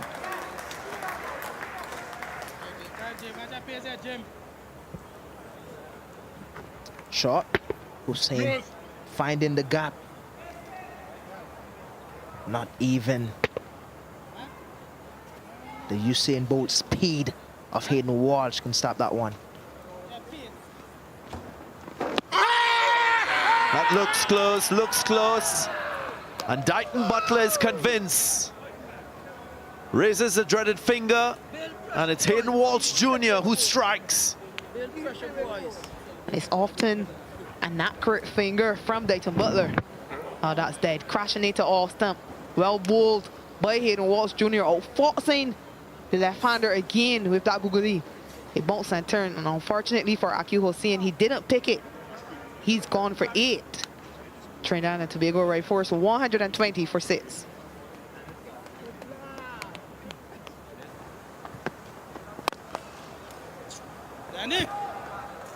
Picked his spot. That's a man in full form. Crunch just to the right of that fielder short mid-wicket and beats the long on to the left. And this is his first boundary. He's batted 68 deliveries, and this is his first boundary. Lofted in the gap and will fly all the way for 6. That's pure class from Yannick Carrier. Now assuming control of this innings. And that's an excellent shot. We saw that when he last batted here against RP Eagles. Did this to Gudukesh Moti. He does it again to Durham. But like I said, Saints had an opportunity to revert the pressure on the Hurricanes. Was in the air. And it will go for 4.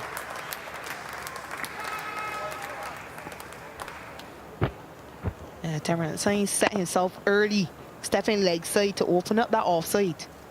And he's able to get that hit hard enough to pass Hayden Walsh Jr. Will be another 4. Sufficient timing and power on that stroke from Terence Hines. So the easy pace of Justin Graves, not troubling Hines. And this is exactly why Alzari Joseph was trying not to have to call on Justin Graves. He knew it was an easy pace surface, and he would be an easier bowler to go after. And he goes straight. So he's grown accustomed to Justin Graves. The 150 comes up for the Red Force. And they look more in control of this run chase. Yeah, this is very smart, and it's low risk. Again, he goes leg side. but that fielder is in the circle at mid-off. So he just has to clear him, Alzari Joseph, and he does that quite easily. Catch that ball! Catch him is the cry.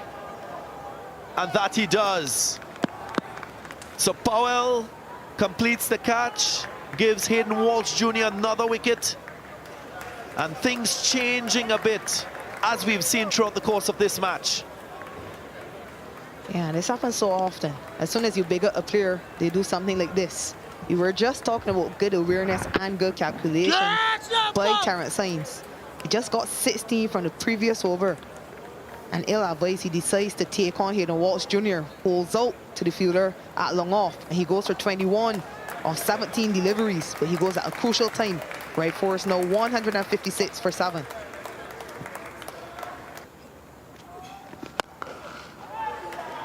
The Rhine, as easy as ever.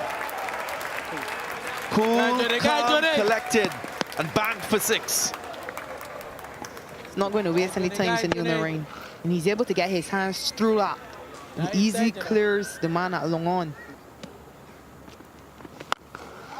And again, even further. Well, the Rhine with different plans. And of course, making this equation look quite easy with these 2 strokes. And again, he's allowed to free his hands. Probably has to bowl a lot straighter to him, a lot tighter into him. Out of the air or a bit further away. Ask him to fetch it from wider outside off stump.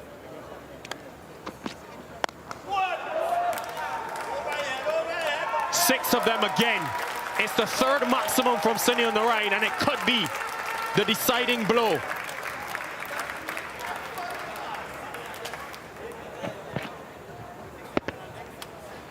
It wasn't a bad delivery by any means, but he went for it. Took on the fielder, a deep mid-wicket. Didn't hit in the sweet spot, as they would say, but had enough wood on it to take it over the boundary ropes. Goes again. He has clobbered that. Sunny on the Rhine. Well, it's all but over for the Leeward Islands Hurricanes. What a massive blow. Short delivery. And the slow nature of the pitch that was slapped away to a wide mid-wicket for 6. Sunny on the Rhine playing a cameo on the verge of taking his team over the line. Yazzie! Will be a boundary. And to the delight of the crowd that have come out to support this Red Force side. 195 for 7.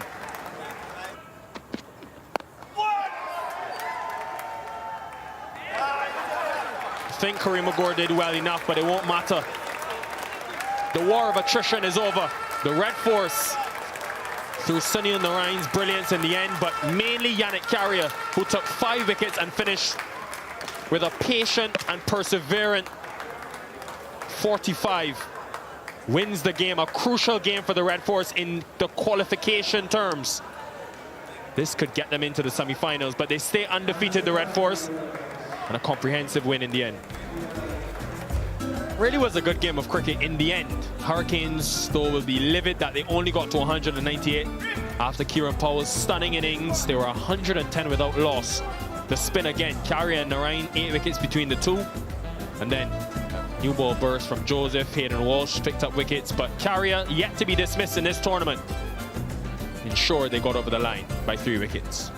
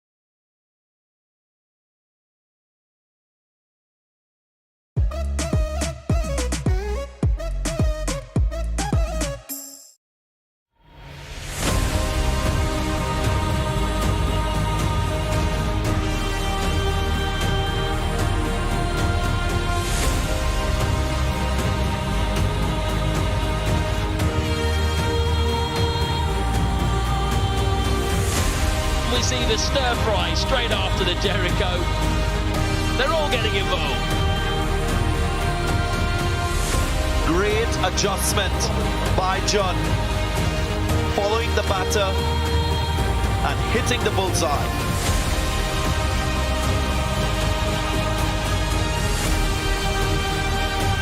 Dominant Durham, a 5-wicket haul. First in this year's CG United Super 50 Cup. What a spell so far by the big man. And that is the biggest of the lot. Matthew Ford breaks the partnership. Top class. That is so good from Alec Athanaze.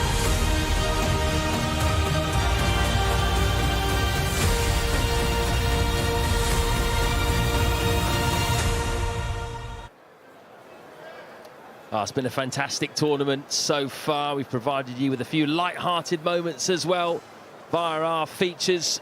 Hasn't been too light-hearted over the last couple of hours though, but there is some good news here, because you can see there the two umpires, Nigel Duguid and Patrick Gustard, have been striding the outfield. It has stopped raining and the ground staff have got all the covers off the pitch. The crowd are still very much in, pretty much 99% of them supporting Trinidad and Tobago. They're waiting patiently while this cleanup operation continues, but it is a very good draining ground here, so we anticipate it won't take too long to get back out there. At the moment, this is the situation. I'm hearing it's a 5:30 p.m. restart, so just in 15 minutes. That just shows you how quickly this ground does drain. This is the situation. The Leeward Islands, they're up against it right now. 119 for 6 off 36 overs. One man standing tall, the diminutive Jamar Hamilton, 56 not out off 85 balls. He's had a couple of lives, dropped twice on 9 and 10, but he's still there. He looks to be the last hope for the Hurricanes. No one else contributing really so far. The bowling has been excellent, particularly Sunil Narayan playing in his last list day game. It's been peak Narayan today. 7 overs, 1 maiden, 2 for 15, and Hines ably supporting him. He's been brilliant since the semi-final. 2 for 13 for him. The other 2 wickets, Shannon Gabriel, who bowled very well in the power play, and Kari Pierre.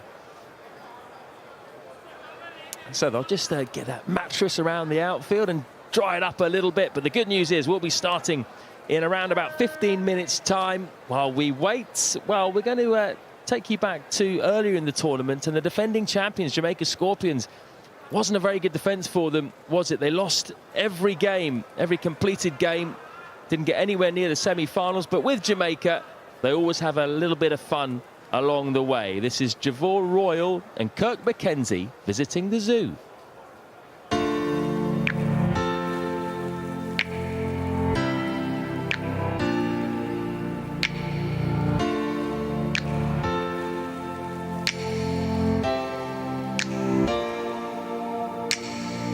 The action continues in Trinidad and Tobago. Today, we've ventured to the Emperor Valley Zoo, where we'll see animals of all different types from all over the world. And I've got 2 scorpions alongside me, Kirk McKenzie opening batter and all-rounder Javor Royal. Now, Kirk, I hear there are 5 jaguars, 5 tigers, 5 lions. Are you ready for this? No, not ready at all. What about you, Javor? I think we'll throw you in the lion's cage, maybe to feed a few. Tall, buddy. I don't like those kind of animals. I can't manage it, boy. Lion? Nah, I ain't getting close. This is the closest I'm getting. You can see him there? I ain't going that close, yeah? This is the closest. Well, we'll find out if these guys make it by the end of this.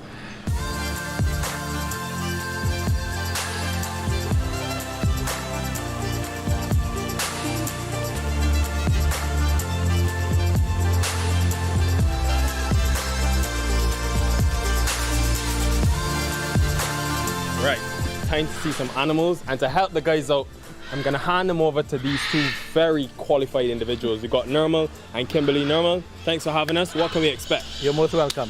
Hi guys, welcome to the Emperor Valley Zoo. Well, these guys are gonna be working with us today. They're gonna be zookeepers for the day. We're proud to have you all here, happy to have you all here. Apart from cricket, you all are gonna learn to work with wild animals, lions, tigers, you name it. I hope you guys are game for this. It's gonna be very interesting and very exciting. Welcome again to the zoo. We've got Kimberly here as well. Kimberly, what does it take to be a zookeeper and maintain all of these animals? Maintaining all of these animals, most important thing is passion. And I think as cricket players, you guys have passion. Passion and devotion to our animals and working with them, seeing their welfare, caring for them. That is the main ingredient, I think, from all of us that we get from all of our zookeepers. Right, well, enough waiting. It's time to see some animals, and I'm tired of these scorpions. Need to see some more variety.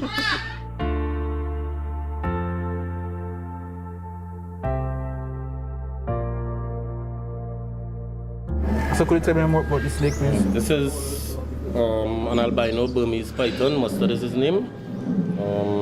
He lives at our zoo here. He's one of our ambassadors for Petting Zoo.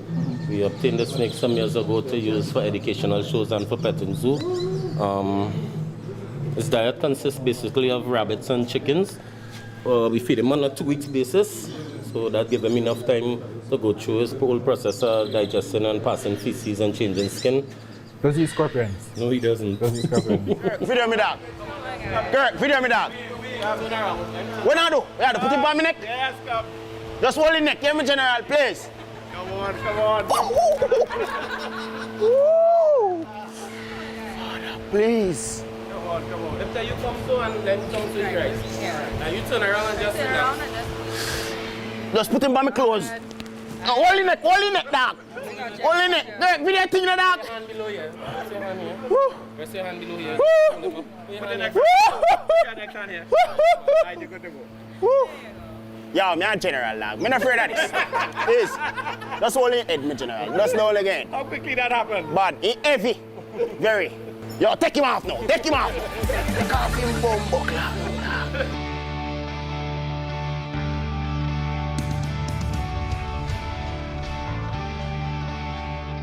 Hi, welcome to the giraffes here at the Emperor Valley Zoo. We have two of them, Melman on your left, Mandela on your right. They're giants, but gentle giants. Very huge. The first of giraffes here at our zoo and in the region. So it's quite something to see. And although they're giants, they're gentle giants. You guys are gonna have lots of fun with feeding them with your hands. These two have been growing up from babies together, so they're quite bonded. So they're first two till if we add any more later on to our collection. You're looking forward to feeding them? No. Yes? I'll take that as a yes. May I try. So, They're not bite my finger. We'll see. Let's Wow. see. We'll I'm see. kidding. I promise you'll go back with all 10 fingers to play cricket. Of okay? course, that cricket. We need your make fingers money. to play That cricket. giraffe. That So feeding come giraffe. on with me, let's go. After you, buddy. Yeah. Man, go close to the thing now. You just shy stuff. That wasn't too bad. You want to come up here? You might be a giraffe. Yeah? You wanna Come, give me more. Give me more. Come here. Give me more. You see him, I'll come back home. Nice, Melman. Let me show you something. They have a very long tongue. Look at that tongue. Up to 21 inches long. They use, Yo, feed the thing now, brother. they use their long tongues to pluck Nice, leaves Melman. off the Good trees. boy. Good boy. Doing a good job. Call Mandela. Call Mandela. Come, Mandela. I'll leave that for you to do. You have to be a giraffe whisperer today. You have to speak to him nicely. Anyhow you like, he knows his name. So if Mandela, you come. want, if you want these treats, he will come across for it. Good Ah, job, and I'll good give him boy. his treats. Good boy. Good boy, man. Oh, he just got a giraffe lick there. Go ahead. Good Yeah, job, boy. Melman. Good boy. Mandela. Come, Mandela. Mandela, come on. Be a good boy. You have guests.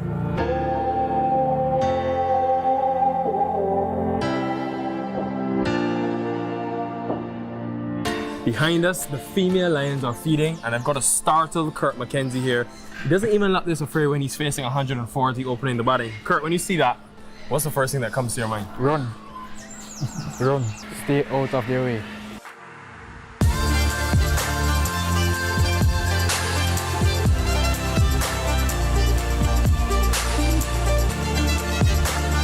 Me no matter.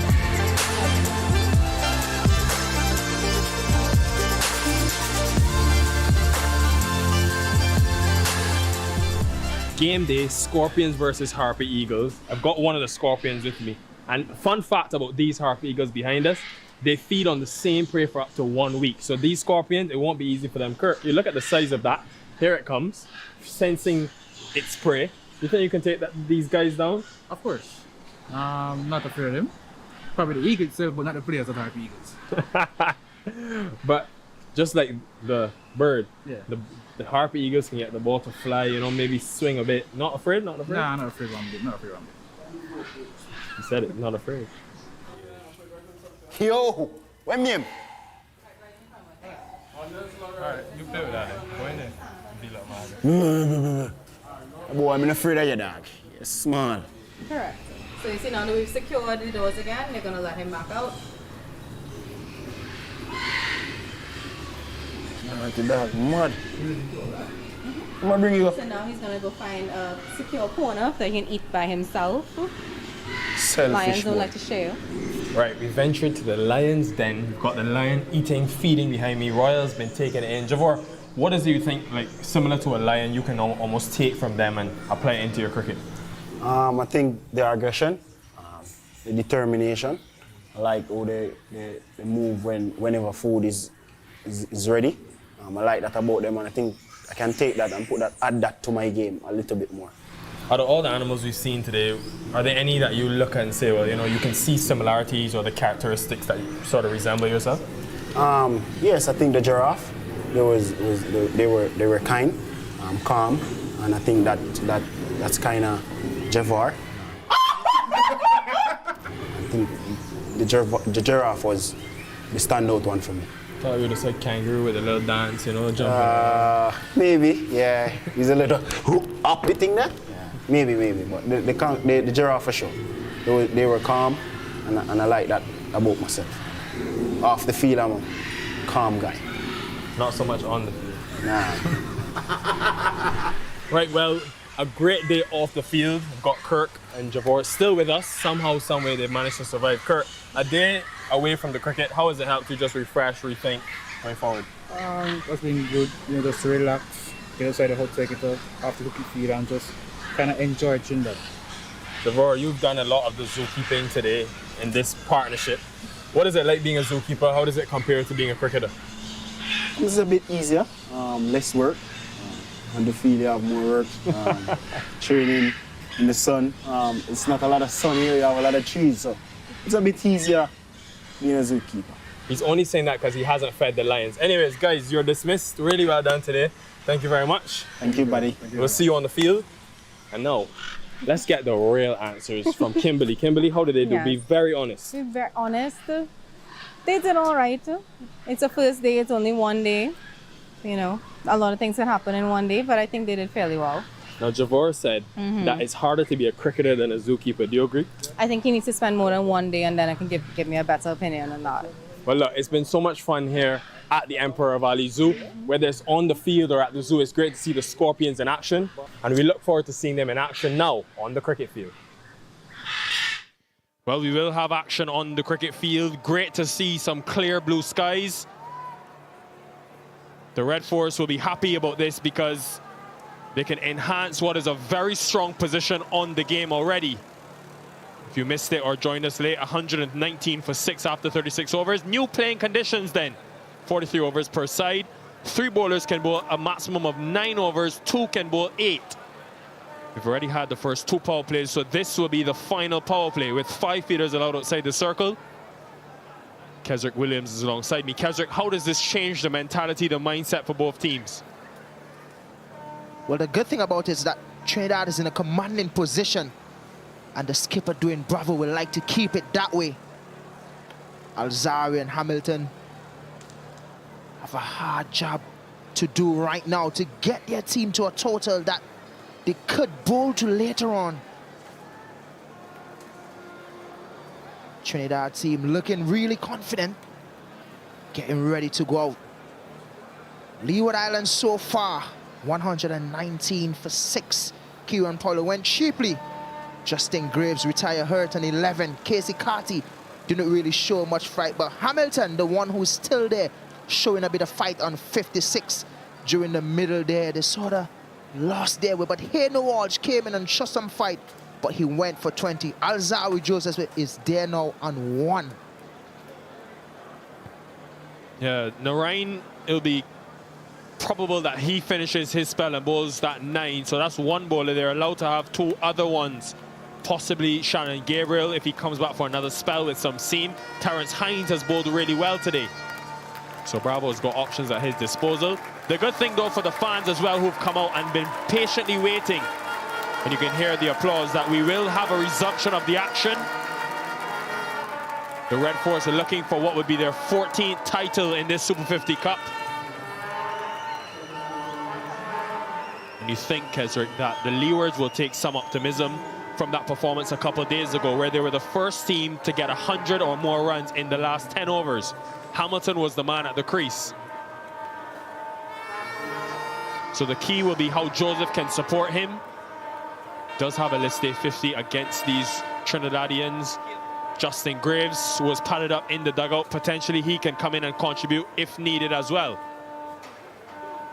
The good news though is that there will be cricket in this grand finale, and straight away Bravo's on the aggressive. Start of the 3rd power play, start of Narayan's 3rd spell. This will be a steep hill to climb to try to get Narayan over the boundaries. It's gone 7 overs for just 15 runs. Gone 2 wickets already. Very economical for the tournament so far. And what do you know? He's bowling that first over after the break. Yeah, at times today he's only had 3 fielders of the allocated 4 outside the circle. Now he's allowed 5. Long off, long on is in straight away. There is deep mid-wicket and backward square. So 3 on the onside, 2 on the offside. Pretty regulation.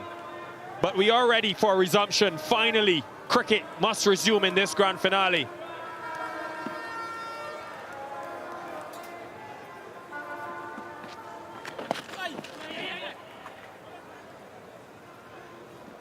What would you advise, Kesrick, with a potential of 11 deliveries of Narayan left? Is it smart to ensure he doesn't get any more wickets and try to attack the rest? Gonna get started soon.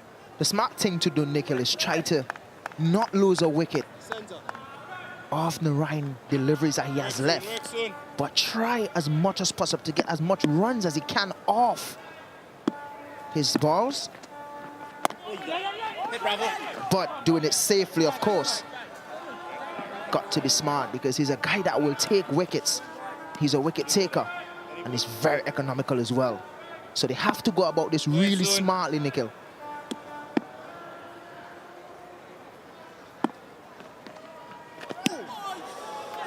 That's happened a lot today. He's gone past the outside edge with the carom ball, but he's also found the edge of Hamilton, which was put down at slip.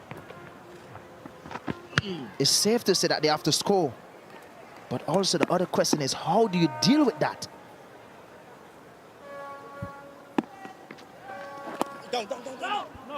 That's the second one, Nikhil. It's easy to say to score off Narayan and do it smartly. But how are you gonna do it?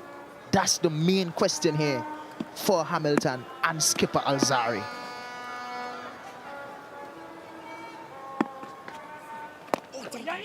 Hit, Creech! Joseph is quick.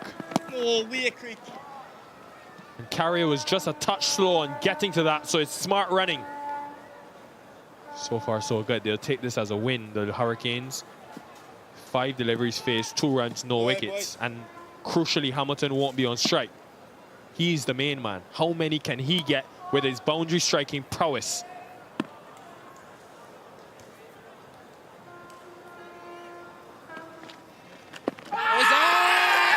Finger goes up. That's the wicket. Narayan removes the captain. And straight after the rain break, the Red Force have success.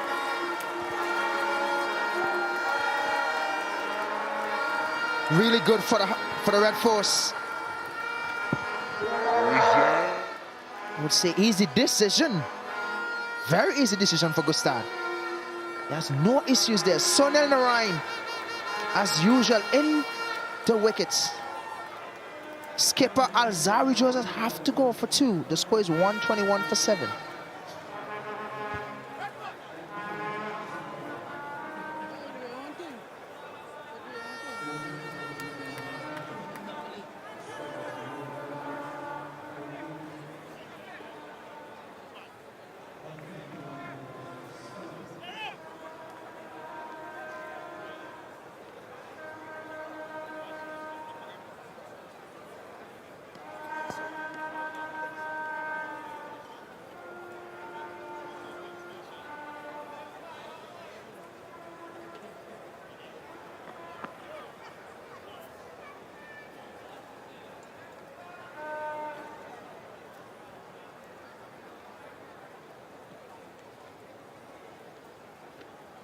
Justin Graves, who sustained a left groin injury early in the innings. He's been so integral to this batting lineup. 450-plus scores in his last 4 innings. This is why he's here, Keswick Williams. The off-spin delivery from Narayan. Spun back into Joseph. Alzaro Joseph obviously on the other end. So seeing those carrying balls bowl to Hamilton. Probably just thinking, what am I going to do when I'm on strike? It's now Akil Hussain to bowl at the other end.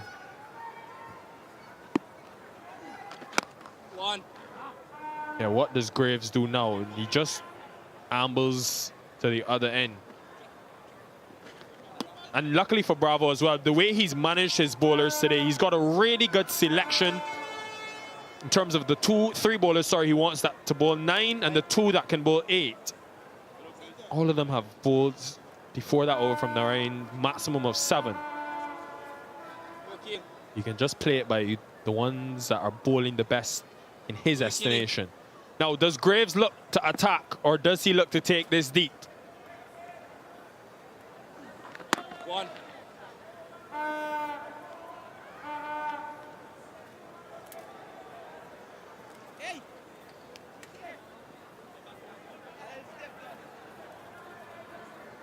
Yeah, I feel for him, you know, because he's had such a good tournament.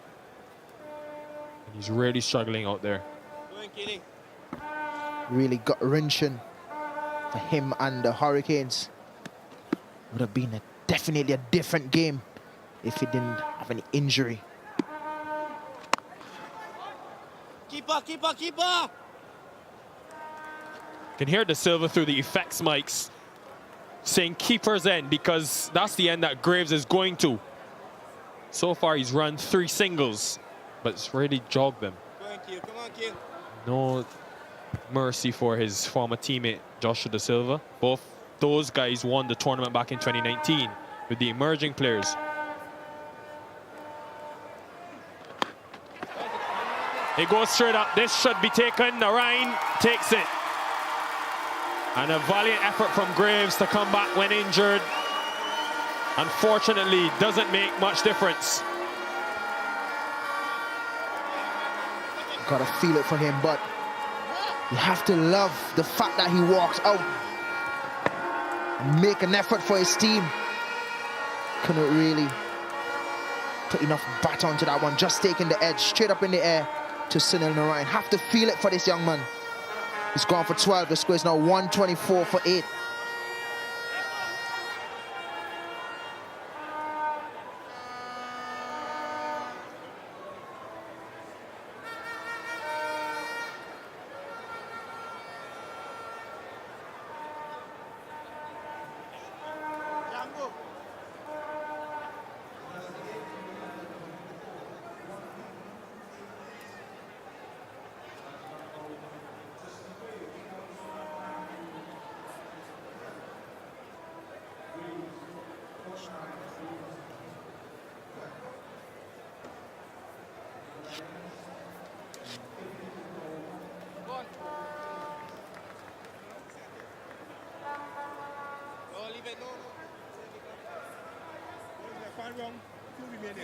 Daniel Durham comes to the middle.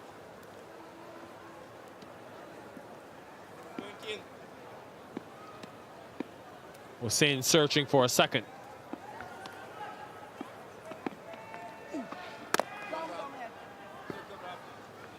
You really have to feel it for the Leeward's here, Nikhil. Try to pull that one over the deep mid-wicket boundary. Only could have find the edge. But you must love the fact that he came out and still tried to do some work for his team. They have played pretty well throughout the tournament. But then, it's actually the end of the over. 124 for 8.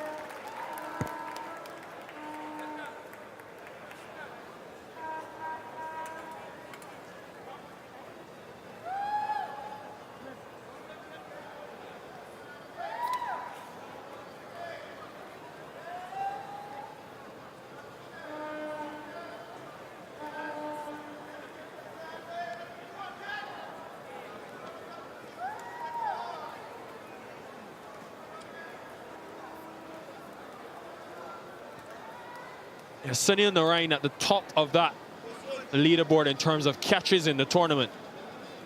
Spent a lot of time at slip for the spinners. Taking a lot of catches off the bowling of Akil Hossain, off Yannick Carrier. Now Hamilton to face Narayan. And does he trust Durham? No, he doesn't. He sent him back. So maybe the anticipation is that Hamilton will face the majority of these 5 overs, if not all.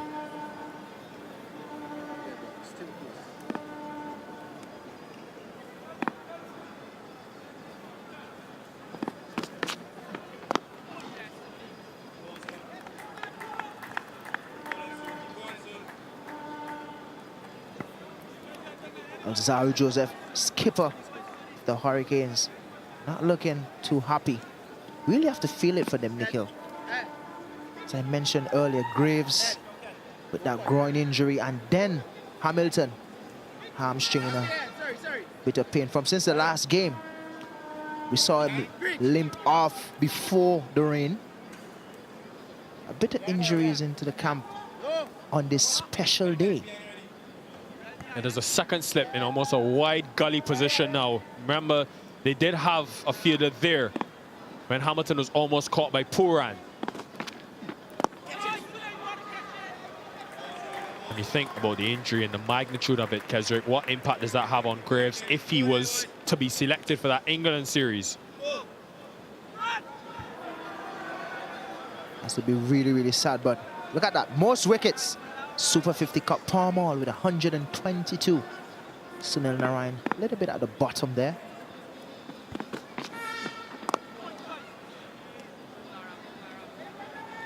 Go on. But we all know if he had more games to play, would have probably gotten to the top in a hurry. And Narayan has the left mid on in the circle, so, and he's now also bringing up long off.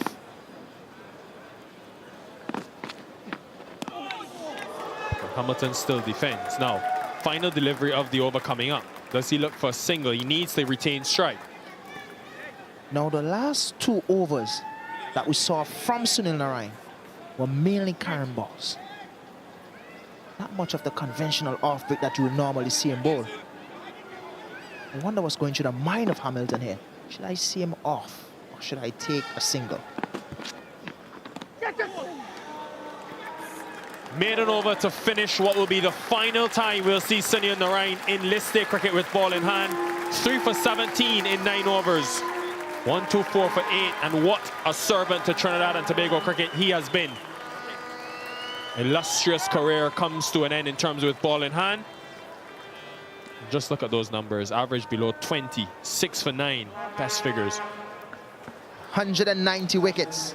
You know what, Nikhil? He got me out in Super 50, one of his wickets. He'll enjoy a round of applause from the crowd here, who have come out to celebrate him.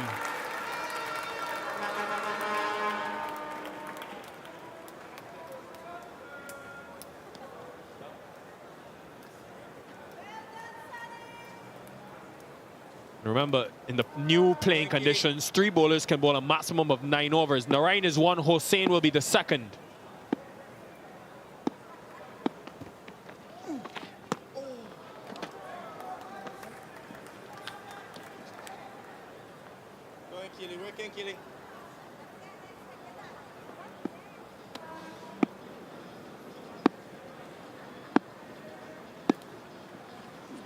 Catch it. Well played, boy. Durham is able to find 1. And the circumstances are really stacked against the Leewards now because they don't have enough runs on the board. They'll want at least 150 to give them a fighting chance. But because of the amount of rain that we've had, the sun is completely gone now. And based on history in the tournament, that moisture tends to stay in the outfield. We've had times where teams have had to change the ball bowling second. So the plethora of spinners that the Leewards have will have to contend with a softball, a slippery seam maybe.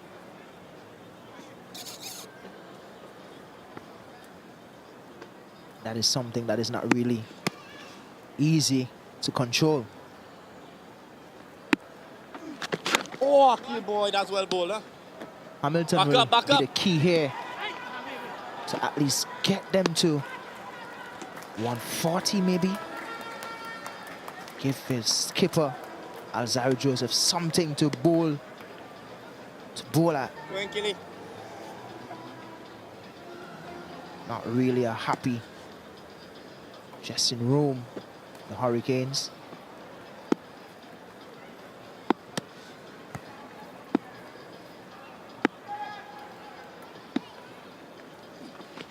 One.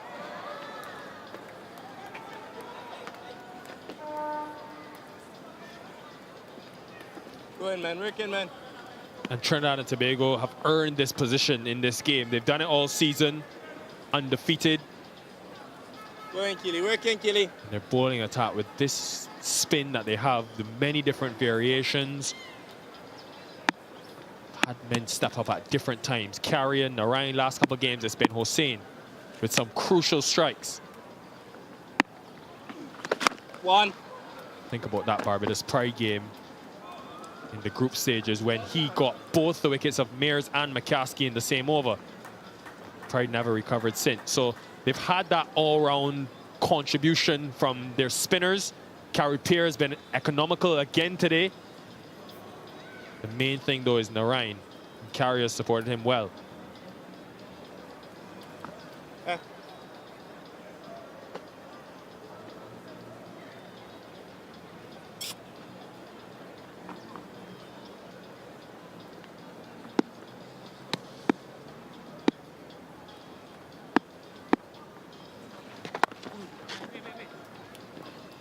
End of the 40th, 4 from that over, 1, 2, 8 for 8.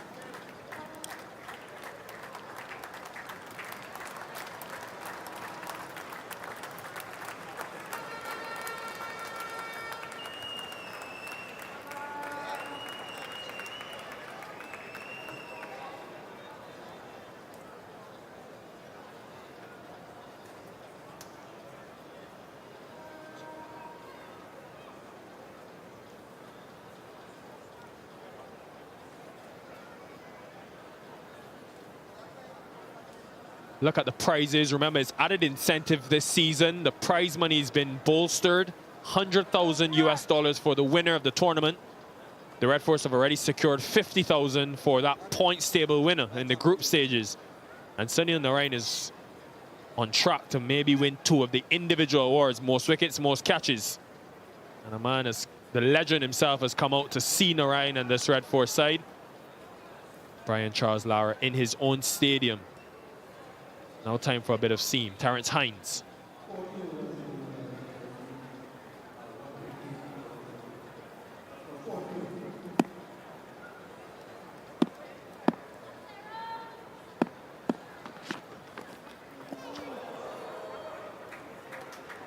Terrence Hines has been good in the back end for the Red Force, but this man here, Hamilton, we know what he can do in the back end. To seam bowling, we saw it in the last game. What he can do, sure he would favor the seam a bit more. Might be in for a little excitement here. Yeah, and those wide Yorkers is what he'll seek to bowl. Misses that time, but he's had a good year, Terrence Hines. Crucial performances in the CPL. When he got TKR to the final. But in this tournament, he's gone under the radar. We spent so much time coming into the tournament, Kez, speaking about Gabriel and Seals when you think about seam. But against the Harper Eagles, that 4 for 15 was important. Even the 2 for 24 against the Leewards. Got the crucial wicket of Casey Carty then. It's been slapped, but there is deep cover. As I mentioned earlier, Nikhil, haven't really picked up a lot of wickets before that 4 for 9 again in the last game. Before that, the wickets that he was picking up was just vital wickets. Important wickets, Nikhil. So he has been going under the radar. But honestly, I think he's a underrated player. He has been doing a great job, as he said. He's having a great year. Just need to continue with that. Platform is set. Just need to continue from there. And he's very handy with the bat as well.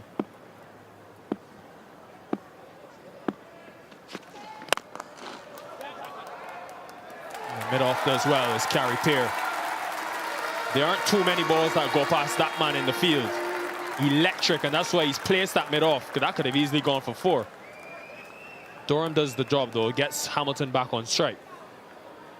Interesting to see that last delivery, Kez. Hines is holding the ball cross-seamed. It tells you that ball could be slippery. Continuously have gone to the umpire to use that towel.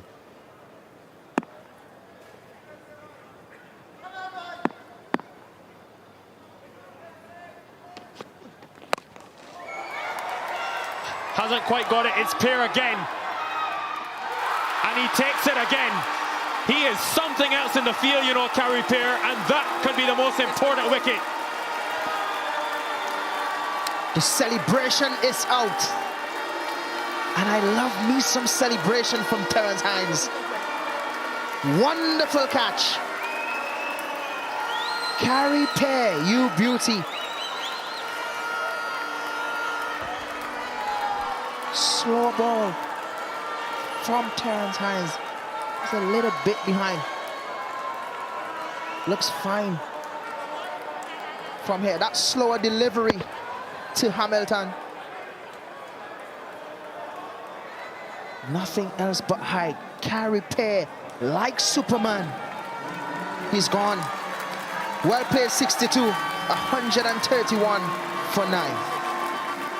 Yeah, and a valiant effort from Jamar Hamilton. He was the only man to really put his hand up with bat in hand. And it's really been a day to forget for the Hurricanes with bat.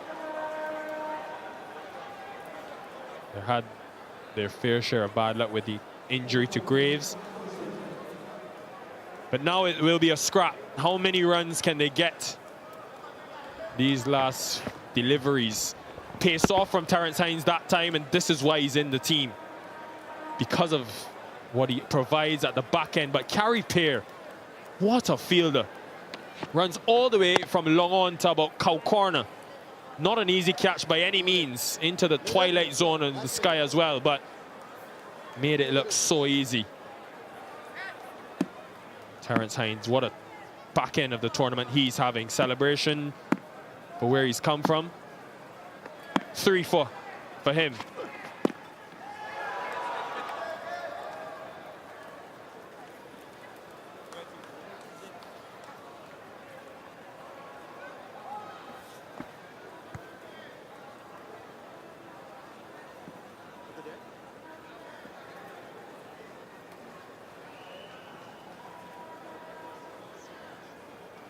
Last 2 men in.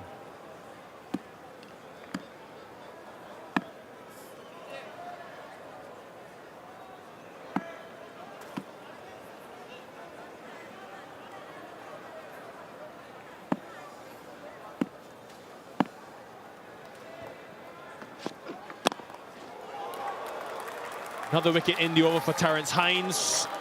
End of 41 overs, 131 for 9.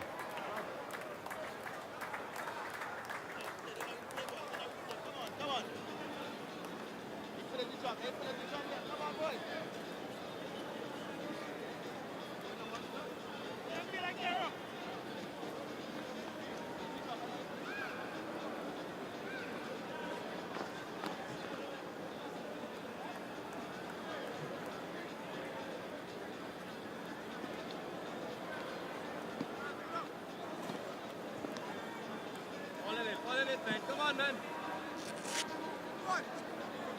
3 wickets today for Terrence Hines. 3 for Sunil Narayan in his final list day game. The good thing is that the others have contributed as well. Hossein, Gabriel, Peer. Only Yannick Carrier not in the wickets. Shannon Gabriel now will bowl. So pace from both ends, just 2 overs to go in this innings. We'll try to salvage some runs here.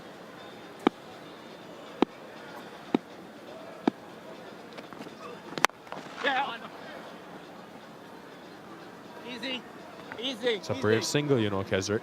Haven't really seen O'Shane Thomas do too much with bat. Work, Shango, work, Shango. Well, Nikhil, his name here in the Caribbean is up top. I don't know the reason for it, but let's see if he can get few up top for his team. I haven't really seen him this tournament with the bat.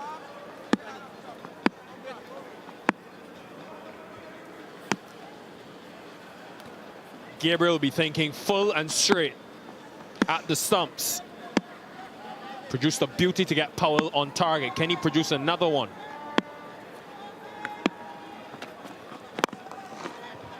He can, but Thomas, resolute defense.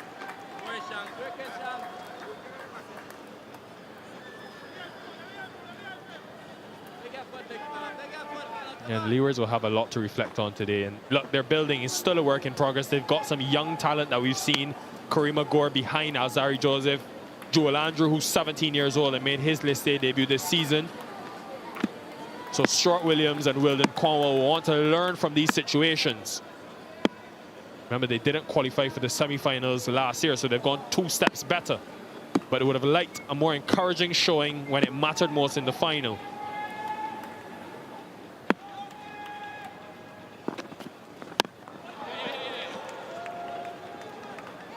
Well, that's a good approach. But credit to Gabriel, he's nailed 2 Yorkers. Speaking of that dugout, Nikhil, looking at Alzari Joseph. Love the mood he's in. I'm liking this. We might see some fire from him later. Seeing him like this, you know what sort of mood he's in. Getting him fired up. Just like what Shannon Gabriel is doing here now with those Yorkers.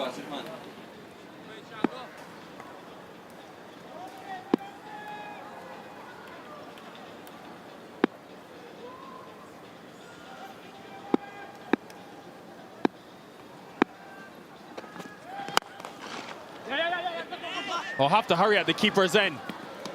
De Silva didn't get there, but a direct hit from Puran, he was gone by a mile.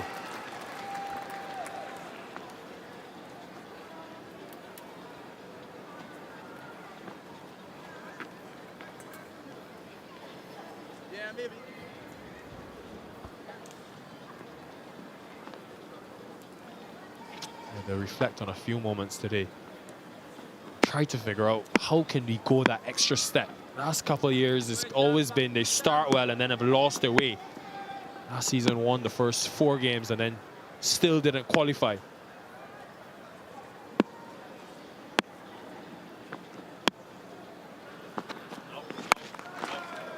It's well played from Thomas. Up. Keeper, keeper, keeper. Keeper. Oh, confusion, big confusion. That is not good for a last wicket stand. And it really sums up the day for the Hurricanes. But a clinical performance by the Red Force to wrap up the Leeward Islands for just 135 runs. And do you think they'll start favourites in that second innings to win what would be a 14th Super 50 title? Really good work from the Red Force. They played with some force today. Sunil Narayan, the man on screen.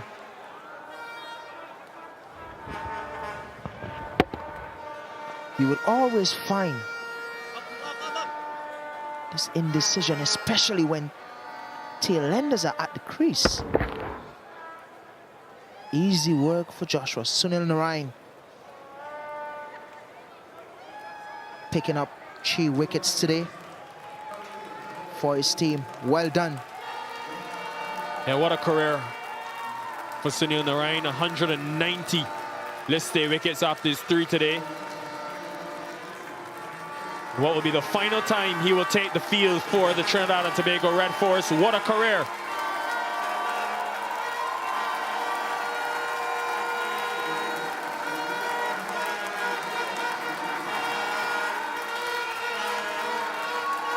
Deserves all of that praise and support for the servant that he's been to Trinidad cricket, and he could have very well played a part, a huge part as well, in what would be a 14th championship. Narayan claiming 3 important wickets. But Shannon Gabriel set the tone early with Kyron Powell's wicket. Justin Graves unfortunately went off injured, came back on, couldn't really contribute. That wicket of Casey Carty and his importance has always been key for oppositions. Jamar Hamilton, only man to get past that 50 mark. Hayden Walsh Jr. also getting a start. But 135 is all the Hurricanes could muster in the final of this year's Super 50 Cup. Really pleased. Bowling effort here from the Red Force. Hussein picking up that early scalp for just 30 runs. Shannon Gabriel today bowling about 6.5 overs for 25 runs, picking up 1 wicket. Sunil Narain, the big man, we're gonna miss him. 3 for 17 today. And Hines again, 3 for 16. He's always in the wicket. Carey Pair picking up 1. Yannick Carey, the only person who haven't picked up a wicket in today's game. But how good were they dismissing the Hurricanes for 135? A really good day for the Red Force, and they'll hope it continues in the second innings. More analysis after the break.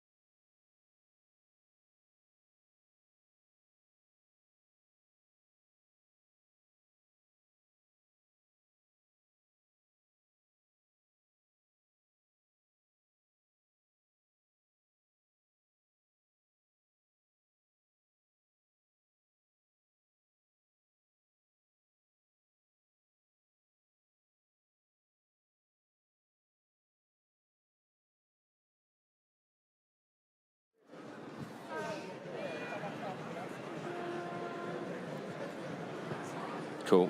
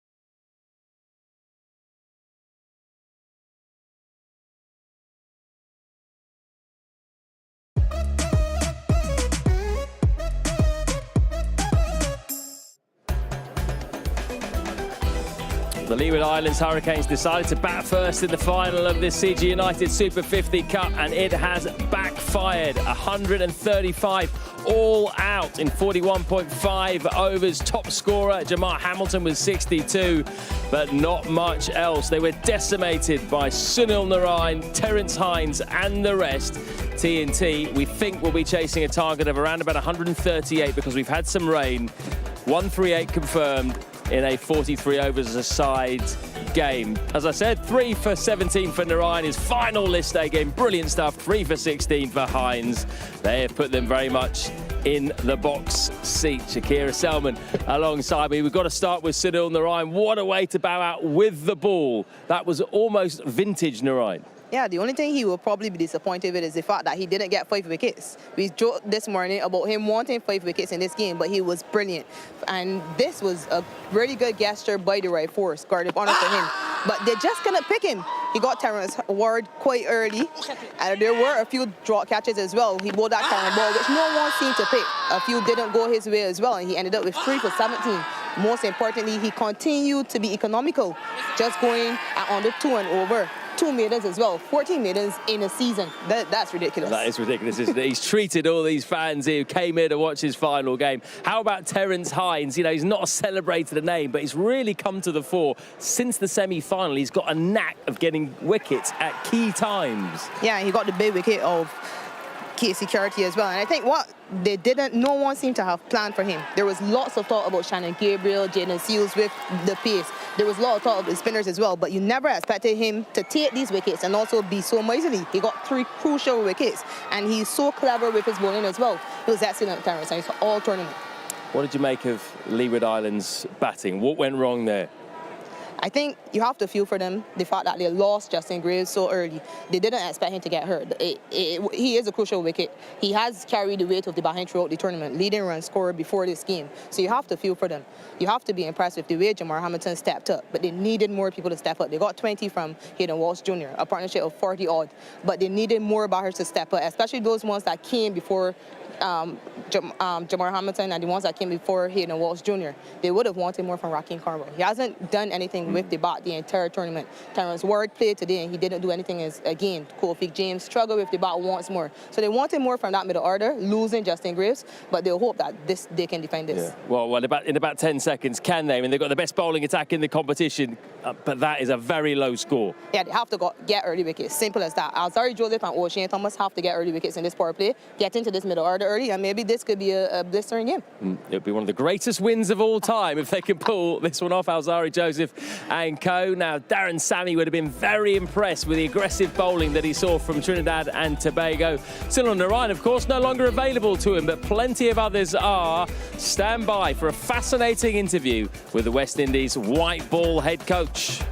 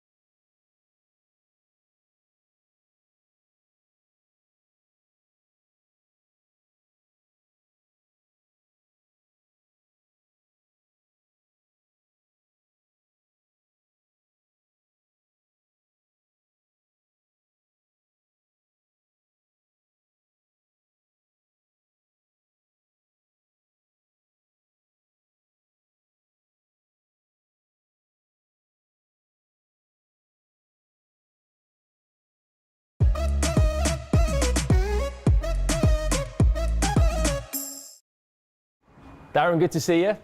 From your point of view as the West Indies white ball coach, have you enjoyed what you've seen in the Super 50 so far? I've enjoyed bits and pieces, but the general idea is to give direction to our cricket, and we have to start somewhere. So new CEO, new director of cricket, new president, new head coach, you know, putting our heads together and coming up with a plan as to how we could start preparing for World Cup 2027. So yes, it's a start.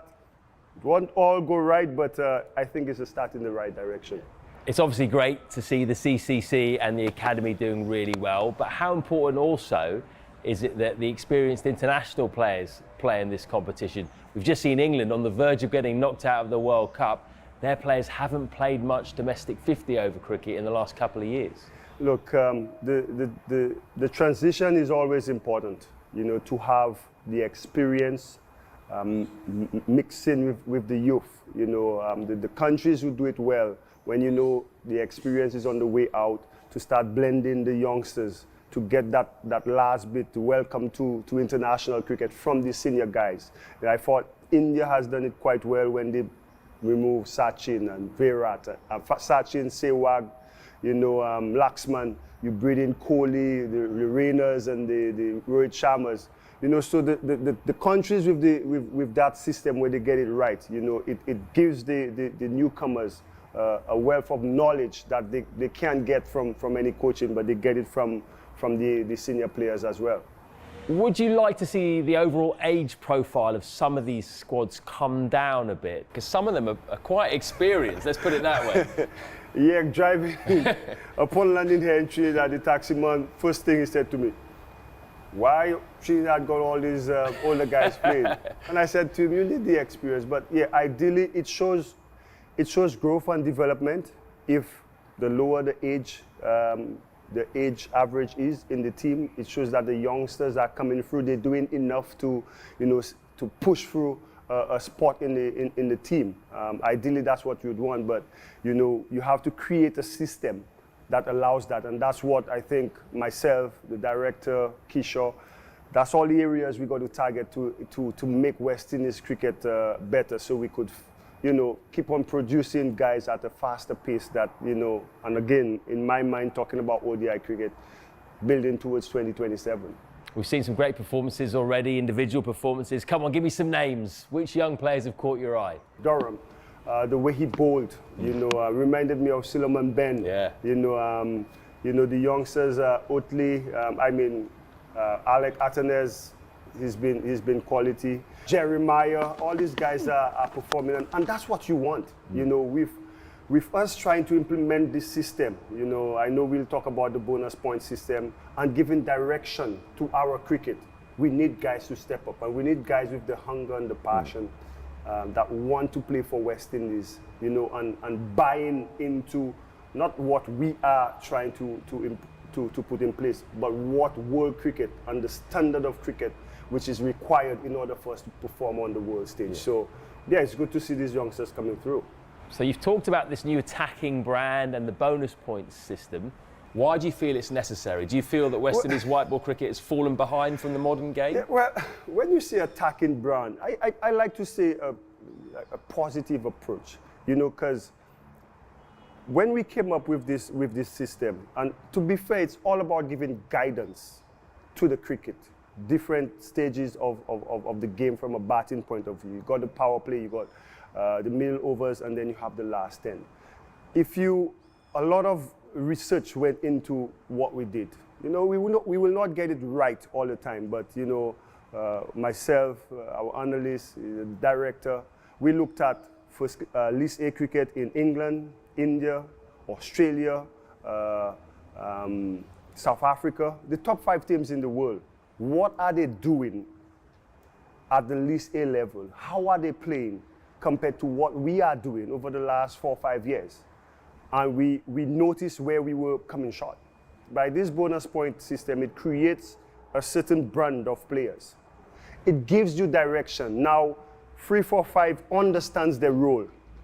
Even if the openers go helter-skelter, you don't have to come and continue that. If you understand what your role is during that period, you play accordingly. and you put your team in good position to launch in the back end. But the guidelines are there to what we want from an international standpoint.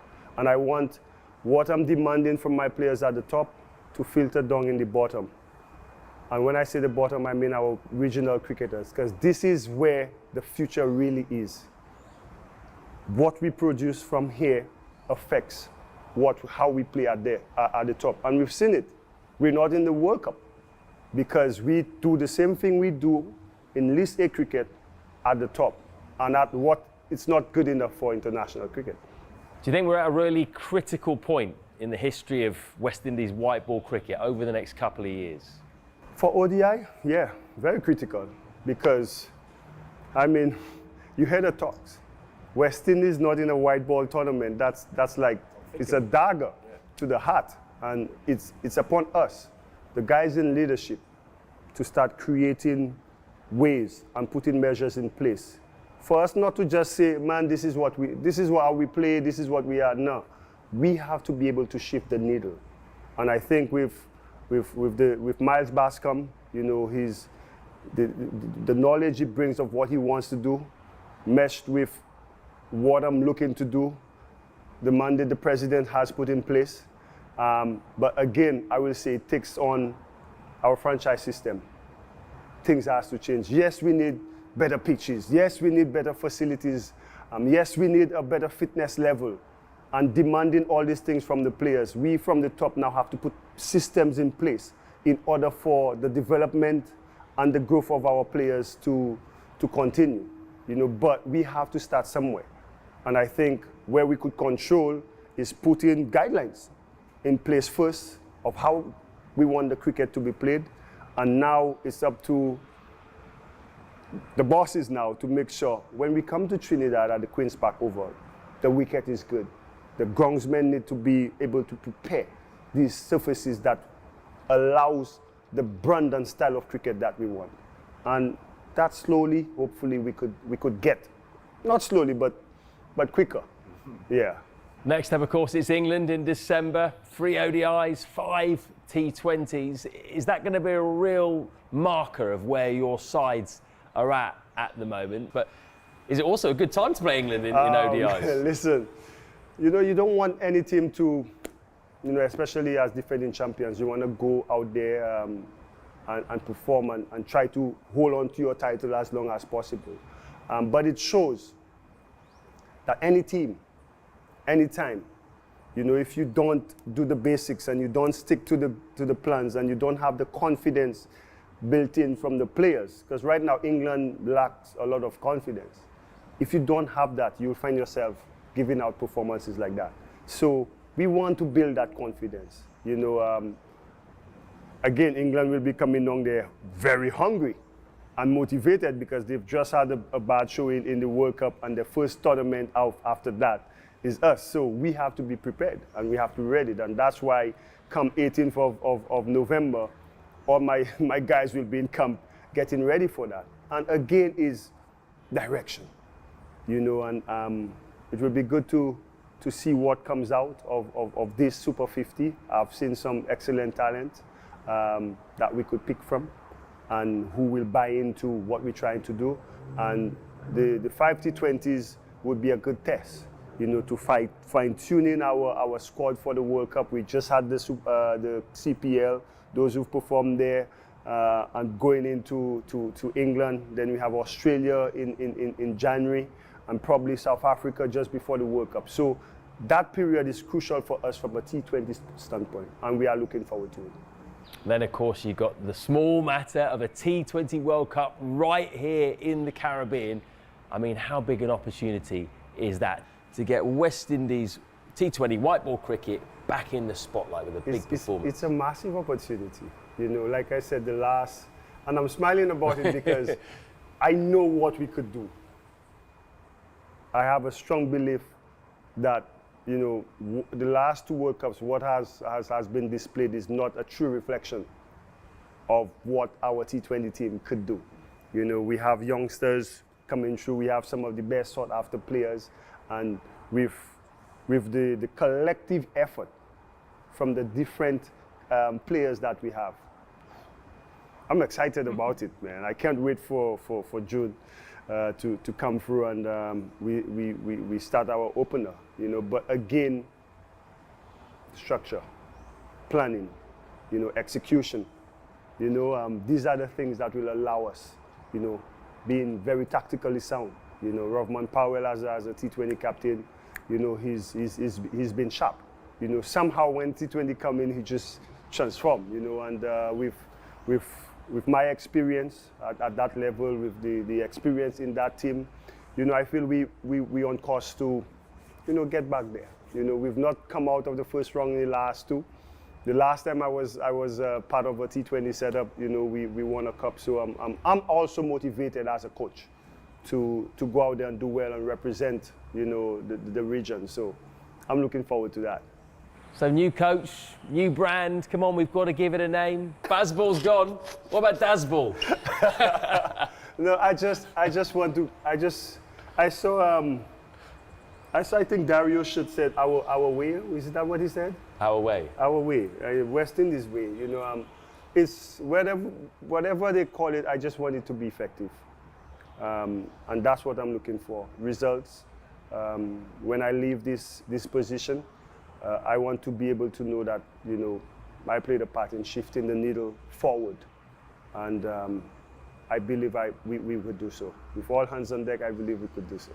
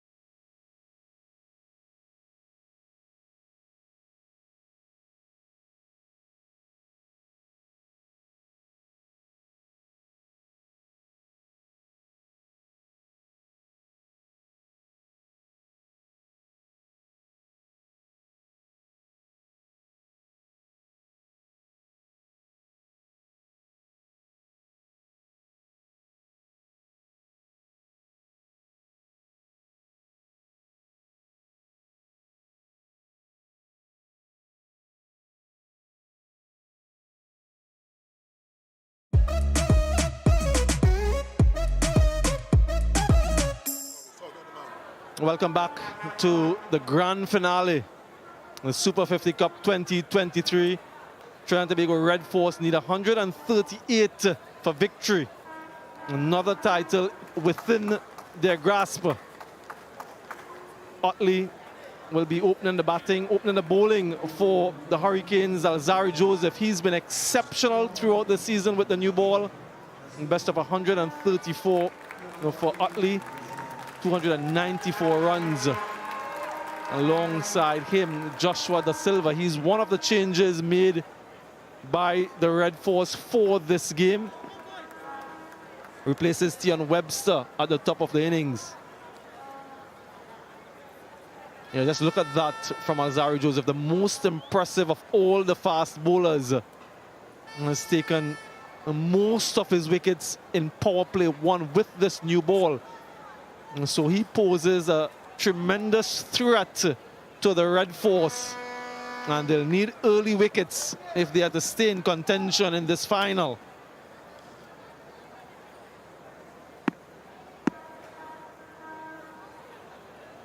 Had some rainfall earlier today, so the outfield still has quite a lot of moisture. Remains to be seen what impact that will have on the second innings. First ball of the chase. He has the ability to get that late movement. We saw him second delivery in that semi-final against the Pride. Alzarri Joseph, that is, with that searing Yorker to dismiss Kyle Mayers.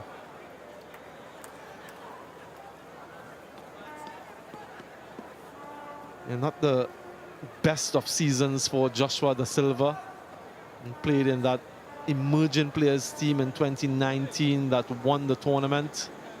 Had a century during that season.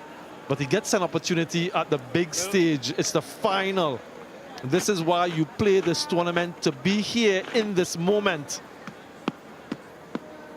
Pleasant good evening, Sir Curtly Ambrose. 2 slips being employed by Alzarri Joseph. How important is he in this defense?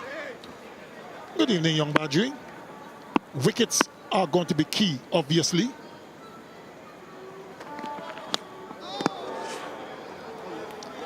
That is one of the reasons why he has got 2 slips in. 138 in 43 overs, by no means a big total. But Alzarri Joseph, the skipper, has got the knack of taking wickets early, especially in power play 1. He's very good at that. So he is going to be a threat.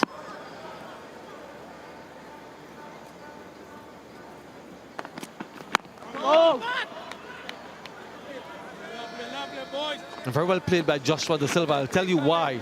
The previous delivery left him a way swing. That one just angled back in. So he so easily could have decided to leave this one and expose his stumps. Look at how this one just nips back in. Eyes on the ball all the way onto the bat.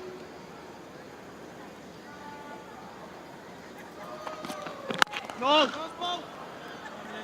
Swing first delivery, nothing thereafter. Yeah, just have a look at this, folks. Most wickets taken in power play 1. Joseph is not a team. It's Alzarri Joseph. The others there are teams. Barbados, all of their bowlers combined have taken 11. Red Force, similarly 10. And Guyana 10. Joseph by himself has taken 12. Go. And that is why he's such a threat to opening batters and those to come in his first power play. That is phenomenal. And if ever the Hurricanes need him to get some early wickets, it's now.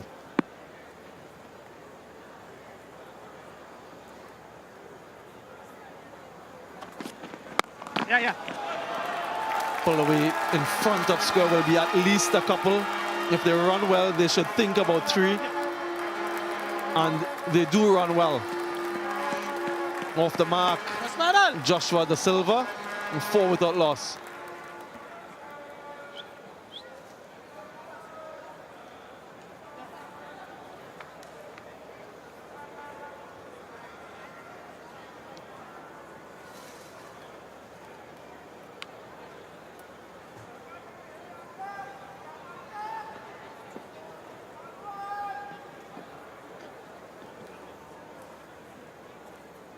That's middle.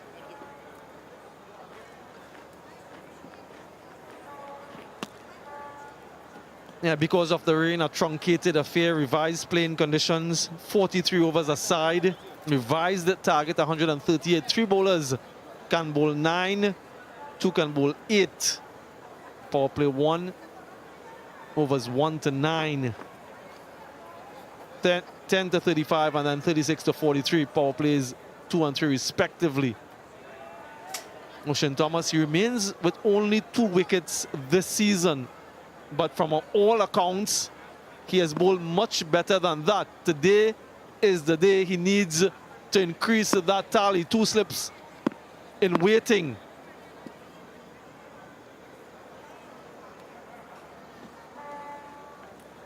Not quite. Not happy with something, Joshua Da Silva, but he's bowled well, hasn't he, Sir Curtly? Just hasn't been rewarded with the wickets. How much have you been impressed by his body of work in this tournament?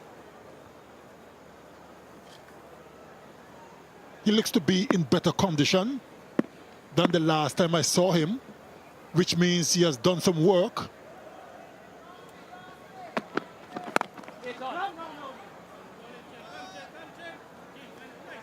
Hasn't got the volume of wickets that he would have liked. Only 2 in the competition so far. But his economy rate is good. It's just over 4, which means even though he's not getting wickets, he's not going for many. So he's complementing Alzarri Josie very well, who is taking wickets.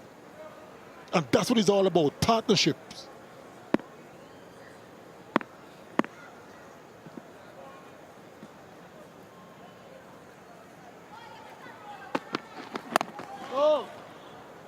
It's been a struggle for the Red Force for the first wicket, hence the change. Not too many partnerships up front.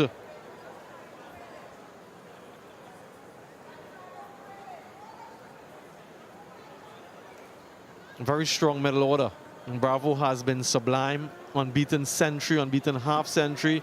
Mohammed hasn't scored as perhaps expected. Puran Karya has been good. Hussein Hines, Narayan Pierre, all the way down, they can bat.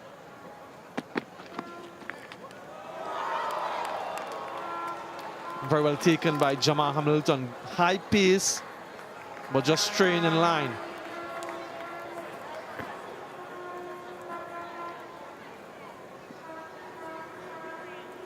Good pace, good bounce, and that was brilliantly taken by Jamal Hamilton, the wicket keeper. Had to stretch a long way to his left.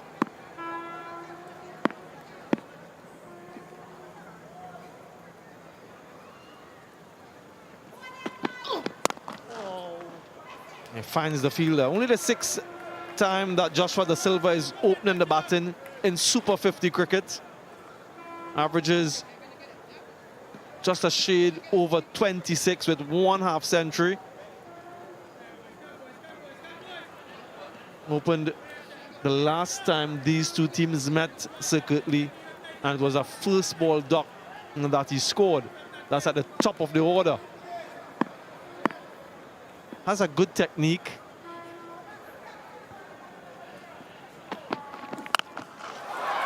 Just like that, pulls that away very confidently and authoritatively. First boundary for the Silver and Red Force, and much to their enjoyment.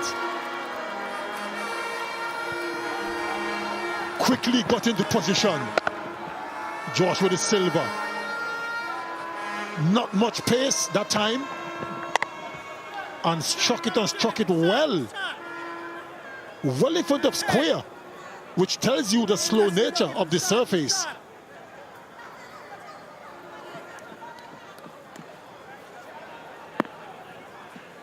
What will O'Shane Thomas do?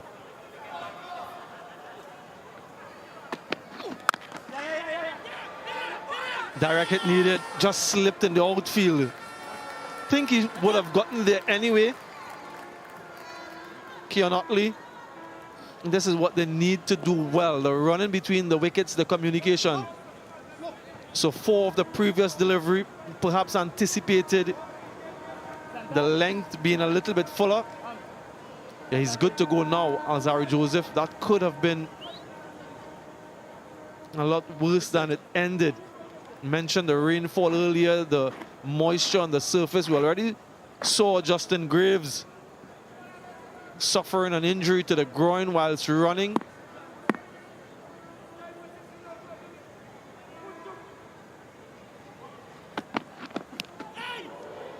Aggression on the chest. Took that one on the body. Utley, 10 without loss.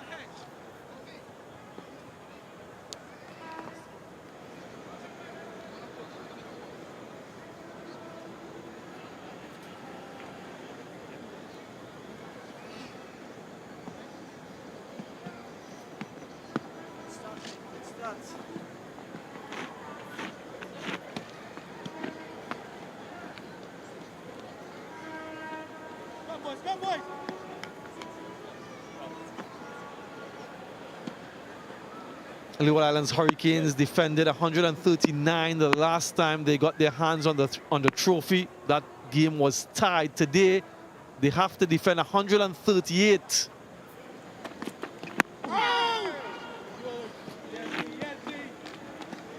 Impossible is nothing, they say, so history on their side. These are the men in their way. Nicholas Puran padded up far right off screen. Jason Mohammed far left announced today his international retirement. Can they get another title? It would be their 14th and increase their lead at the top if they were to do so.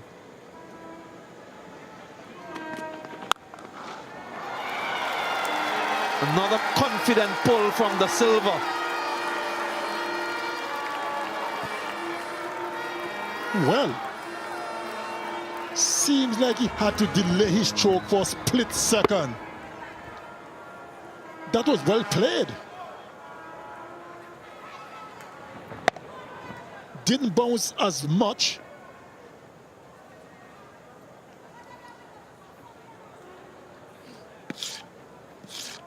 And straight away, a change in the field.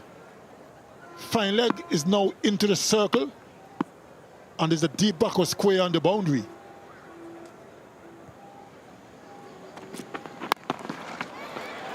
Has protection this time, but I like this approach. Usually it's Utley who is the aggressor. He's only faced the two deliveries so far, so it has been all Joshua Da Silva, 13 from 13.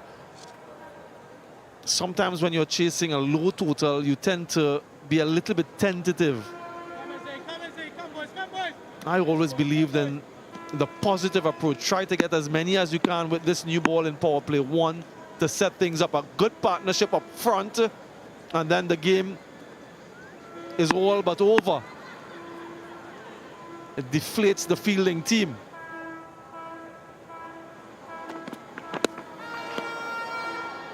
Now off the pad.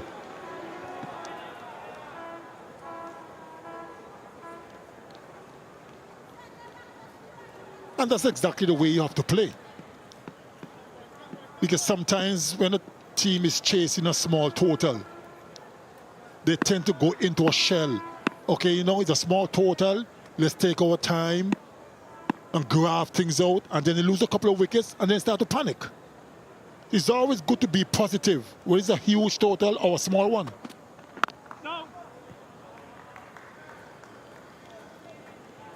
And I'm sure a lot of the discussion leading into this game from a red force standpoint would be the threat from Alzari Joseph and trying not to give him any wickets. Lots of planning leading into matches. During the team meetings, usually there's that batting meeting, there's a bowling meeting, and then a general meeting. Preparation prevents poor performances. Excellent delivery to end 5 from that over, 15 without loss.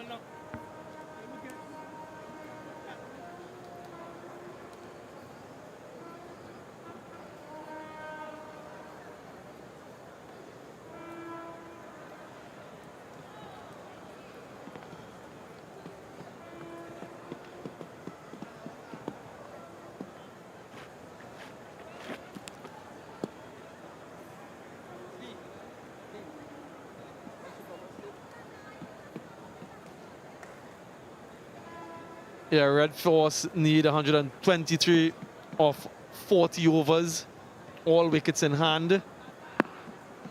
Hurricanes would be disappointed with that batting effort, but that's behind them now. Thomas to continue.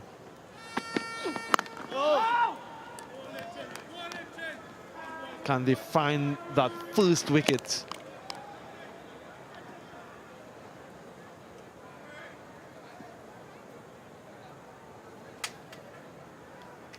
Outfield is very wet because of the rain we had.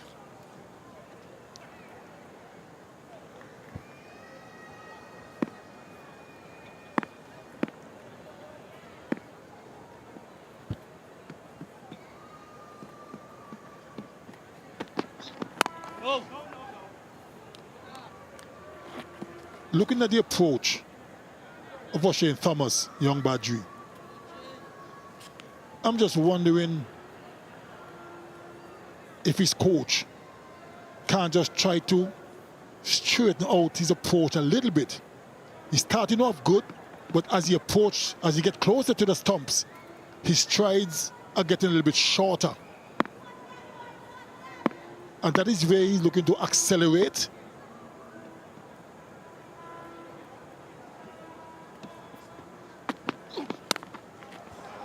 He has a third, deep third, so just a single. But there's that positive intent from Joshua Da Silva. And when you talk about approach circuitly, you're talking about the run-up, isn't it? Yeah, the run-up.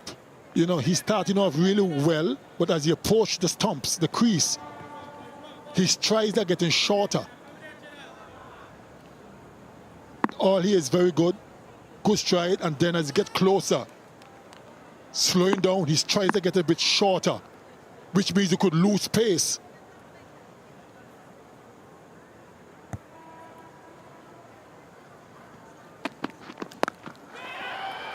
In the air, will land safely off the mark. Finally, Utley just took him 6 deliveries rather.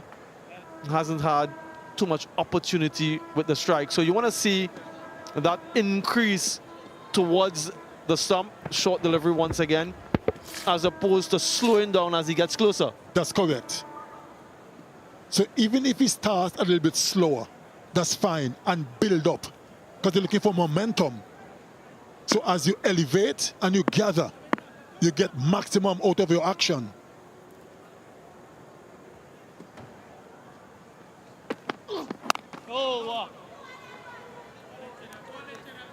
So that is something that his coach can try to work on with him.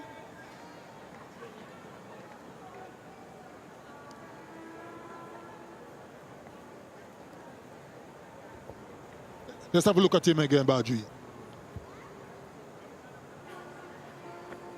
Nothing wrong with that. Look at his strides. Pretty even. As he gets here, he starts to slow down a little bit. The strides become a little bit shorter,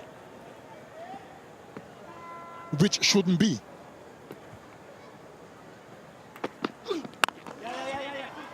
Glorious from Da Silva. Does it have the legs? Gets him another couple. 19 after 4 without loss.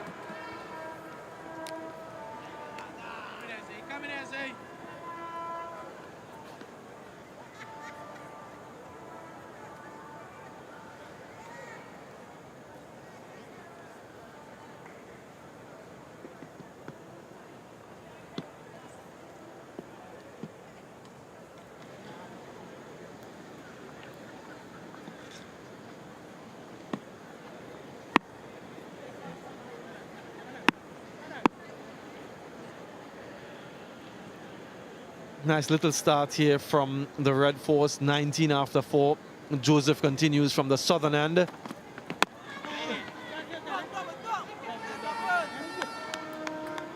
The ball seems to be coming on a little bit more onto the bat, doesn't it? And then, of course, the moisture on the surface will present a challenge for the spinners. Spinners have done a tremendous job for the Leeward Islands Hurricanes. But let's have a little comparison with Alzarri Joseph and his run-up. We saw O'Shane Thomas in the last over, And what we're looking for, secretly, and viewers, is an acceleration towards the crease as compared to a deceleration running through. Have a look.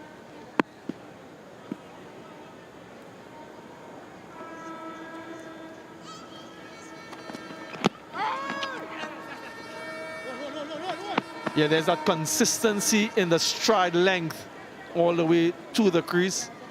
And that's where he generates his momentum and his pace. He doesn't lose any pace in that run-up. Is that what you're talking about, secretly? That's exactly what I'm talking about. Look at his stride pattern. From start all the way, still the same. Elevation, maximum out of his action, and then that follow through because of momentum. And that's what I'm looking for.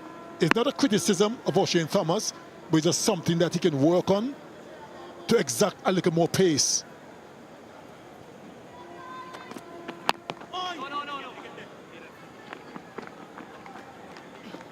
If any little thing that you can use to give you an advantage, that is what you're looking for. It's nice to see, as you mentioned, that he's looking fit, he's looking strong. He's played some cricket in England. He's been working assiduously on his fitness. He's been recalled to the West Indies team in that series against India recently. Didn't feature. And as we've mentioned too, he's bowled well in this tournament, though with few wickets. That's vicious. One bounce for 4 from Otley. This is the way he usually plays his first boundary. Pressure on Alzari Joseph and the Leeward Islands Hurricanes. That was dismissed quite convincingly. There was a fielder not too far away on the deep back of square boundary, but only to retrieve. Was well placed, was well timed. Red Force have raced to 25. Pressure is mounting on the Hurricanes.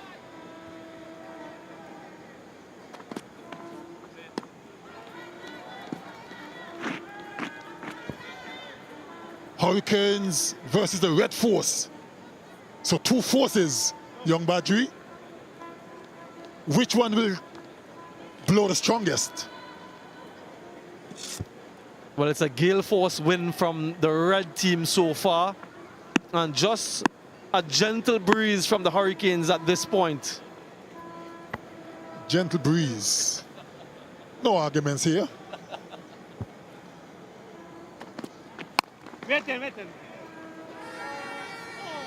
A dot ball to end the 5th, 25 without loss.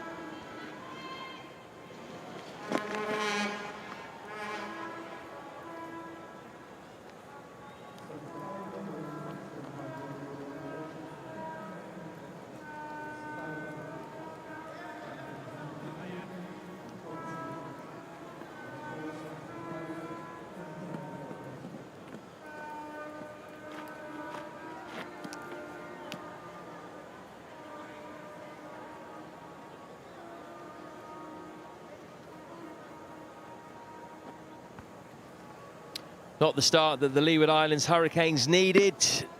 25 taken off the first 5 overs, and perhaps more worryingly, not too much movement in the air or off the pitch for either Alzari Joseph or O'Shane Thomas. Lovely straight drive down the ground from Josh Da Silva. Back into the side, and he's proving a point at the moment. Yeah, that's perhaps the shot of the day. That one is drilled back past O'Shane Thomas. He looks in sublime form, Joshua Da Silva. Just look at that. He allows the ball to come to him, plays it under the eye. Not a base strike by any means, but off the middle of the bat, and it races to the fence.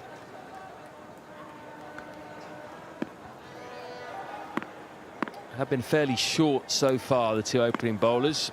He went very full there, just over pitching. Nice drivable length. Short again. He's played the pull shot well so far in his short innings, just rolled the wrists there. Yeah, he's also gotten into position quite early for these short deliveries. He seems to have so much time, Joshua Da Silva. It just tells you how slow the surface is. And also how much he's expecting those short balls.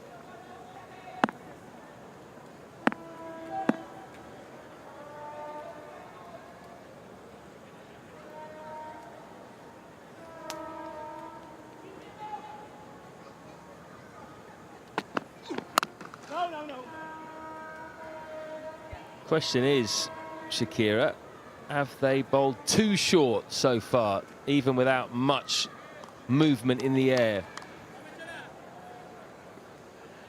Yeah, you would have to say that. The amount of pull shots we've seen so far in just 5.5 overs, you would expect them to pitch it up a bit more, bring the batters onto the front foot, especially after watching how Shannon Gabriel bowled in the first innings. Yeah, Gabriel got Kieran Powell with one that was pitched up early on, induced a big drive, off stump went cartwheeling. Nicked it, taken it. What's it come off though? Shoulder perhaps? Just looped the big man, Cornwall. Otley not too concerned. Yeah, we were just talking about too much short balls and they almost got a wicket with that short ball. Just seemed to come off the elbow and lob to Raheem Cornwall and slip. There wasn't too much excitement from the Hurricanes fielders, so perhaps they knew. It's a good decision by Patrick. Good start.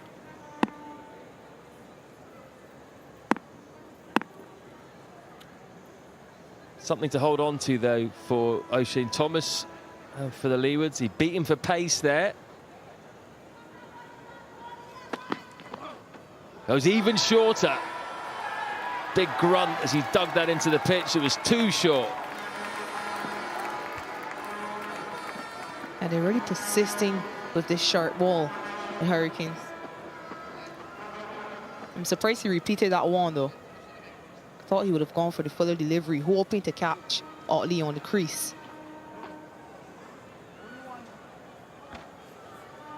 The Leeward's bowlers got the ball to talk under the lights in the semi-final against Barbados. Both the fast bowlers, mainly Alzari, and the spinners. The difference is it's a lot wetter today. Had plenty of rain, 43 overs aside. I feel that ball has got wet. It's just not doing the same things that it was in that semi-final. Edged. No second slip in place. Might have gone to him if there was one. Yeah, they do have to take wickets, so they have to be creative with that. Whether it is having 2 slips, having extra catchers in front of the bat, adjusting lanes, adjusting lanes. They have to take wickets if they're going to win this. Pretty much in control of that one though, Otley. That probably would have gone straight to a second slip. You've got to wonder, when you've got a target of a paltry 138, you might as well go all out attack. Need the wickets. Short and wide, carved over gully. It's going to pitch and just get to the boundary. Josh Da Silva hits a 4th 4. It's 36 without loss.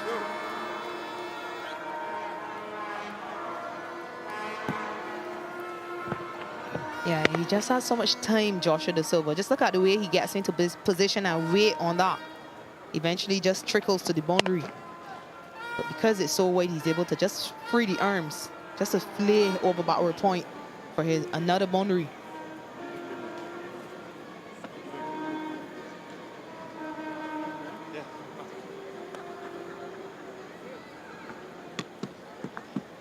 Bit of a discussion between the Leeward Islands think tank in the last few seconds. Alzari Joseph, Jamal Hamilton, Raheem Cornwall. I think they were discussing who to bowl the next over. In the end, Alzari's gone for himself again. He has been the best bowler in the power play in the whole tournament. So you would think he's the best bet to get you your first wicket. He just hasn't really looked that dangerous in those first 3 overs. Might be a question of one more over, and then they go to some spin. Spin has been a key weapon for the Leewards.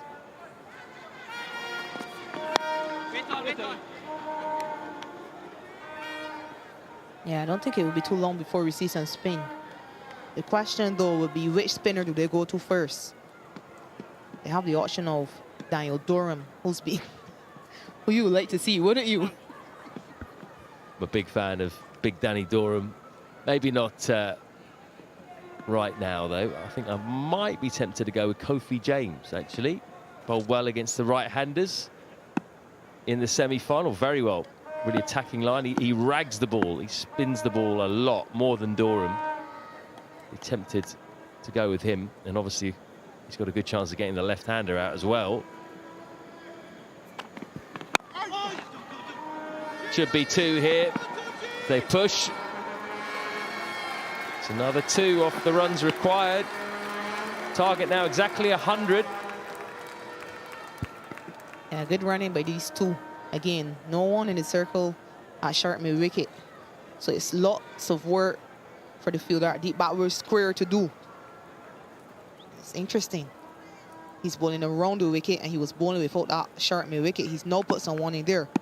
But with the angle, you assume he's trying to bowl a lot straighter, and it will be easier to just turn the ball into the leg side. Again with the angle, clips the man in the deep just for 1. They need something special here, the Leewards. Who's going to provide it? The captain has done so time and again in the power play, but this is about as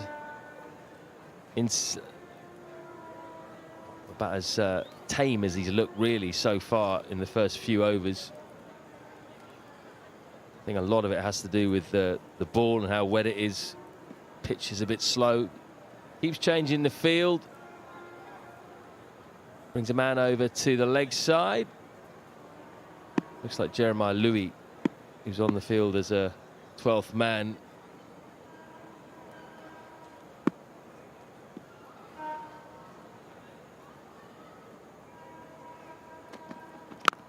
I went for the Yorker, surprise ball. The silver equal to it. I'm just thinking, though, Matt, there are a few problems here for the Hurricanes. They would want to go to Spain now, but the ball does seem wet, which is another issue for spinners. They rely quite heavily on using that seam. It's going to be difficult. And when you're defending such a paltry total, you almost try too hard. You feel as though Alzarri Joseph and O'Shane Thomas have done that so far. Wait on, get.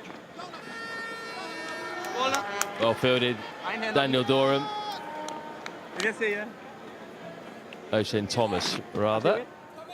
Not quite as big. Oh, you just want Durham to be in the action all the time, don't you? I do hope he gets a bowl. Once again, the field changes. Fine leg drops out to deep fine leg. That's Jeremiah Louis.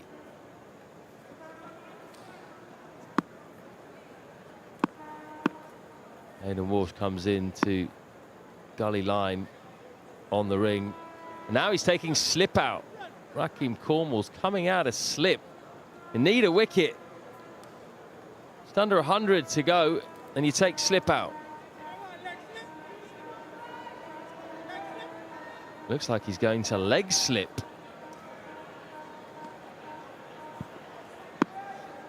This is interesting. It has to be a bouncer at the body.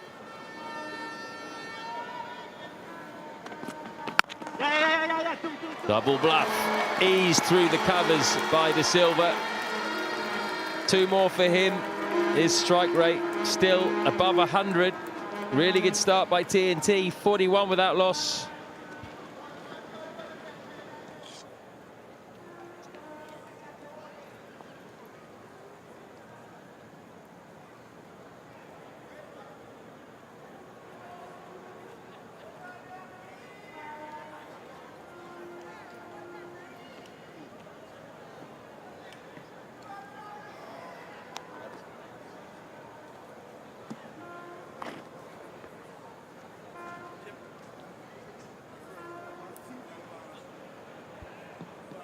The TNT Worm well ahead of the Leeward Islands Worm, and crucially, no dots in there either. Yet to lose a wicket, scoring it almost 6 and over.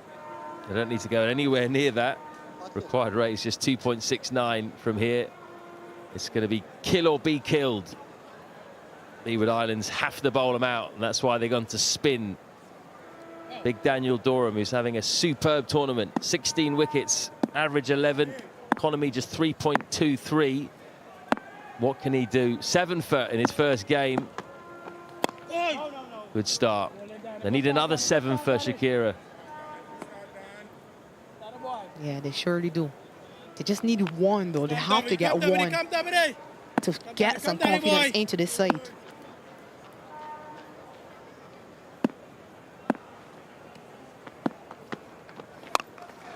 That's a big shot over the offside. He hasn't got all of it. It's going to plug. It's going to get even more wet, that ball. Otley picks up 2. Yeah, higher rather than further. But safe shot, as everyone in the circle on the offside is everyone in the circle on the offside. Coming, Danny. Yeah, pretty safe. Just given a bit of whiff. Oh, Thought about it again. He had a bit of a big wind-up with that back cliff. You can kind of play that shot to Dorham because he's not a big spinner of the ball. So hitting against the spin as a left-hander is not as much of a big risk. Yeah! Bowling, Danny.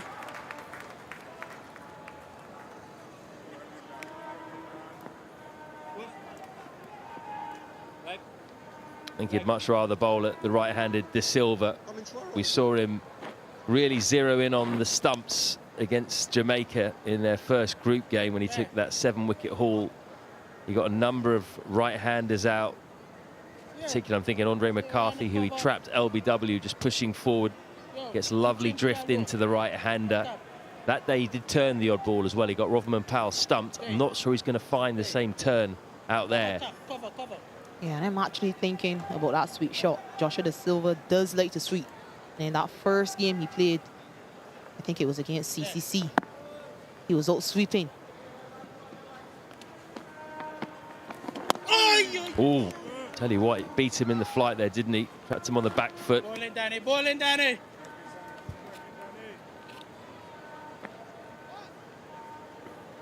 Change of field now, long off coming into the circle. Long on goes back.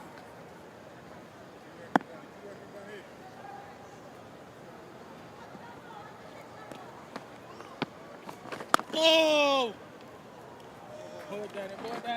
44 without loss.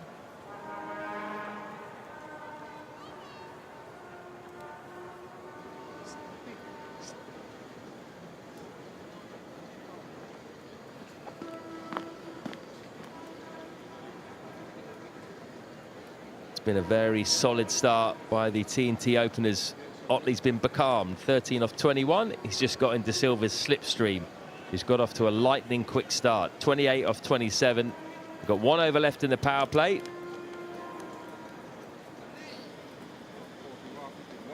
And at this rate, TNT are going to race to their target. Don't need to score quickly, but they are. So they've sent for Kofi James, who perhaps produced his best performance in the semi-final against Barbados. Picked up 2 for 36.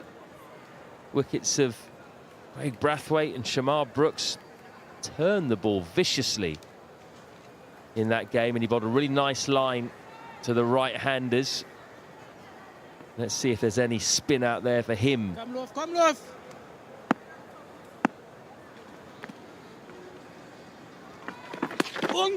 No.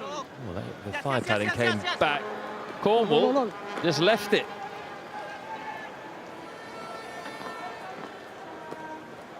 He said he left it. I don't think he could have gotten to it. Just down the leg side on that occasion, starting too straight there and getting through. Jamar Hamilton, yeah, he couldn't have gotten there before they got the single. perhaps was worth a throw there. Yeah, I think he would have got there quicker. It might have deterred the batters You want him in front? from taking a single. Huh? Yeah. Every run counts at this stage. Keep slipping. I think that's a good move. How is that one? It is out. They have the breakthrough. Leeward Islands Hurricanes.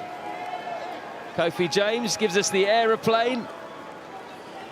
And that is a crucial blow for them. Was it in line, though? I think Joshua De Silva perhaps thought he got outside of our stump, but that's only after. I think it's a pretty good decision by umpire Nigel Duguid.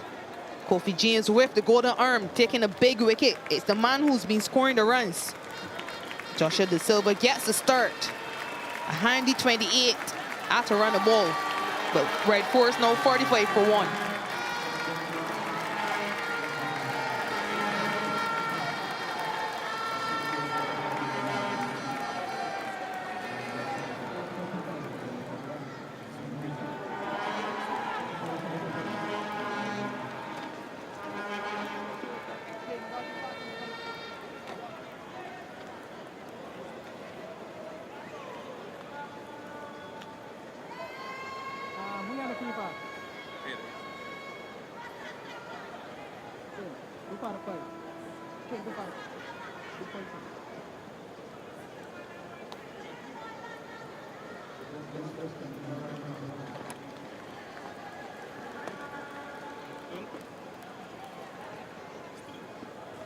The skipper, Darren Michael Bravo, comes to the crease in fabulous form. 376 runs at an average of 94.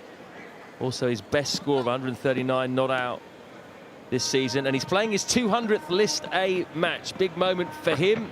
Josh De Silva did his job. He got the side off to a good, quick start. He tried to get his pad outside the line there, didn't he?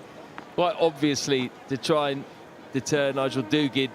But I think that's a fair enough decision, as you said, Shakira.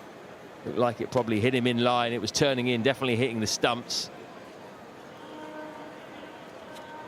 What an occasion for Bravo. If they lift the trophy, he will become the first player in history to lift the Super 50 title 6 times. That's a wide. That's a staggering achievement, isn't it, when you think of all the big names that have played in this tournament. He's tied at the moment on 5 with a few others. The likes of Kyron Pollard, Courtney Walsh, Dinesh Ramdin and others. This will take him clear.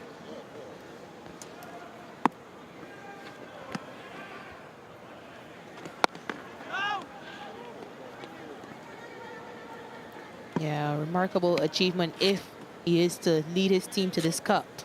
Let's look at that. Look at the names on that list. Bowling low, bowling low, bowling low. He's been impressive in his leadership, both in the field and with the bat.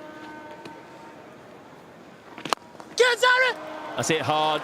It was in the air, but it was right in the gap. That's his strength, Darren Bravo. When you think of him, you think of that shot. Yeah, we've spoken so often about his bat speed. He hits the ball so hard. Just look at that. It's his first scoring shot. And the way he's able to time it and hit the gap. Oh, that's beautiful. They're going to come in now. Get some. 50 up in the 9th over. That's short. Again, it's hit pretty hard. But this time picks up Casey Carty at cover. 50 for 1.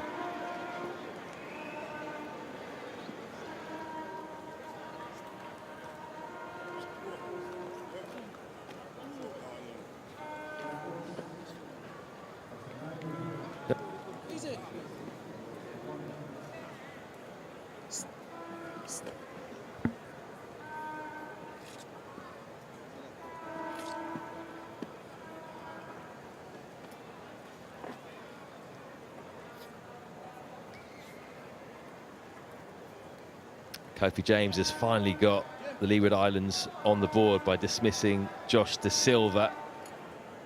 But they need a few more as well. That's the end of the power play. 9 over power play as it's 43 overs aside. Rain interrupted, and of course now the spinners are having a bit of trouble gripping the ball, spinning it. Alzarri Joseph won the toss, decided to bat first, which worked, of course, in the semi-final against Barbados, but there was always a bit of rain around today. This was always a risk that they might be in this situation. In the morning chat, we spoke about it. Samuel Badri said it's fair enough decision. Kirtley wasn't quite so sure.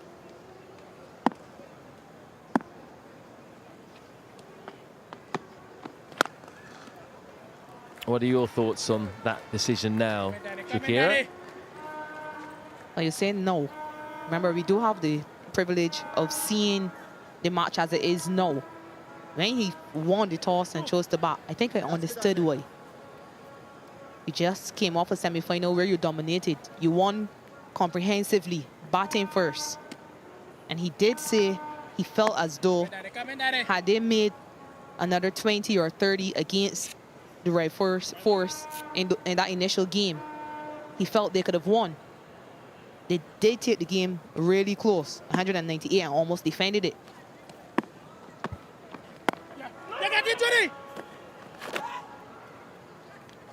So you could understand why they made the decision.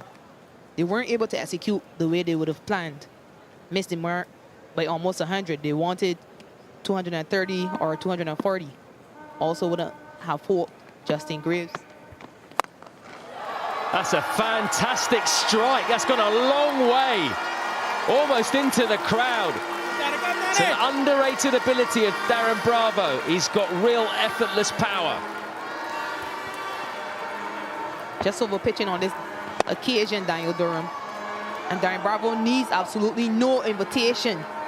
With the form he's in, this is meat and drink. Just has to pull his left back, Daniel Durham. Bowling, Danny, bowling, Danny. Goes full again. Come in, Danny. Keep walking, Danny. Come, Danny, come, Danny. So yeah, come, had Danny. they gone to that 230 or 240, it could be a different Danny, game. come, Danny. But I agree with you. They didn't consider the weather. That's gone very hard, like a tracer bullet as well. But thankfully, Terence Ward was positioned well at the deep mid-wicket boundary. Expensive over, 58 for 1.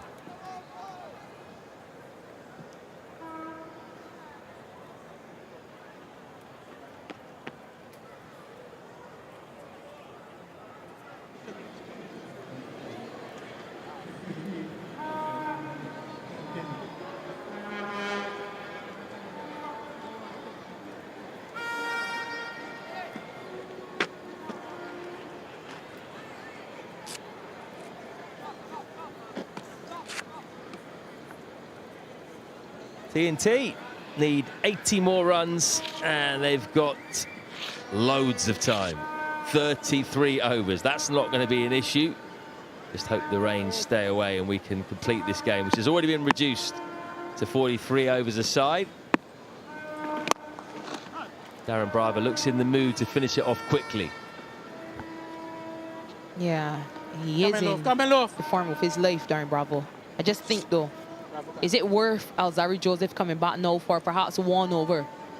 Try to shake up Darren Bravo. We all know his struggles against the shorter delivery. He's a lot more comfortable against spin. There's a support about his form. 3 half centuries. Oh! And of course, that unbeaten century against Barbados Pride.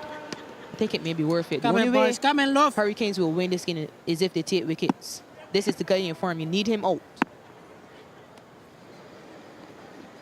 Oh, bowling low. Yeah, it's not a bad shout. The only issue was Alzarri Joseph didn't look too penetrative in the 3-4 overs, that we saw. Yours, love. But you're right, that's his weakness, isn't it? Ball Get him in to low, put a ball in helmet low. on. Maybe even get a short leg in. Just try something different. Got to try everything now. Can't leave anything out there on the field. And you got hardly any runs to play with. Slips out. He's in catching it. Extra cover. Lovely Powell. Great bit of fielding from Kieran Powell.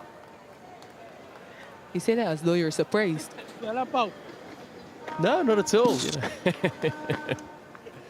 Got down very quickly there, like a young man.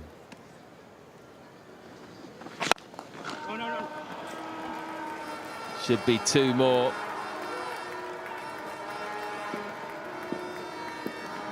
Trotting along nicely, 61 for 1. Yeah, over here.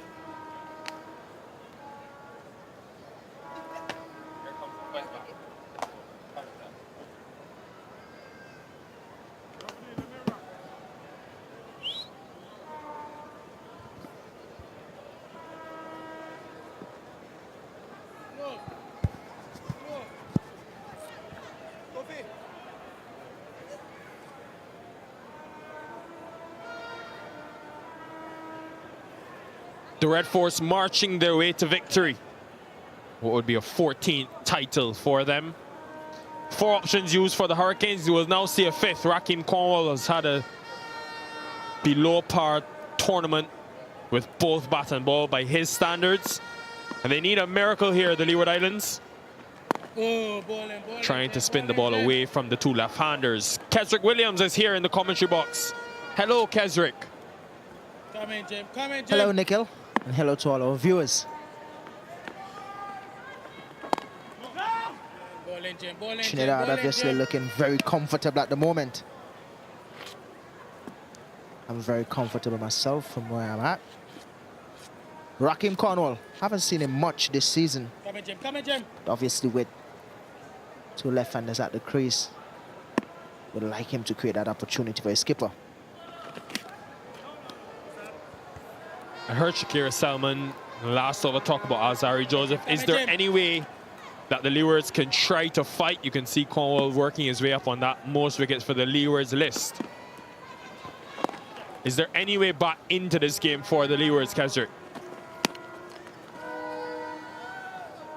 Well, Nikhil, cricket is a game of great uncertainties, but at this moment, TNG Red Force just needing 75 runs. Yeah, at the crease now is the skipper, Michael and Otley. Both players obviously in good form for the season, so I'm expecting them to cruise to victory. Obviously, the skipper there, Alzari Joseph, may have other plans, but from where I'm sitting, Trinidad looking very comfortable. Can see the ball being wiped there, and I wonder how much that's impacting the decision to go to Walsh. He's been their best bowler all season. Here to Walsh. I think maybe go to Walsh because of the fact that he's bowled a googly and bowled it well this season. An option again that can go away from the bat of the 2 left-handers. They need something, though, need a miracle.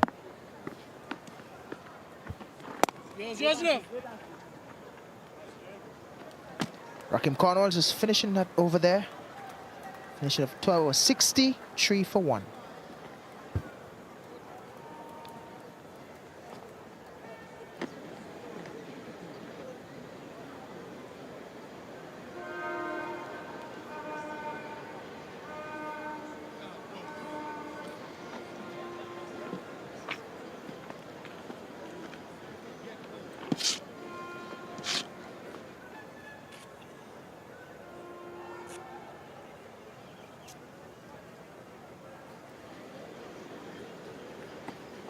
Darren Bravo,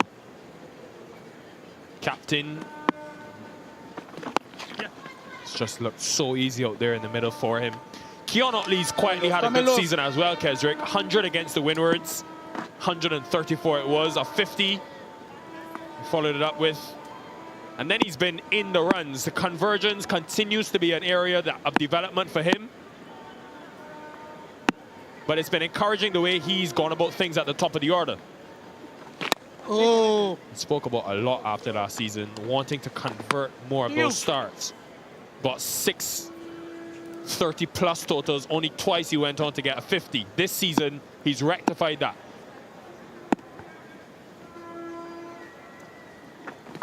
Oh, ball and low, ball and low. Something that we really like about him, though, is the fact that last year he was very consistent, and this year he's consistent as well. So we like that about him. The only thing we would like to see some improvement on is him being able to convert those 30s and 40s into 50s and probably 100s as well, as you see there. 36, 35. Got starts, but couldn't really continue. Yeah, that consistency last year earned him a place in the top 5 run scorers. He's third this season behind Bravo and Graves.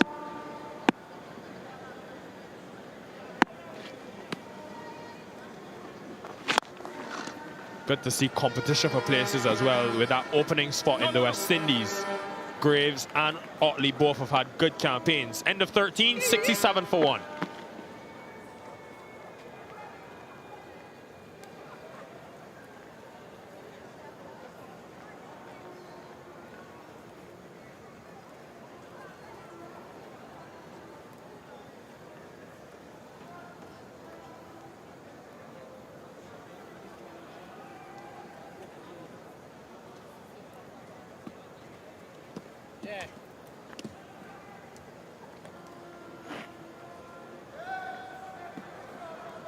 Bravo 12 runs away from what would be 13 runs, really, from what would be the most runs in this tournament. Cornwall continues.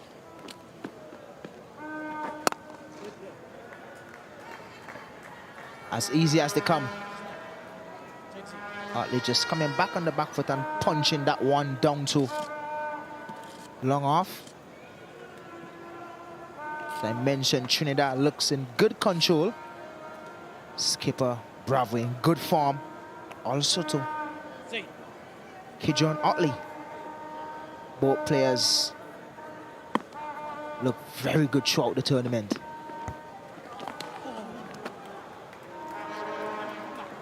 Yeah, chase is on. Should be a couple.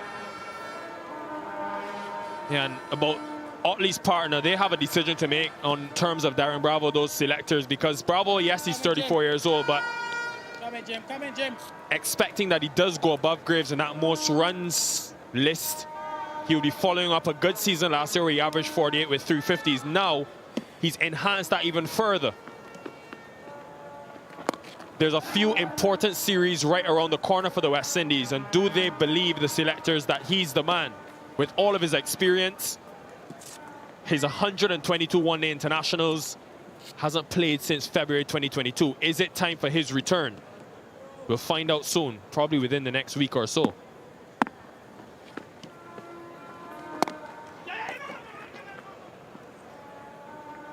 Well, Nikhil, we heard that the head coach for the West Indies white ball team, Darren Sammy, mentioned mixing that experience with youth.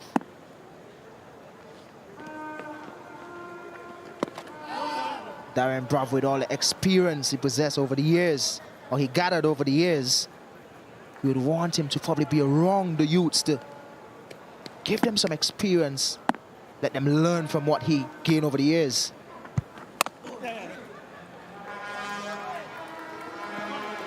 Five from the over, they're well on their way, 72 for 1.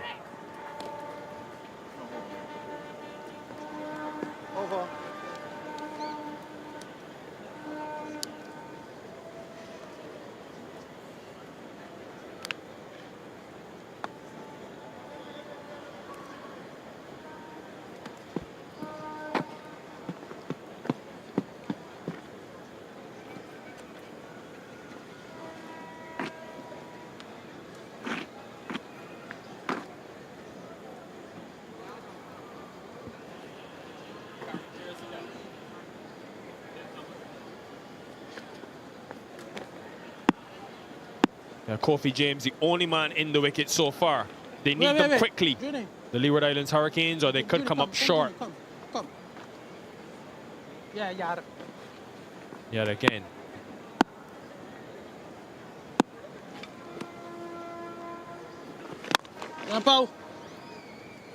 I want to continue the discussion on Bravo because I think this season deserves celebrating. The way as captain he's led from the front. He's a big reason why his team has stayed undefeated. There've been a few times where they've been on the back foot in the competition, and Bravo's maturity and responsibility has been the key ingredients to success.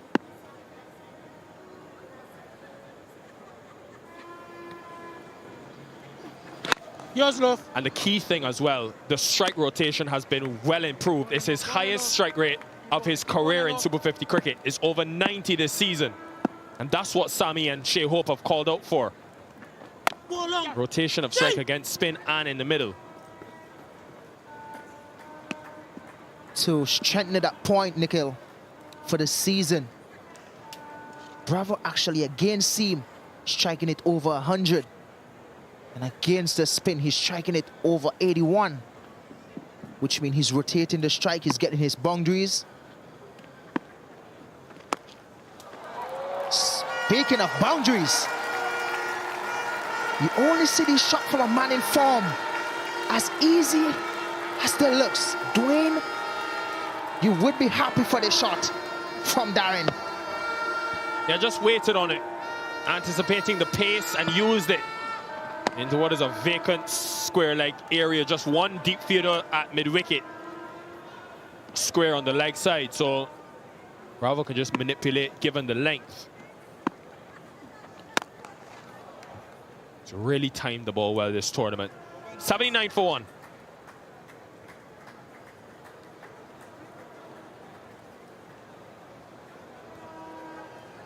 Time for a refresh, time for the Blue Waters drinks break.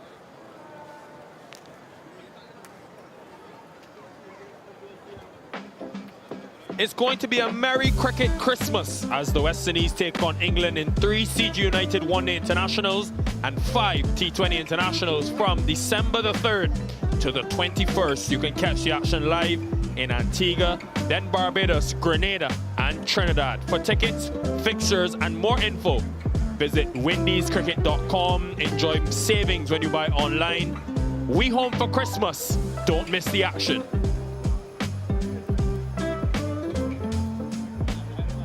Well, they needed wickets early, the Leeward Islands Hurricanes, and instead it was leather on willow from Joshua Da Silva, who played a few excellent pull shots in front of square. Otley took on the short ball a few times. And Joshua Da Silva, after not being in the team for the last 2 games, provided exactly what they needed before he was dismissed. And Captain Darren Bravo, who's been the leading run scorer in this tournament, just continuing where he left off in this innings, and he's leading his team to what would be a 14th Super 50 Cup victory. Because of their bowlers all tournament who have been dominant, they restricted the Hurricanes to 135. And the Red Force in reply, 79 for 1, just needing 59 to win the championship. Now, the wet conditions have been an issue, so we will have a change of balls, and actually both balls. Remember, in one-day international cricket and list day cricket now, you have 2 balls, 1 from each end, and both of them will be changed.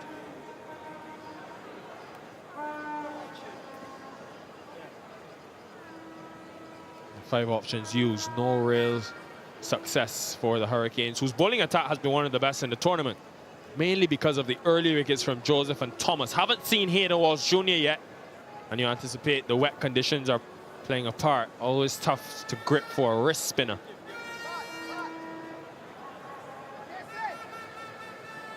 Now, the rate has been good for the Red Force, over 5 and over, and they're well on their way. Kesrick Williams.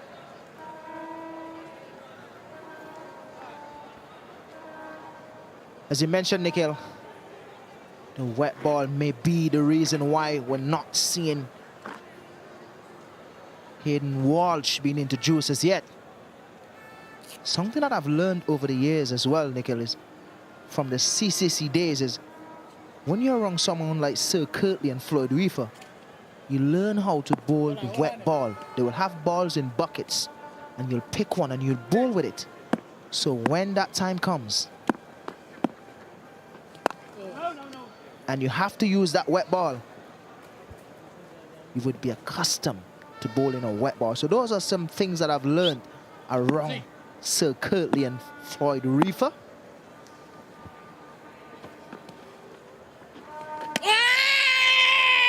Got that one to grip, Cornwall. Definitely got some purchase off the surface. A little bit of purchase from Cornwall. He's a big man, tall. Robust structure. Now that one just skid on. It's good thinking from Cornwall because the previous one was much slower and spun a long way. That one skid on. He's very crafty. Such a skilled finger spinner, one of the best in the region. Especially in the red ball format where he's succeeded for so many years. Now we'll make a change in field. Long on, goes back, and deep cover. It's quite surprising. Thought you would want to keep the pressure on. Yes. Something that we haven't seen much in this tournament. Batters just pushing it down to long off or long on. John Otley doing a beautiful job, doing it with ease and comfort.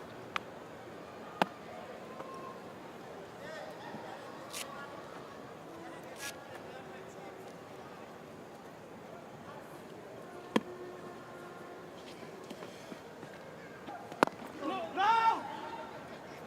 80 for 1.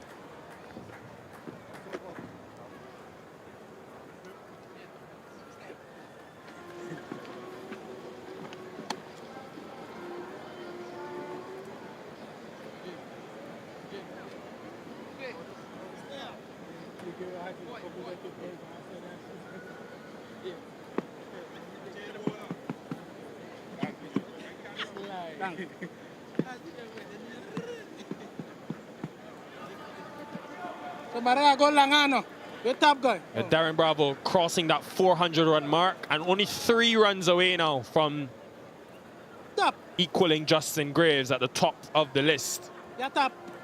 He's been very good in chases as well, Bravo. Has been able to come in and beat him for his team. Now, Hayden Walsh Jr. finally given the ball.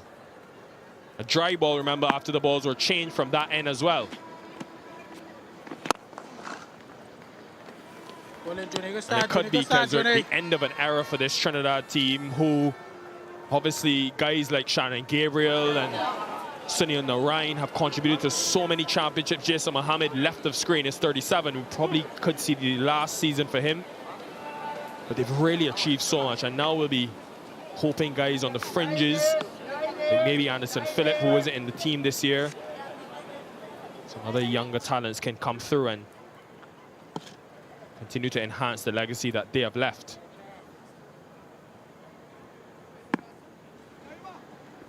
Speaking of Trinidad, The Red Force, if they do go on to win this tonight, this wouldn't be the first time that they would win the Super 50 tournament going unbeaten.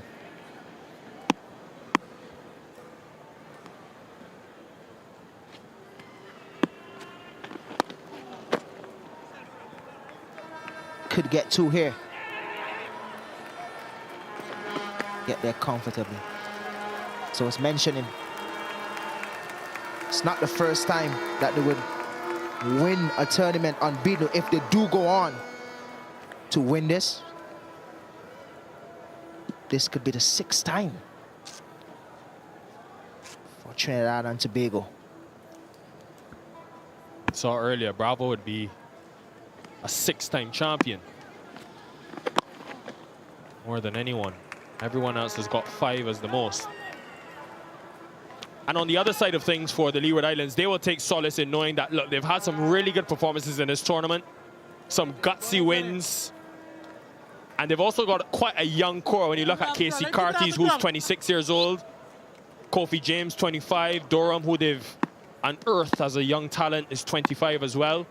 Alzari's captain, he's 26. Walsh, what a season he has had. And he'll hope that this can propel him and get him back into that West Indies team in both the T20 International and One Day International format.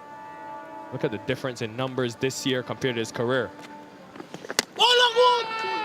Deliveries like that. And the fact that he bowls that googly as well.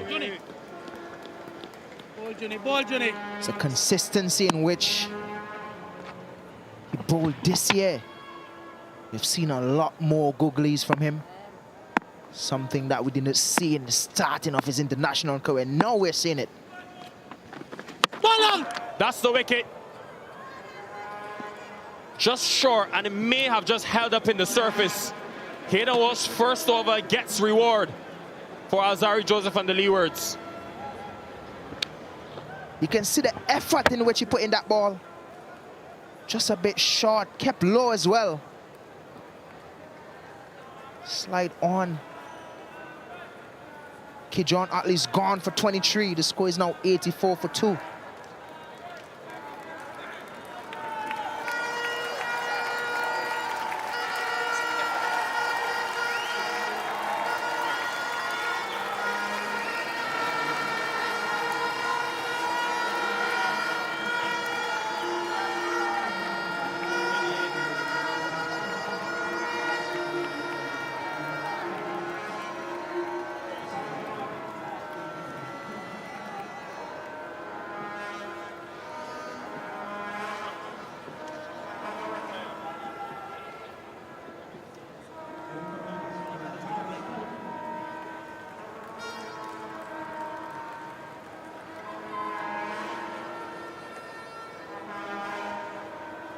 Yeah, Nicholas Pooran, 4 list A hundreds. 3 of them have come in One Day International cricket. 2 of them this year in the World Cup qualifiers.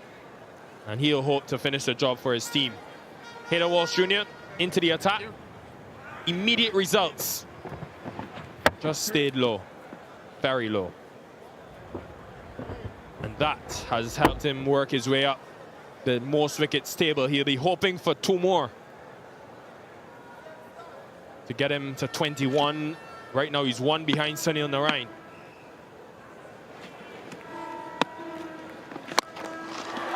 Straight away, what a shot from Nicholas Pooran, and what enjoyment for the fans to celebrate.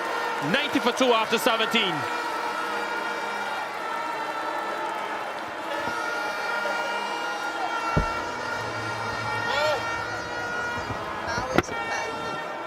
Yeah, what a shot from Nicholas Pooran. First delivery. Doesn't waste any time. Positive matchup for him. Doesn't matter. As long as it's in the slot, it's rolls back. Now wicket in the over, but also a 6.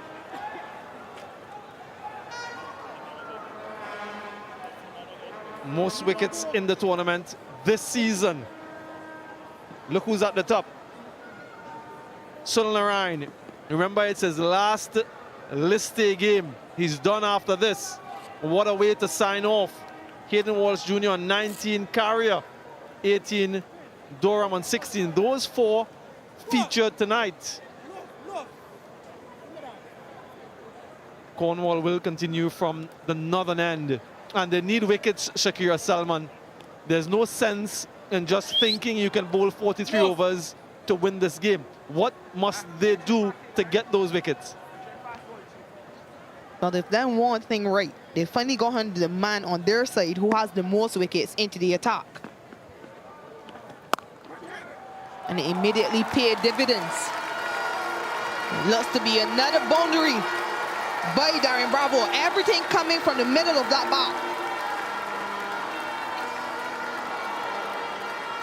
Yeah, she's enjoying it. The leading run scorer in this tournament this season now, Darren Bravo. So they've got the leading wicket taker, they've got the leading run scorer, and they're leading in terms of titles won in Super 50 cricket. This can end in a canter.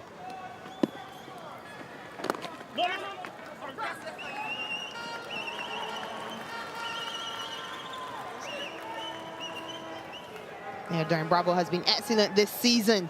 He's just gone past Justin Graves, just 5 runs ahead of him. Average of 102. Sublime form by Darren Bravo, leading the way with the bat and making a statement right before that England series.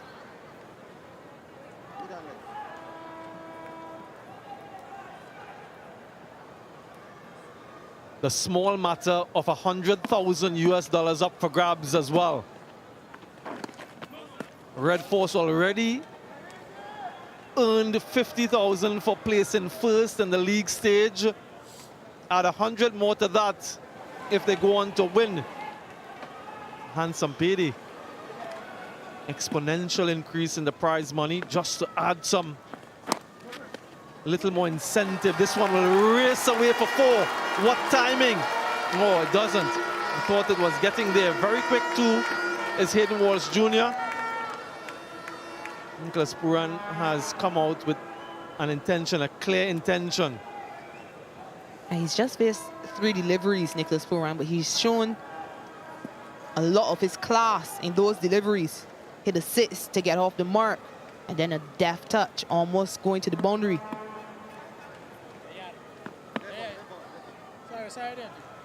Yeah, fielder's not ready there. But you ask me what else they can do. I think they have to go back to Alzari Joseph. He's been the best pacer.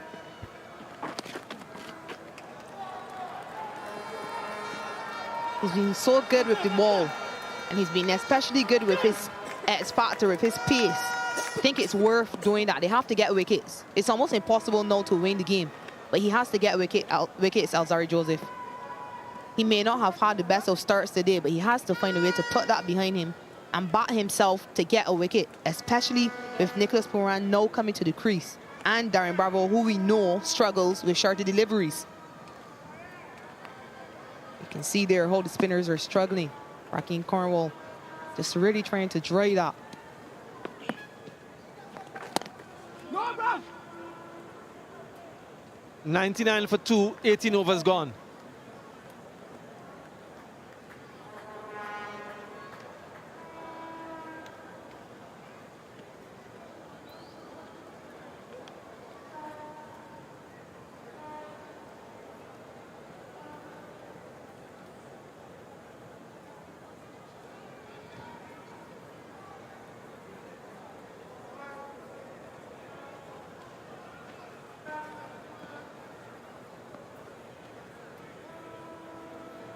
.135 bowled out the Hurricanes. It was a truncated affair, 43 overs aside.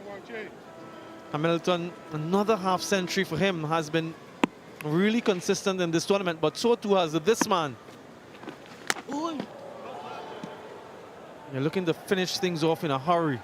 Short delivery seems to have been the googly, some turn and bounce. If it's anywhere close, Darren Bravo will be taking him on.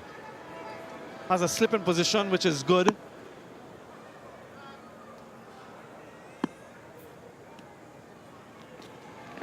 Oh! Yeah, they want to finish this in a hurry, Shakira. Yeah, he's already 32 off 25 deliveries. But he's intent on finishing this, perhaps to celebrate later on tonight. But yeah, they do have a slipping position, but they still have 4 fielders on the boundary. There's no need. Whoa! Yeah, another good delivery from Hayden Walsh Jr. When he pitches them, they're difficult to connect. Nice and full. Yeah, the googly again is still getting turned. That ball is relatively dry. Changed a couple overs ago. Yeah, he wants to be there at the end, doesn't he, Darren Bravo, to see his team over the line. His 200th list day match, remember. Yours, Danny. Yours, Danny. Down, Danny. Lovely, Danny. I don't whip. Yeah, it would be fitting if Darren Bravo could be there at the end. That single brings up the 100 for the right force. First 50 came in 53 deliveries, second in just 59. So they're scoring very quickly here. Quite the opposite of what we saw from the Hurricanes.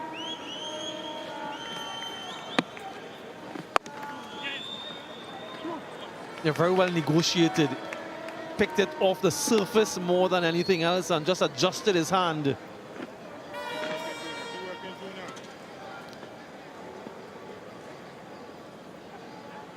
A really nice turnout tonight for the final during the course of the day.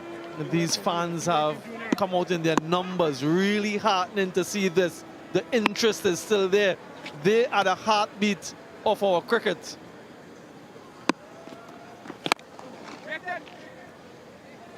Just a couple from that over, 101 for 2.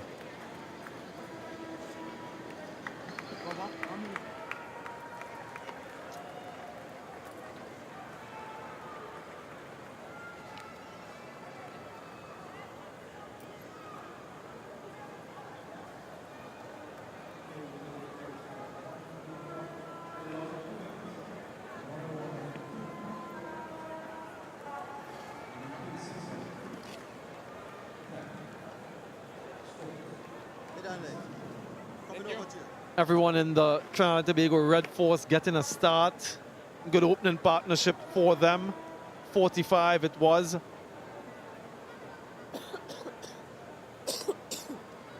Seems as though they're hearing you out in the middle, Shakira. Alzari Joseph back into the attack. No slip though.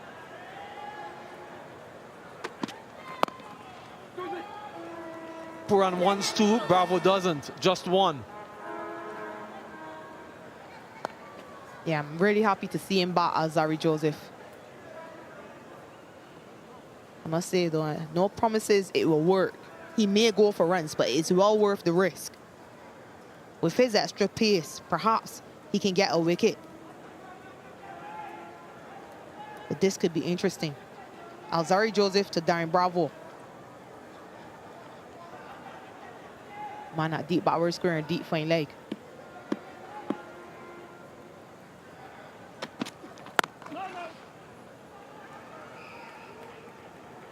Yeah, not enough runs on the board. They've been good throughout this tournament. The Leeward Islands Hurricanes. Their batting didn't click. They won the toss earlier today. Alzari Joseph spoke about 230, 240. But his batters didn't really get going. They lost Powell quite early. Justin Graves suffered an injury, had to leave. It was only Hamilton who got a score of note.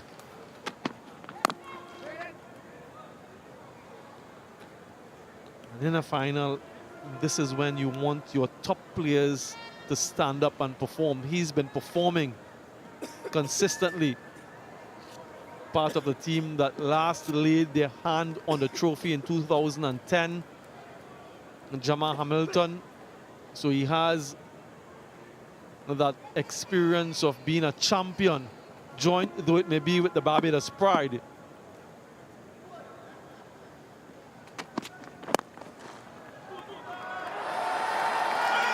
Should be 2, just 1.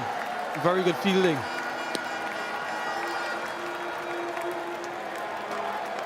when they reflect, Shakira Selman, on their season, whenever that opportunity presents itself, it might be today, it might be a couple days' time, what can they take from this tournament? The Hurricanes under the leadership of the first time of this man. Yeah, they can be proud with the show they put on this season. They've done themselves very proud. They can take comfort in the fact that they won some pretty big games as well.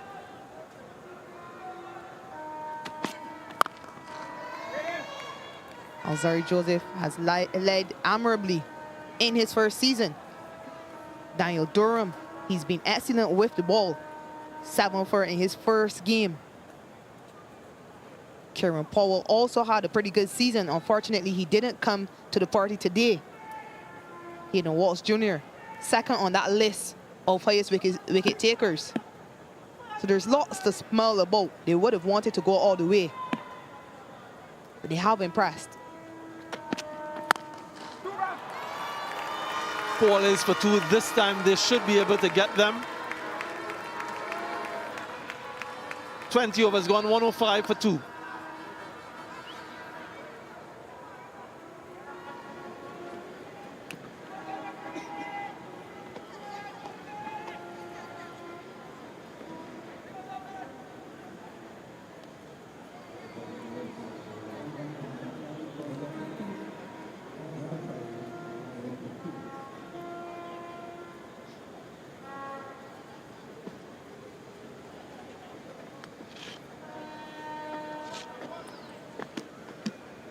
A wicket for Kofi James, 1 for Hayden Walsh Jr., who was introduced into the attack, in my respectful view, quite belatedly. Leading wicket taker in your team, and he came in when the score was over 80 runs. Not enough for him to do anything significant. He continues now, though.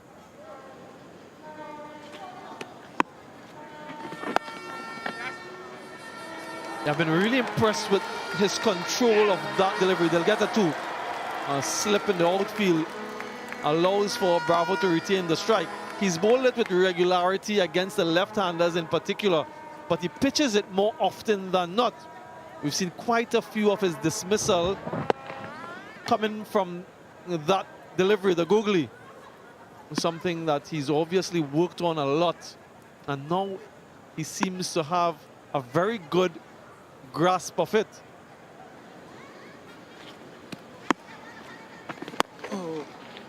And the leadership of Alzarri, how impressed has he been? Impressive, rather. Yeah, he's been excellent. Not only has he led by example, setting the tone with the ball, he's also made some very good bowling changes across the season.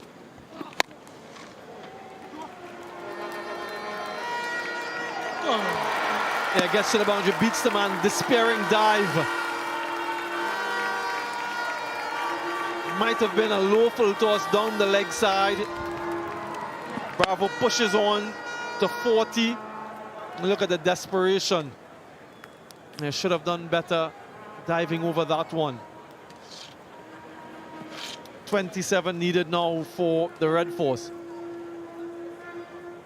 Yeah, back to Alzarri Joseph. He's also, throughout the tournament, set some pretty attacking fields. He's been very creative in his field placement.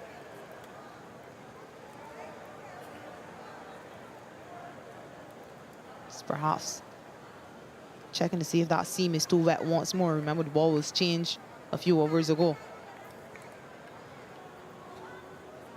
Actually, they're checking to see if it's lost its shape.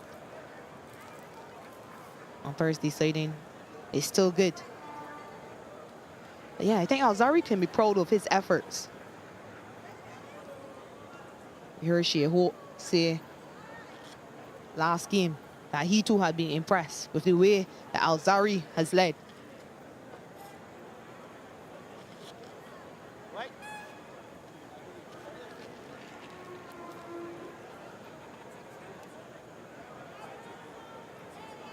A member, of course, of that 2016 West Indies under-19 team that won the World Cup. He's graduated to senior international status.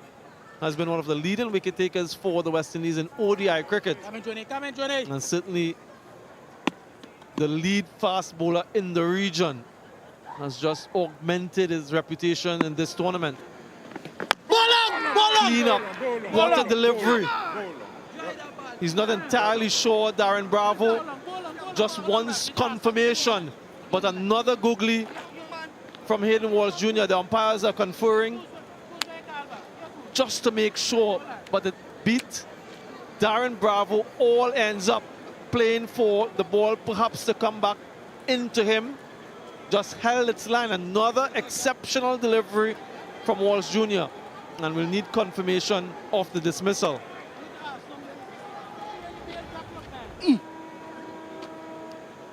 Just checking the front foot there, but clearly a legal delivery. Yeah, he is bowled down. Darren Bravo cannot believe it. He's beaten all ends up, and it's excellent bowling by Hayden Walsh Jr. to get that wicket. Again, the wrong end, providing dividends for him. Darren Bravo, he's gone. Another impactful innings, 40 of just 35 deliveries. Now the leading run scorer of the competition. He's gone bowled by Walsh. Right force, Nelson for 3.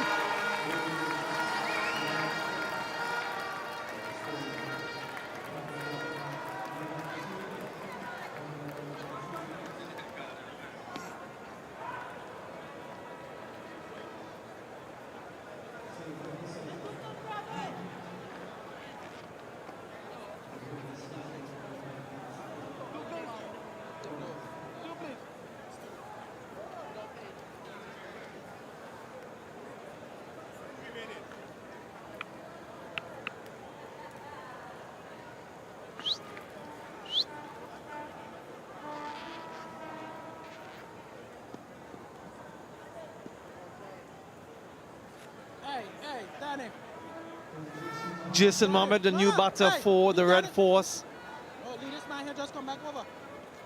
announced his international retirement a little bit earlier today. Quite bemusing how late it was that Hayden Walsh Jr., the leading wicket taker for the Leeward Islands Hurricanes, was introduced into this bowling lineup. He came in when the score was 80 for 1. Leg slip and regulation slip in position.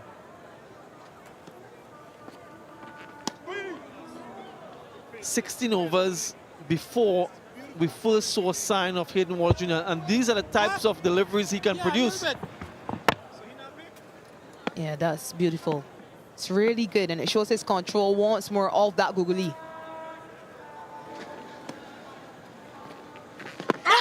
Huge shot, that's close, not close enough. Umpire Duguid isn't convinced. Nelson for 3 after 21.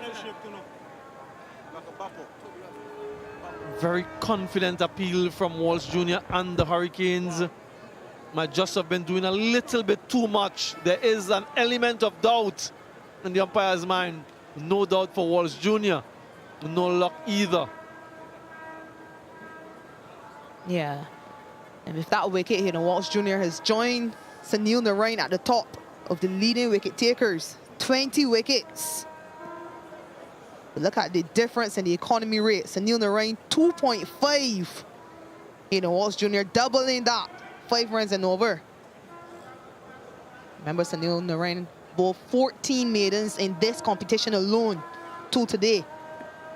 Shakira Selman, as a fast bowler yourself, where are the fast bowlers in that top 5? It's all spinners.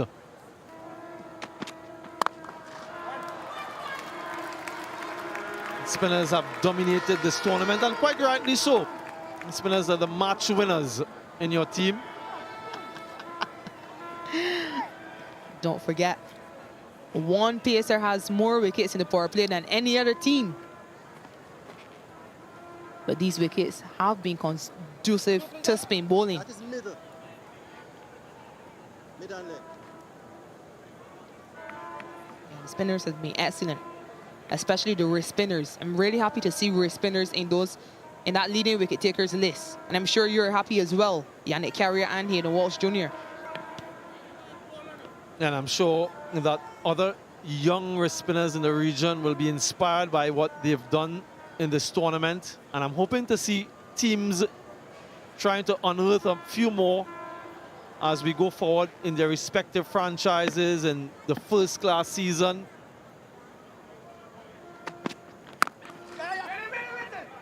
He wants to get off the mark, desperate to do so, Jason Mohammed. He scored a first ball duck in his last match. The leading run scorer he is for Trinidad and Tobago in Super 50 cricket, so vastly experienced.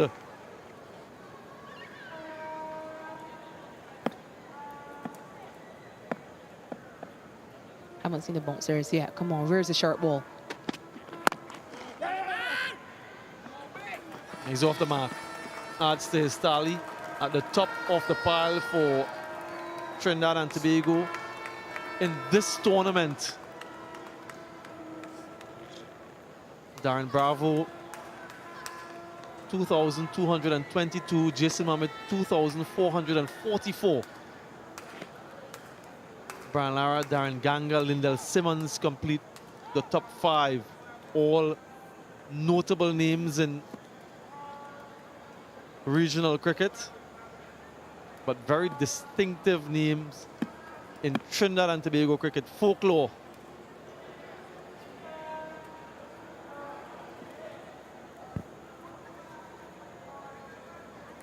Yeah, just deciding to bring in the sweeper into the circle from the offside. So 3 fielders out now.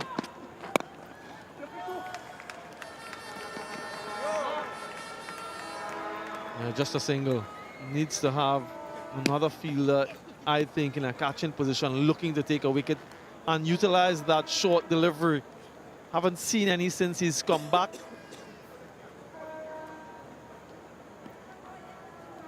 He might be using that slip fielder, Rakeem Cornwall. But where is the short delivery? I'm really surprised he hasn't gone to that short delivery in this spell. He was pulled in that first spell, but Joshua Da Silva is not here anymore. Clipped away. Strain in line on the pads of Jason Mohammed, and that's food and drink for him. Too easy.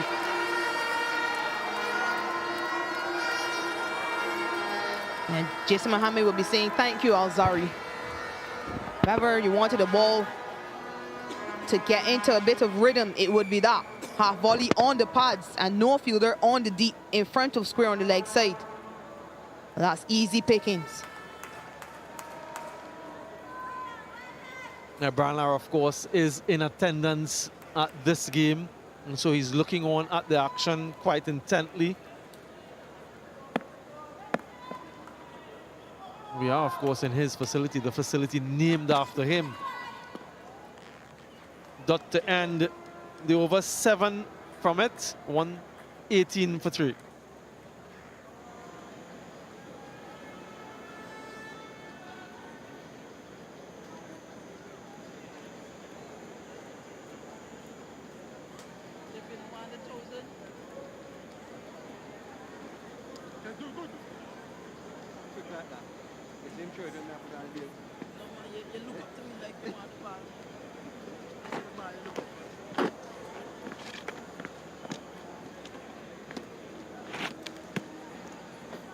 Speaking of the gentleman, the preeminent Brian Charles Lara, multiple record holder, arguably the best batter to have played the game. Inspired a generation of cricketers, not only here in the region, but globally.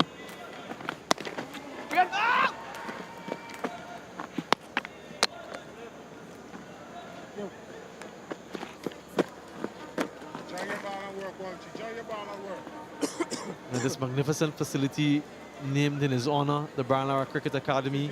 So much potential. I really hope that in the not too distant future there are more activities here for the youth, the cricketing youth of our nation and beyond.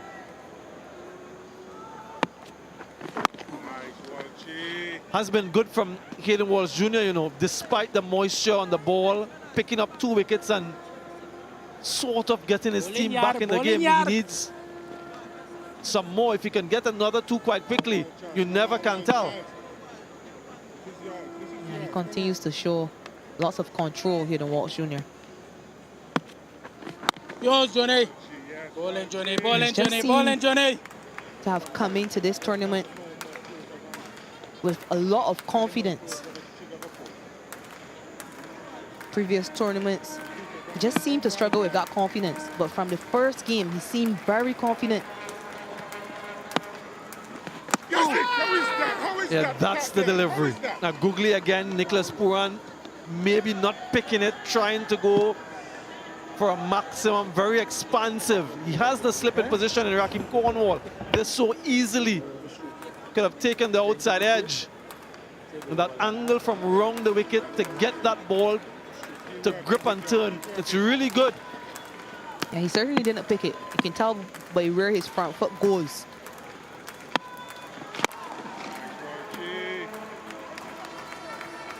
Bowling, Johnny.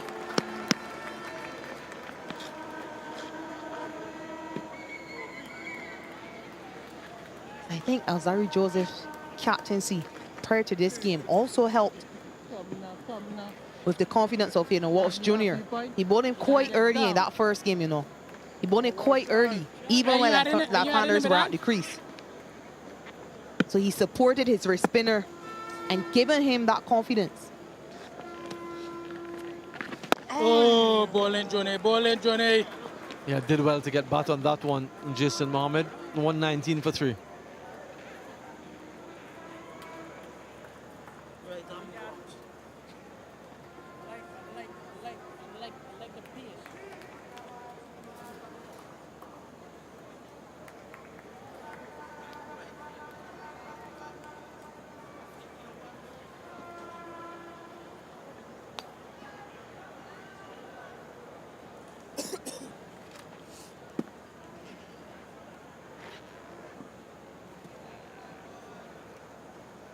Yeah, the top 3 for the Red Force getting good starts. It's a paltry total, just 138 is the target. Over the top, deliberate, will challenge the boundary. Yeah, just dribbles into it now.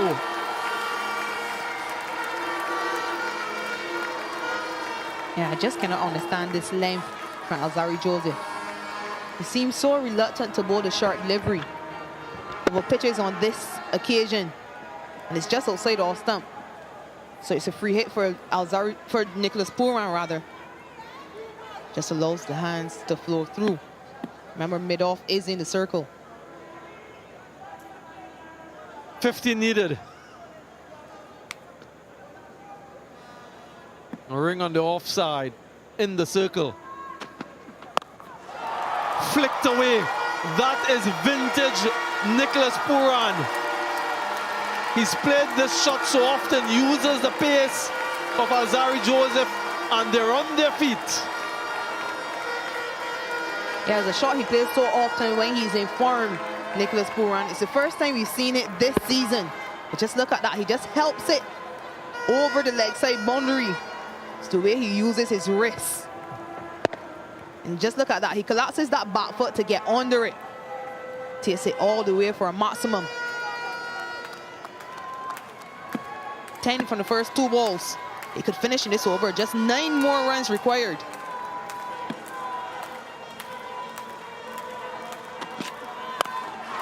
And again, all the way for 6. Nicholas Pooran is on fire. Alzari Joseph is being taken down. And just look at what it means to them. They're excited. She's enjoying it. Yeah, crowd on their feet. Just 3 runs away now, 1 hit away. And it's 2 maximums consecutively. Nicholas Pooran is finishing this in a hurry.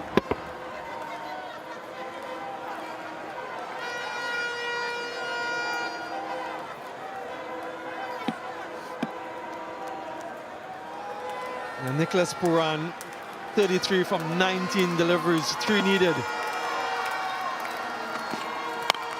And that's it. The exclamation mark on this contest. Another Nicholas Pooran 6.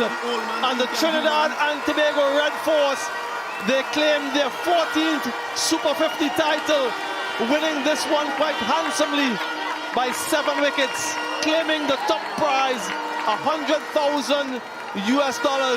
It has been domination from this team, unbeaten throughout the season, and not for the first time.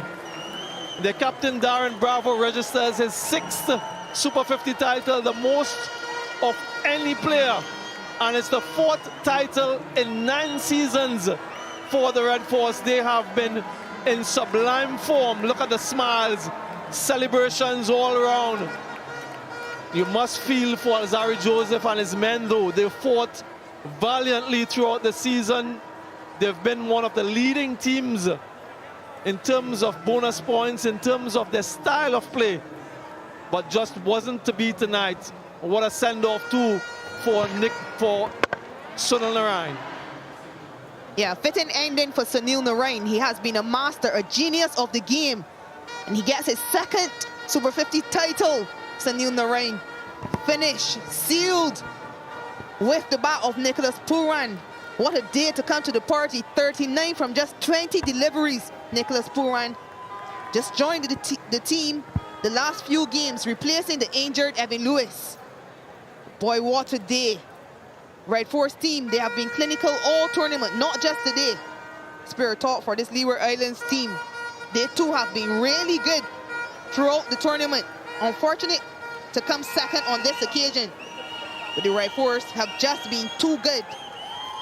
Too good with ball and way too good with the bat. Yeah, they've led the cards on so many counts. The Red Force, most wickets, most runs. And Sunil Narain with 20 wickets. Bravo with over 400. And they've utilized the conditions here, the home conditions, to their advantage quite well. Signing off from List A cricket and international cricket, Sunil Narain. What a moment. He spoke to you, Shakira, before the start of the game and mentioned that this would be his most special season if they manage to win. Well, it is, as they've won. Nikhil Chandani is catching up with a few players. Got Yannick Carrier here. Yannick, you won this tournament as captain in 2019 for the emerging players. Now you win it for your country. What does it mean? It's a great feeling, you know, every time, you know, you win a tournament for your country, you know, it's a great feeling. So I'm very proud of it for the guys. How much more special does it make it that you've contributed with both bat and ball? Very, very, very special, you know. As a cricketer, that's all you want to do. You want to contribute for your team, you know, and for the team's success, and I'm very happy for that. And tell me about, in terms of just the overall tournament, what did you think you guys did well?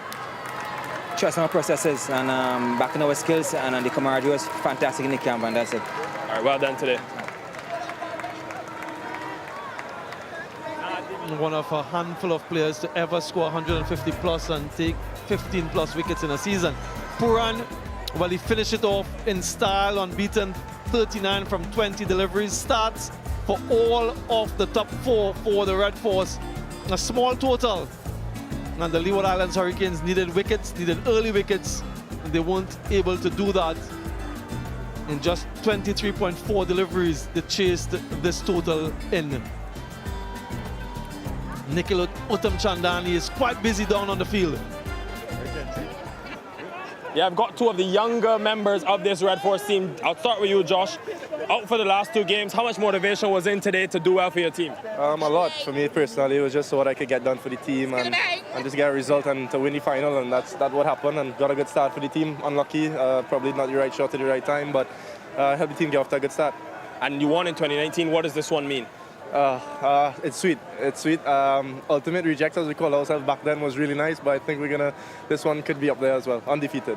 Lovely. I'll go to Jaden now. Jaden, you've had a lot of success in your career for the West Indies. Where does this rank? This one is definitely up there. Come in and win the tournament without losing a game at home is something special, especially for the fans. A lot of fans came out and supported us throughout the tournament, so this one is really special. And how was the support, having that experienced group in the team this year? How did that help you develop? It helped me a lot, really. Obviously, being in the tournament with the experienced guys, it helped me to evolve my game and make me a better player going forward for the future. Really well done today. Enjoy this one. Thanks. Yeah, not featuring today Jaden Seals, but these Leeward Islands Hurricanes bowlers, they tried. They've been special throughout the tournament, but when it mattered most, they just came up short. It was their batting really that let them down. 2 wickets for Hayden Walsh Jr. Very impressive once again, even with the wet ball. A wicket for Kofi James, no one else amongst the wickets. Yeah, the Leeward Islands Hurricanes won the toss. Alzari Joseph decided to bat first. They were bowled out in 41.5 overs for 135. It was a truncated affair. Rain fell. It was 43 overs aside. The Red Force in pursuit, 141 for 3. Comfortably winning by 7 wickets and winning Super 50 Cup 2023. Alongside me, Shakira Selman is still here. Kesrick Williams has joined me. Kesrick, if I can start with you, this performance today from the Red Force, what impressed you the most about that dominating performance? Well, first of all, I want to say congratulations to them. But the way they came out and bowled today didn't show, you know what I mean? They didn't show no sort of fear or anything. They came out and they played a brand of cricket that they were playing throughout the tournament. Them Anley was finished with the most bowling points. It's a system that was just implemented by Cricket West Indies, and they bowl with a lot of strength. You can see they came out and they bowl and they hit certain areas consistently. Something that I guess that the head coach of West Indies cricket really would want to see. They played a sort of brand of cricket, and that's the reason why they're here in the finals, and that's the reason why they win another Super 50 tournament. Yeah, 14 titles now for the Red Force. They extend that lead at the top of the table in terms of tournament wins. Shakira Selman, there was some criticism before the start of the tournament about the average age of this Red Force team, but they've shown that maturity, that experience, and they made it count, didn't they? Yeah, definitely. Of course, many people around the Caribbean would have wanted to see younger players being given more opportunities, but they've showed just how important that experience is. That experience stood out in this tournament. Darren Bravo was able to lead the charts with the bat. Sunil Narain, 35 years of age, and he led the charts with the ball. So that experience did count for something this tournament.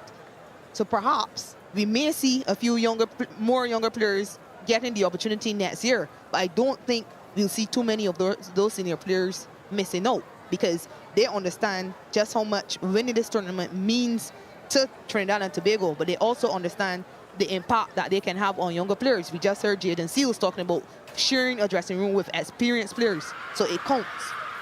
Yeah, absolutely. You need that nurturing hand by the side. Kesrick Williams, Sunil Narain has signed off from List A cricket. I remember a couple of years ago, Chris Gale signed off with a scintillating century. He signed off this tournament as the leading wicket taker in the tournament, but also the leading wicket taker for Trinidad and Tobago in Super 50. How impressive was he this season?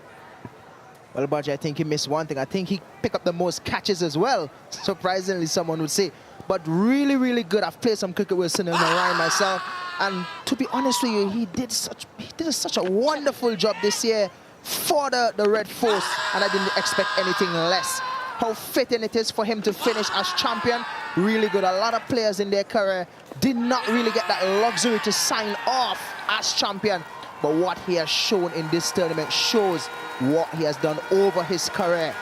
And look at the reception that he got from the people of Trinidad and Tobago. He would be missed, but I'm hope that he's around to nurture the spin bowling skills here in Trinidad and Tobago. Yeah, and if I can just add to that, the fact that he's able to maintain that economy rate, 2.5 across the tournament. He bowled 14 maidens in one season. That is amazing, 2 today alone. Batters just try to sit on him, and what that does is it provides an opportunity for other bowlers. He did also take wickets, so sitting on him may not be the right choice. I'm not sure about that. Sitting on him, he's bowling 9 overs, 17 runs, and he's still getting 2 wickets. But it creates pressure, and it allows the bowlers from the other end to come in and take wickets. Yeah, absolutely. Trinidad and Tobago, their batting once again led by their captain, Darren Bravo, has been exceptional when it mattered the most. But the start was important, wasn't it? You needed a good start, although there was some good short bowling. But that was a savage pull. Back into the team today, Joshua Da Silva missed out a couple. He was eventually dismissed and trying something innovative and fancy. But Darren Bravo, Keswick Williams, his six-hitting ability, his ability to absorb pressure was very pleasing. That one kept a little bit low. What I actually like about Darren Bravo this tournament, though, he was given a lot of sharp bowling, but he played them very well. His temperament as well was really good in terms of batting the pace of Alzari and Odin Smith, also batting the other fast bowlers in the tournament. What he did really, really well is he constructed a proper innings going through the middle phase that a lot of teams really got problem with. I really think he should be in the conversation in terms of getting into that next series for the West Indies. I love how he played this season. Yeah, that last shot was the final rights for the Leeward Islands Hurricanes. It was Nicholas Puran, quite fittingly, who hit the winning runs. And his experience came to the fore once again. He came out with a lot of intent in this innings. First delivery, smashed it for 6 off the bowling of Hayden Walsh Jr. From a Leeward Hurricane standpoint, Shakira, we touched on it a little bit briefly. When they go back now, lots of positives. We've already mentioned it. So they'll want to continue to work on their cricket and develop their craft, wouldn't they? Yeah, of course. And we did say there's lots they can be proud about. They've done themselves very proud in this tournament. It started before they got here, actually. They made very good investments. They cashed in on getting Justin Graves, who was released by that Volcano side. And then they also went for O'Shane Thomas. So they had a blueprint. They knew the type of cricket they wanted to play, and it paid dividends for them. Unfortunate to come up second on this occasion, but I think they were excellent with bat and ball, and you can tell by the fact that they did have the second highest scorer in the tournament, Justin Graves, and then Hayden Walsh Jr. He tied for the most wickets, 20 wickets. So they've done really well. Alzari Joseph was good as well. Most wickets in the power play, more than any team. So they have been good. Unfortunately, they weren't able to put it all together today, but across the tournament, I think they will be smiling. They will be happy. The two best teams in the tournament faced off, and it was the Red Force who got the better of the Hurricanes. MasterCard priceless moment time. So many good moments in this match. What do we have in store for you for that MasterCard priceless moment?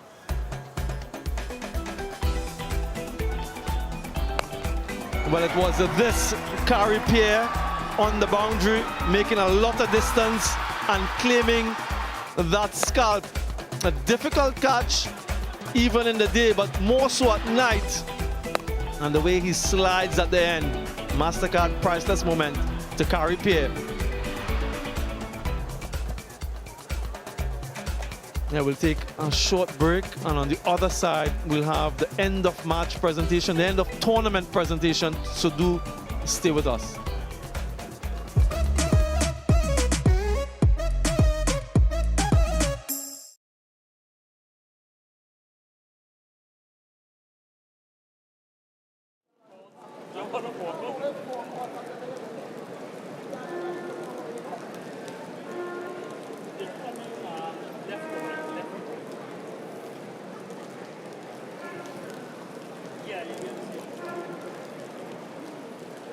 Yeah. Okay.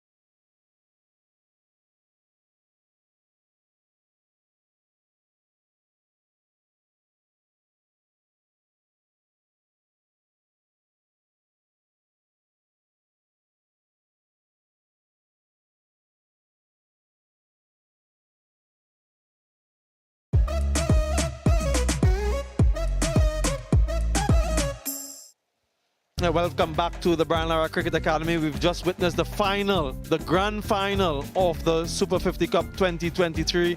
The Leeward Islands Hurricanes were bowled out for 135. Terence Hines picked up 3. Sunil Narayan picked up 3 himself. Hamilton top scored with 62. The Red Force home in a canter, 141 for 3 in 23.4 overs.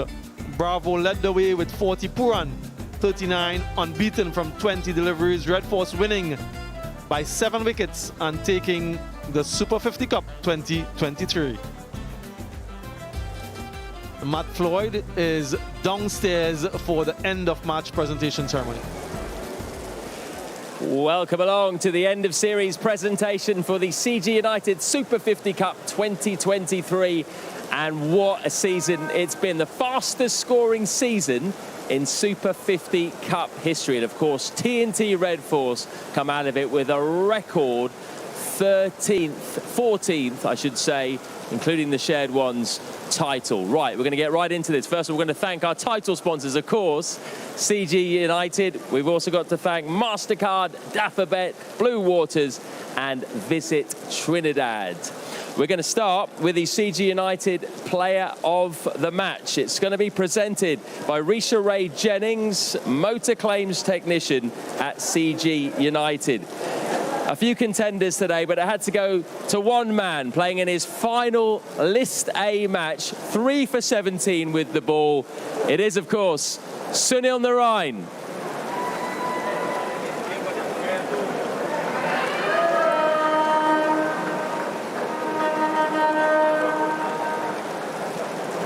Sunil, congratulations. Was that pretty much the perfect end to your List A career?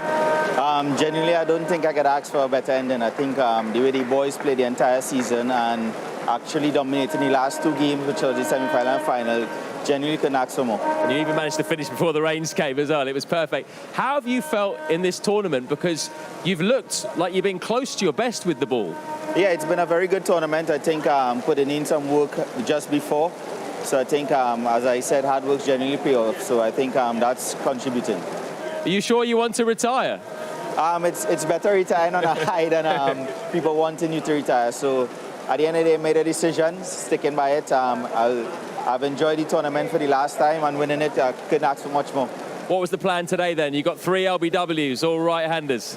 No, I think you plan, yes. Sometimes you plan works, sometimes it doesn't work, but it's just to contribute in whatever way the team needs and go out there and try to deliver the goods each and every time.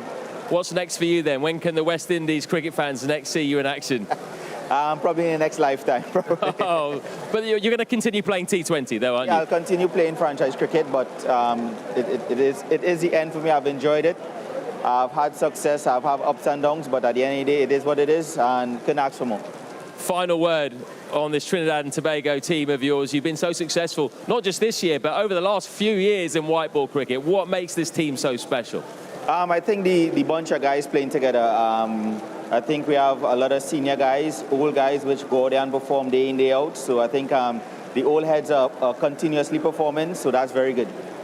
Well done today. Don't go too far, because I think you've got some more awards to pick up in just a moment. Thanks.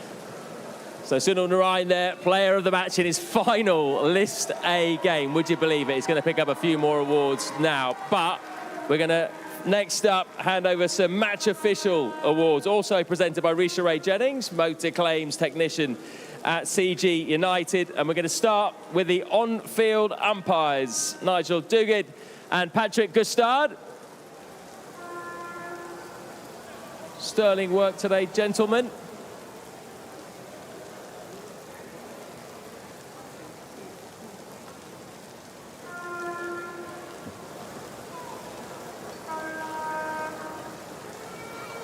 Well done to all the officials that have worked on this tournament.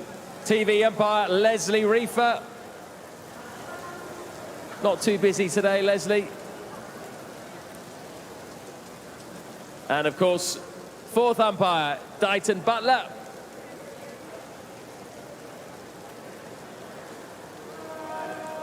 Well done, Dighton. And we can't forget, of course, match referee is always here, Rion King. Okay, so we move on to the special awards now, and these are going to be presented by none other than Sir Curtly Ambrose, who should be here. He's on his way. Come on, Curtly. He's just rushing down from the commentary box. He's been quite busy today. Quite a few awards to hand out here. We have awards for pretty much everything: fielder, wicketkeeper, bowler, batsman, and all-rounder. We're going to start with the Gus Logie Award. Of course, this is for outstanding fielder, and it's been the perfect send-off for him because, believe it or not, the outstanding fielder with 9 catches more than anyone else is Sunil Narine.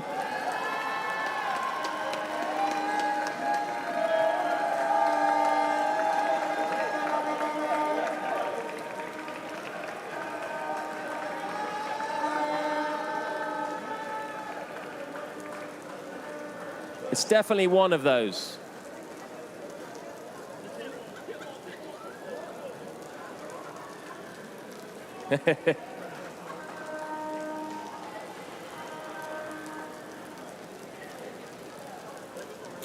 Nine catches for Sunil Narine, most of them taken at slip. We move on to the Geoffrey Duchon Award for the outstanding wicket-keeper.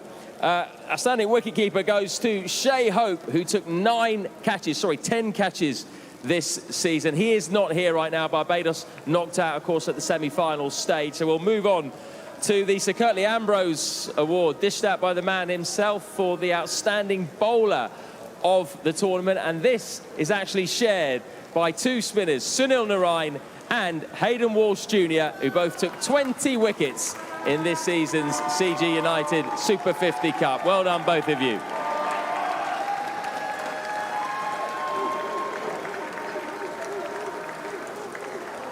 What a tournament this was for spinners.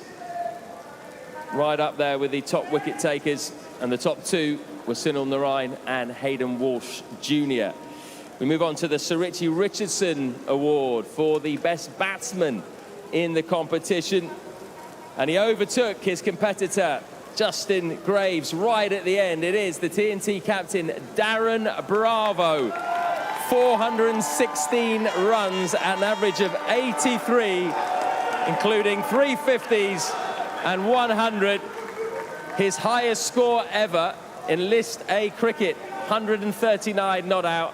And he's playing in his 200th List A match today. Brilliant day for Darren Bravo. We'll finish off with the Collis King Award for the best all-rounder of the tournament. And that goes to a man who scored 222 runs at an average of 44, and he also took 20 wickets at an average of 12.45. Congratulations to Hayden Walsh Jr.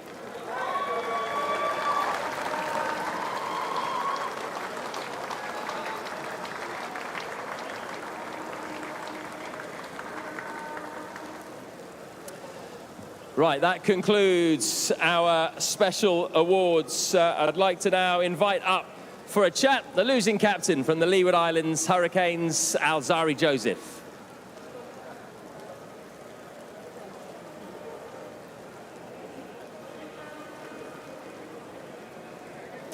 Alzarri, hard luck today. Where did that go wrong? It's clear we didn't score enough runs. You know, in a 50-over game, when you only score 135, it's not going to win you the game. You've been starting so well with the bat, but today you just got off to a bad start, and it was very hard to recover from that. Yeah, I mean, it required a full team effort. We didn't really have that today, but I think all in all we had a good tournament. So I just like to thank the boys for supporting me, and you know, we just have to go back to the drawing board for next season. Did the Graves injury just destabilise you a little bit as well with the bat? I think that contributed to it, but we have 11 batters. We don't depend on one batter to score the runs for us. And the decision to bat first, it obviously worked really well for you in the semi-final, but the rains were around. Would you do that again if you had the chance? I mean, I would still bat first because our strength most likely is our bowling, so we back ourselves to defend whatever total we get. We just didn't get enough runs. As you say there, you've had a brilliant tournament anyway as a team, vastly improved on last year. You must be proud of your boys. Yeah, I mean, I couldn't ask for anything better except for winning the trophy, but the boys really put in the hard work. I can't ask for anything better from the boys. And they've all chipped in, really, but the new signings in particular, Graves, O'Shane Thomas have made a real difference this year? Yeah, I mean, we all know the quality that they bring to the team, and we saw it this season. So I just think, all in all, we had a good season, but it's just unfortunate we didn't win. And Hayden Walsh had a fantastic year, didn't he? He was the most outstanding all-rounder. He was the joint top wicket taker. Just a word on how his form has really taken off. Yeah, he's really put in the hard work. You know, I think it's really shown on the ground. So I think Hayden's game is elevating. So I think we should all just keep backing him and, you know, give him that support. Feels like the team are not far off from winning a trophy. What is that last step that you need to take? What do you need to change? It's just consistency. I don't think much needs to be changed. I think it's just executing on the day. How have you enjoyed your first attempt at captaincy?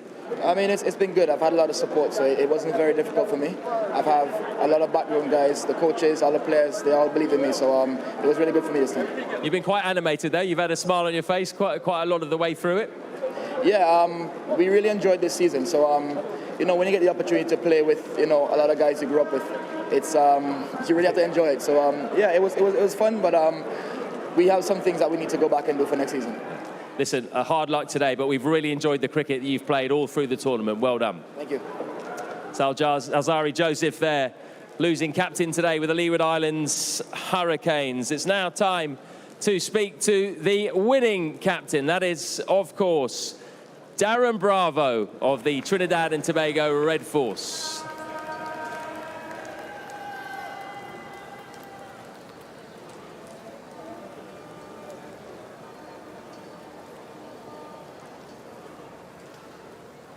Darren, congratulations. Did your team do everything you asked of them today? Yeah, most definitely. First of all, I'd like to say thank God for this wonderful opportunity, and without him, none of this would have been possible. Just want to congratulate my team for a job well done. Right, let's start going through it then, starting with the effort with the ball. We'll get on to Narayan, of course, but the seamers stepped up for you today, and particularly Hines has been fabulous in the semi-final and today. Yeah, most definitely. We always knew that if we control the power play with the quality of our spinners coming into the back end of the innings is going to be a threat for them. I think our fast bowlers came in really nicely at the end of this tournament. Shannon Gable especially didn't start off that well, but came to his own. We all know what he's capable of. Terrence Hines was spectacular, and just a matter of just congratulating each one of them. And what's it like being able to call on Mr. Narayan in this format? As I call him, the insurance. Whenever I think that I'm under pressure, that's a go-to guy. But having said that, I think he was tremendous. He led from the front each and every single time. We call him the king, so I'm really happy that he was part of this journey. Just sum up what kind of a servant he's been for this side over the last few years. Exceptional. He would have basically given his all for West Indies cricket. He tried his best. Obviously, we would have liked him to play a lot more, but his journey was a bit different. I think he would have done tremendously well for both Trinidad and Tobago and by extension West Indies cricket. Now about yourself. 200th appearance. This couldn't have gone much better for you, really, could it? Yeah, I think the victory today was the icing on the cake. Not many players will get that opportunity to play 200 games at listed level. So all in all, I'm really and truly grateful, and I'm just happy that I was able to lead from the front and obviously, come out on top today.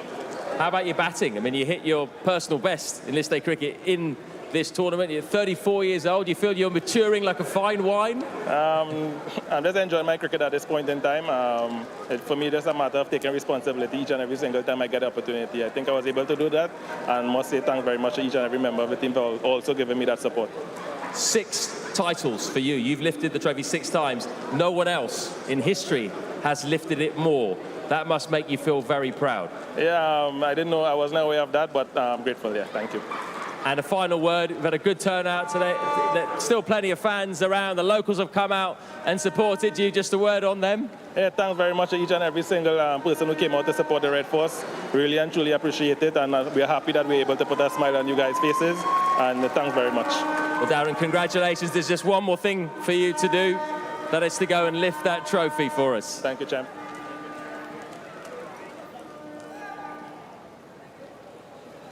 Presented by Azim Bassarat, President of Trinidad and Tobago Cricket Board and the Vice President of Cricket West Indies.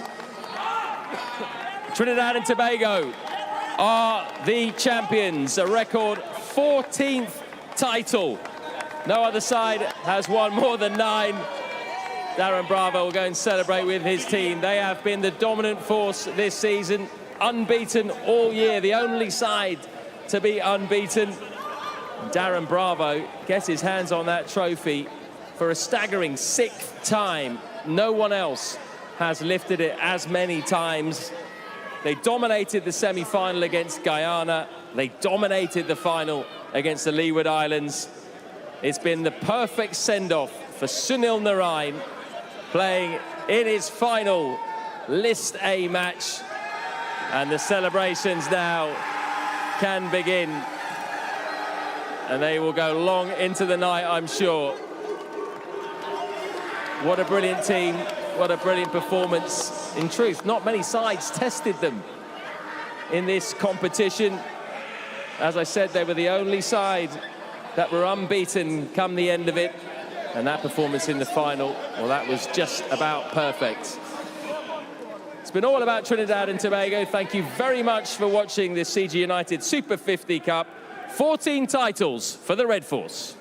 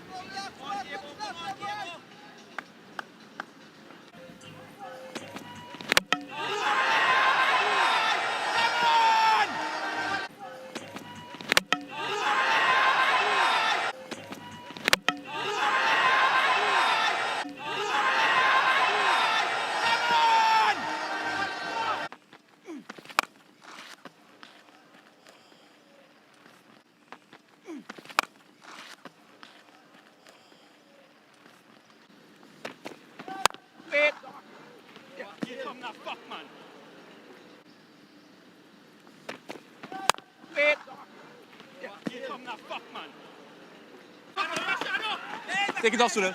Sunil dead! Sunil dead! Keep up, Ralph.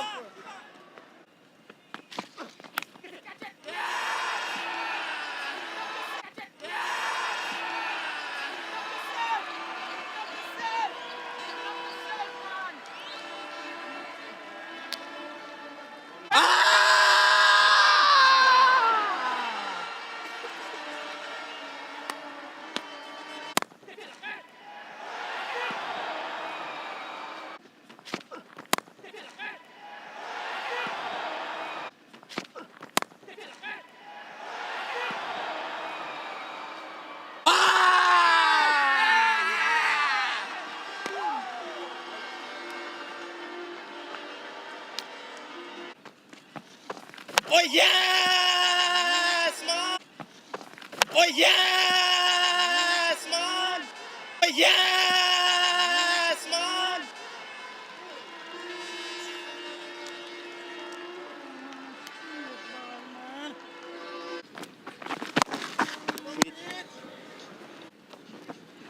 Catch it, Pooh!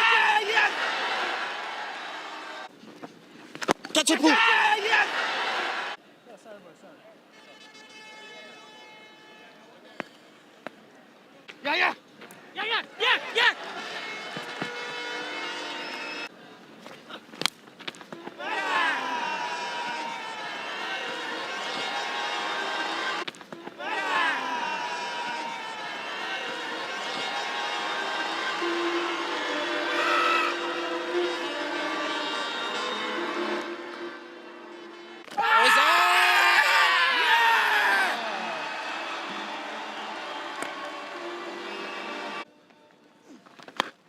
Where's it? I don't know where it is.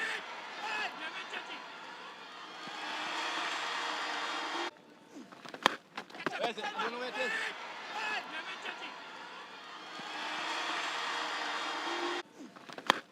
Where's it? I don't know where it is.